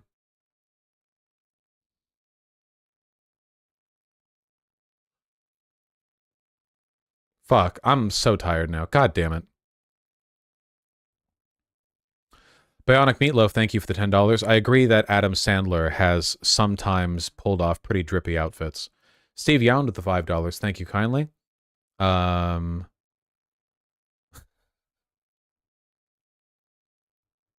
Oh shit. No kidding. It's the full spectrum. You have the this is a meme, to be clear. Russia, Palestine, then the Ukraine, Palestine overlap, and then here we have two people with identical political opinions, I'm sure, with the Ukraine, Israel, and then you Russia, Israel, Russia, Palestine. That's very funny. Adam Sandler is the only straight male lesbian. That is true. Sure, May, thank you for the $5. Gonna rethink my style after the cargo shorts thing. What am I looking at? Do you actually want to critique here? I don't want to do fit critiques, but this has no likes. Should I? No, I shouldn't. This is days after. They're not even watching the stream right now. It'd be weird to do this like that. Nathan Stone and Zolris, thank you for the 5 both. I really appreciate that. Thank you. It's very kind of you. A lot of people loving the fashion arc back in these donations. Soveball, thanks for the $5. I don't know anything about Gorpcore. I'm very sorry. Zippotato Master 1 and Banana Crabman, thank you for the 5 both. Semi Locon, thank you for the tier 1 sub. Really appreciate that. Stinker McSqueaker with the $10. You're officially the first streamer one of my rats enjoyed. Ooh. Love rats. Love how rats are shaped. Rats are shaped in the funniest way. I agree what is cool. I do think it's a real issue. Aww. He's a rescue. I hear rats are very smart. They're very smart animals, yeah. Is a queer and bisexual burger. Thanks to the tier 1 subs. Velabel, the tier 1 sub. For autism girl fashion, I recommend Andrea's Fashion Galaxy. The clothes she uses are super affordable. Nice. Yeah, good rec. For some reason, I assumed you'd be disgusted by rats. Nah, they're cute. Male rats freak me out. They have huge balls. It's kind of funny. It's kind of silly and absurd, you know? Look at this. It's ridiculous. They're like joke animals. What the fuck? Hi there, little guy.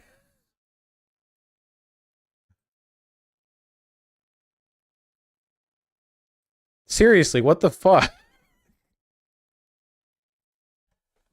Yeah, they're like tanukis.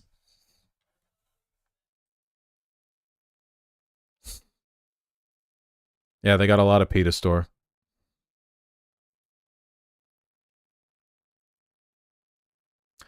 Sake with the 10 tier 1 subs. Thank you very much. Really appreciate that.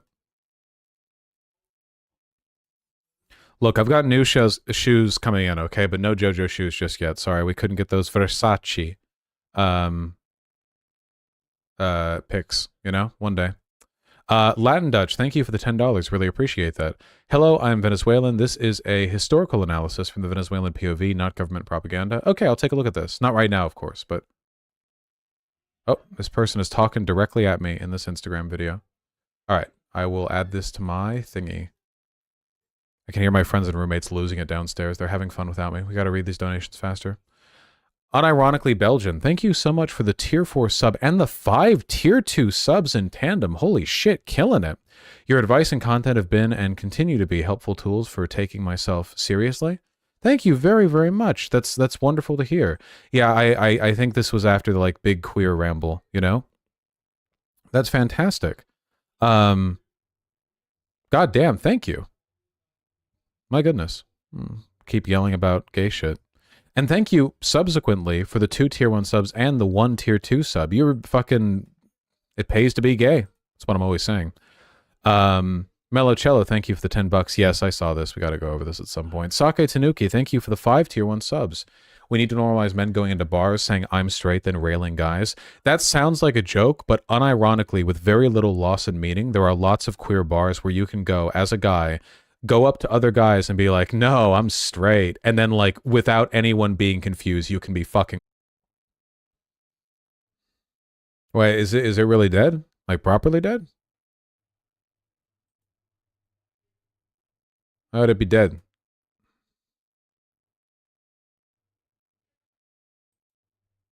We back? We back now? Man, that was a big one. That was YouTube. OBS worked fine on my end. Hmm. Fucking YouTube. Mazda Kai 3, thank you for the $15. I'll take a look at these. Blue Earth, thank you for the $7. Really appreciate that. That's up to you, my friend. Nebuka, thank you for the $5. I'm 2 hours late, but I think all language is associative, not determinative, like math. Saying I'm gay to chicks conjures up associations that context fills. Yes, I completely agree, yeah. And the game of language is trying to make sure that you try to convey the right associations. You know, you want to say stuff and the associations that you and they both interpret from it are the same, or at least, you know, you want to be aware of what's going on. Naomi Chance, thank you for the $5. I did see that. It was very strange. Chucky, thanks for the tier 1 sub. Christmas Kitten Mia. Baby.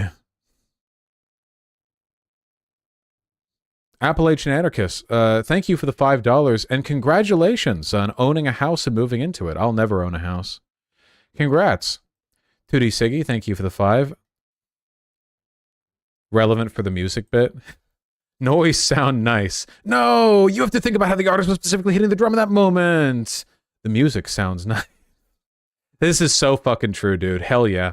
This is ultimately, though, I will say this, this is actually like the end point of basically all art, you know? Like you have this gigantic foundation of theory and literature and history and all that, but at the pinnacle of the mountain, at the very peak, no matter what it is, architecture, painting, illustration, whatever, at the very top, there's like a wise Sherpa with a robe on, and you ask him why he does thing, and he's like, 'cause it looks good or sounds good. And it's true, you know? At the end of the day, yeah. Unironically, it's really funny if you go back and you look at interviews with some famous artists, especially ones after the birth of like mass media, because every once in a while they will say shit that sounds so fucking like musicians do this all the fucking time, by the way. Musicians love to like dedicate their life to music, and then someone's like, "What did you mean by this?" And they're like, "I thought it would sound good," and then like no explanation, walks off, you know. There is a lot of that. There are people who do that with fashion. There are people who do that with painting. There are people who do that with illustration. Literally, like, it's so...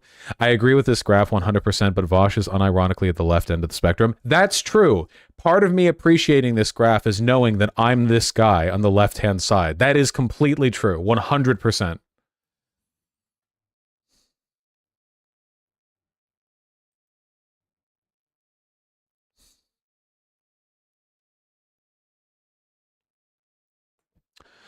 Bongles, the $5. Thank you for the OST recommendation. I'll take a look. Mean Former with the insanely kind $50. I really appreciate that. Thank you. You're absolutely right, Vosh. Chat can and should be blamed for all the world's problems. I know! Seriously! Ah, man. You know, one thing that I really genuinely do wish, like that actually does bother me, I don't mind arguing with chat. I love arguing with chat. I wish chat would find a bit more fun in it. I have no idea how a person could get, like, actually salty as a consequence of that whole thing. I feel like a lot of that was genuinely quite funny. Like, shouldn't it be fun on your guys' end to kind of, like, pick on me, and it's fun on my end to, like, we argue, we misinterpret back and forth, blah, blah, you know? Like, I guess I don't see at what point in this conversation anyone should actually get mad. And that's not just because of the music thing. Like, I really do care about, you know, lots of stuff, but I still feel like that level of engagement should still be, like, fun, but sometimes people get really mad. I think that's dumb.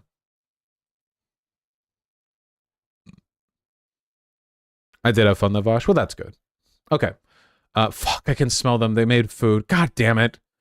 Sake Tanuki, thank you for the 10 tier 1 subs. Really appreciate that. You claim to go in your Reddit on stream, but then you go to Vosh V. What gives? Why would you lie like that? Well, I can't go to OK Buddy Vosh because that takes away from the surprise of me seeing the memes when I actually do go there on stream, you know? Angie, thank you for the $5. Me thinks you need to dance more. Dancing is great exercise and a lot of fun. Yeah, that's true. I don't really dance that much. Maybe if I was more into music. But I like how music sounds. But I don't know how much you can really dance to the kind of music that I listen to that isn't club dancing, you know? And that's a whole other thing. I don't know if I want to, I'm just like chilling at home and then I start like, you can't dance, white boy? No, I can't. I used to do Lindy Hop classes. You should get Just Dance for the Switch. True. Sake, thank you for the 5 tier 1 subs. If Benjamin Gilbert Liff actually wanted to support you in the revolution, he'd be giving you large numbers of gift subs to elevate the masses from whiteness. That's true. Benjamin Gilbert Liff truly is the bourgeois oiler, you know, not sharing donation colored names around when there are so many white names in need. Unironically Belgian with the 5 tier 2 subs. Thank you. Bought some streetwear and baggier clothes based on your advice. It's the first time I actually tried to create some comprehensive outfits and it was really fun. Nice, well done. Yeah. I think that most people, especially men, could benefit from looking into baggier clothes because we're still all kind of traumatized by growing up in the early aughts when the pinnacle of fashion was wearing black jeans that strangled your junk. And I think a lot of people have kind of like carried those instincts forward. One thing that's really important to know about fashion is that trends may change, but people who look good at any point in time pretty much always look good. Like, there may be a cycling trend between skinny fit and baggy fit and skinny fit and baggy fit, but you can go back and look at examples of people wearing either baggy or skinny fit that look really good as long as they look good, you know? Even if it's out of trend, good styles, I think, in a lot of cases, stay stylish. For example, okay, I'm not defending their haircuts here. However, I would argue that these outfits continue to go hard, right? Like, these aren't in style right now. But if you saw a guy walking down, like, the nightclub area of town dressed like this, you would not, I don't think you would go like, wow, that looks like shit. I think you might think it's an anachronistic style, but in all likelihood, I think you'd go like, god damn, that guy looks hard as fuck. You know? Not the left one. Well, this is less of a clubbing outfit, admittedly, but it doesn't look bad, I don't think. Though I will admit that this collar is huge. Look at that. Kind of tacky. Yeah, but do you understand what I mean? People will sometimes act like all fashion is just following trends, but music also has trends, right? And that doesn't mean that music from like the 70s or 80s is all bad because it's no longer trendy. People still listen to and appreciate it. It's just a matter of, you know, like what sticks and, you know, what people care for.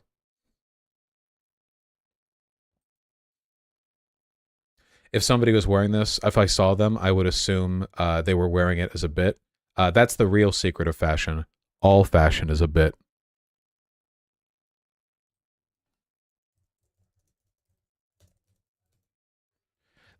All fashion is a bit. There are bits that we commit to and bits that we don't.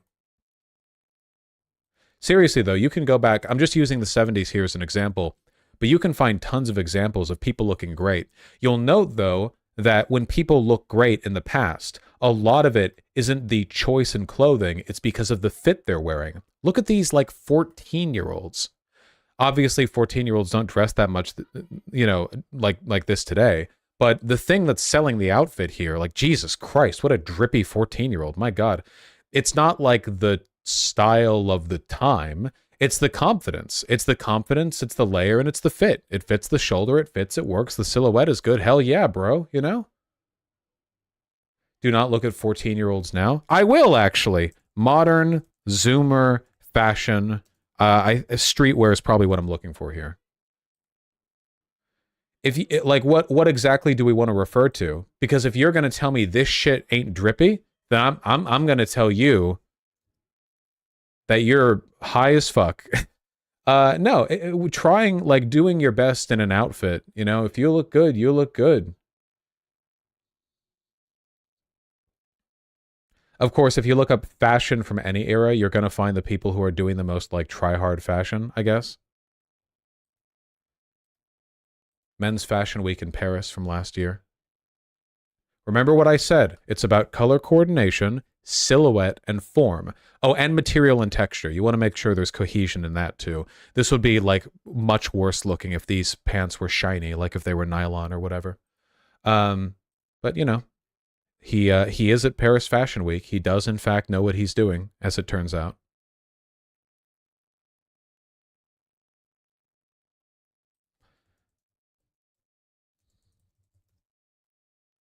Don't care for that outfit? Whatever. Hold on. Candid photo. Here, candid photo. Candid photos, 1980s. I think that in a lot of ways, 80s fashion is pretty blighted. But, you know. It would look nicer if the sleeves at least fit. Well, this isn't a practical outfit. It's Fashion Week. I think if it was used practically, the sleeves would fit. Yeah. Why can I not find, like, good, candid photos of people's outfits? Whatever. Sorry. I got distracted. I said I wouldn't do this anymore.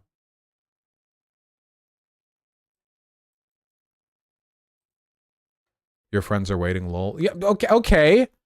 This is my job. I'm going to at least pretend to take it seriously. Unironically Belgian, I'm really happy to hear that you've enjoyed putting your fit together. I'm really, really keen on the t-shirt that I wore last stream, the brown t-shirt, the heavyweight from Buck Mason. I think I'm going to buy some more of those. They're not cheap, but they also feel like they're made of, like, I don't know, fucking Kevlar material. Like, that shit will save me in case anyone fucking shots me. Fuck, I'm tired. I'm hungry. Ooh! Left is right with the tier 1 sub. You really did trigger the fuck out of me with your music taste. I have to hand it to you. The key to life is to occasionally enjoy being triggered. I stand by my positions, though. Ellie with a Y, thanks the tier 1 sub. Been here watching you since this summer. Barbenheimer video. Thank you for making otherwise complicated shit make sense, lol. Glad to be here. Hey, that's awesome. I'm happy to have you here. Sorry, this was a stream you tuned into, though. Viking Otaku 6, thanks the tier 2 sub. Really appreciate that. Okay. Super chats. Balthazar, thank you for the $5. Sir Warner, thank you for the $10. Really appreciate that. Thank you. Michael Nguyen and Jalen Naito, thank you for the $5 both. I really appreciate that. Instead of making jokes about women, start making jokes about their zodiac signs. Ah, yes. Making horoscope jokes essentially is just making jokes about women anyway. I will, Jalen. Listerine mouthwash, thank you for the $5. Really appreciate that. Melon Miller, thank you for the $20. My goodness. I don't want to hate on people for their interest, but I don't understand why so many people love anime that much. I'm 25 and I've never watched anime. A friend made me watch part of one episode and I vowed never again. Anime has a lot of really unique stuff. First of all, if you want like top-notch kinetic animation, that's your game, basically. There's a lot of really cool stuff that goes on in anime, but there's also a lot of really fucking blighted, poisonous, toxic, cursed trends in anime. There's a lot of pedophilia. There's a lot of wacko shit like that. The reasons for it are complicated, but it can be avoided. It's pretty easy to find good lists of good anime that can sell you on any variety of stuff that you're interested in, from good animation to legitimately like really good stories, you know? There is always going to be a barrier to entry because there are cultural differences, but there's always good stuff there, you know? Jelenito, thank you for the $2. True. ZA Blaze, thank you for the $5. Terry, thank you likewise. Deep Valley, thank you for the €10. Really appreciate that. Vosh is right, good man. Melon Miller, thanks the $10. I love music, but you're right that you can choose to engage with music in a way more casual way than you can a movie. I play a lot of chess. I can listen to music while I play chess, but not podcasts or movies. Yeah. I wonder if there was a way that I could have phrased that would have made less people mad at me, but I also am glad that I didn't. Prairie Fire, the $2. Can we all agree Christmas songs are tedious at stores? I actively avoid going to stores during the latter portion of the year because I hate Christmas music that much. Matt Fury with the $5. Where do you think books fall in the engagement popularity scale? Right now, if a person says they like reading books and they're not lying, I assume that means they have a lot to say about books. Not many people read books these days, unless they mean like, I don't know, dollar store trashy romance. Not like, no, I think if a person says they read books, ooh, then again, I have been seeing some memes about how book talk is filled with sexually repressed women who are basically just reading hardcore pornography masquerading as literature. And it makes me wonder, maybe when I go on dating apps and they say they're into books, what they really mean is they want a 400-page excuse to read about like the fantasy about like rape or whatever. I don't know. Toyota Corolla with the $10. Just found out the Russian military tried to draft my cousin-in-law till they found out he was diabetic. Lamau. Hey, nice save. Bet, thanks to the 22. Try, thank you. Really appreciate that. Anyway, with the €5, I'm from Portugal. I've been a fan of yours for months. What you said about Portuguese being Brazilian broke me. Oh, fuck off. You're Portuguese. You're going to... Oh, fuck you. That's your fault. That's your fault. You did that. Dallas Smith, thank you for the 5. Really appreciate that. Matt Fury, thank you for the 5. Really appreciate that. Here's another 5, because I was reminded of how much I enjoyed the gay language segment last stream. Gave me stuff to think about. I really enjoyed rambling about it as well. Fewer people were mad at me afterwards. Jason O'Connell, thank you for the 5. Really appreciate that. Vosh, I've been a musician most of my life, about 26 years now, and I fucking love that bit, Lamau. Thank you. I'm glad to get some validation. Sake with the 5 tier 1 subs. There's also Lady Ballers, a film that you don't need sensory engagement or mental exertion to engage with. And yet somehow I feel like if I were to watch it, I would have to put a lot of effort into it. All right, folks. I love you all very much. I'm sorry about the stream, kind of, not really. But there will be another one tomorrow, so maybe we'll actually do politics for that one. I love you all very much. Take care of yourselves. Be well.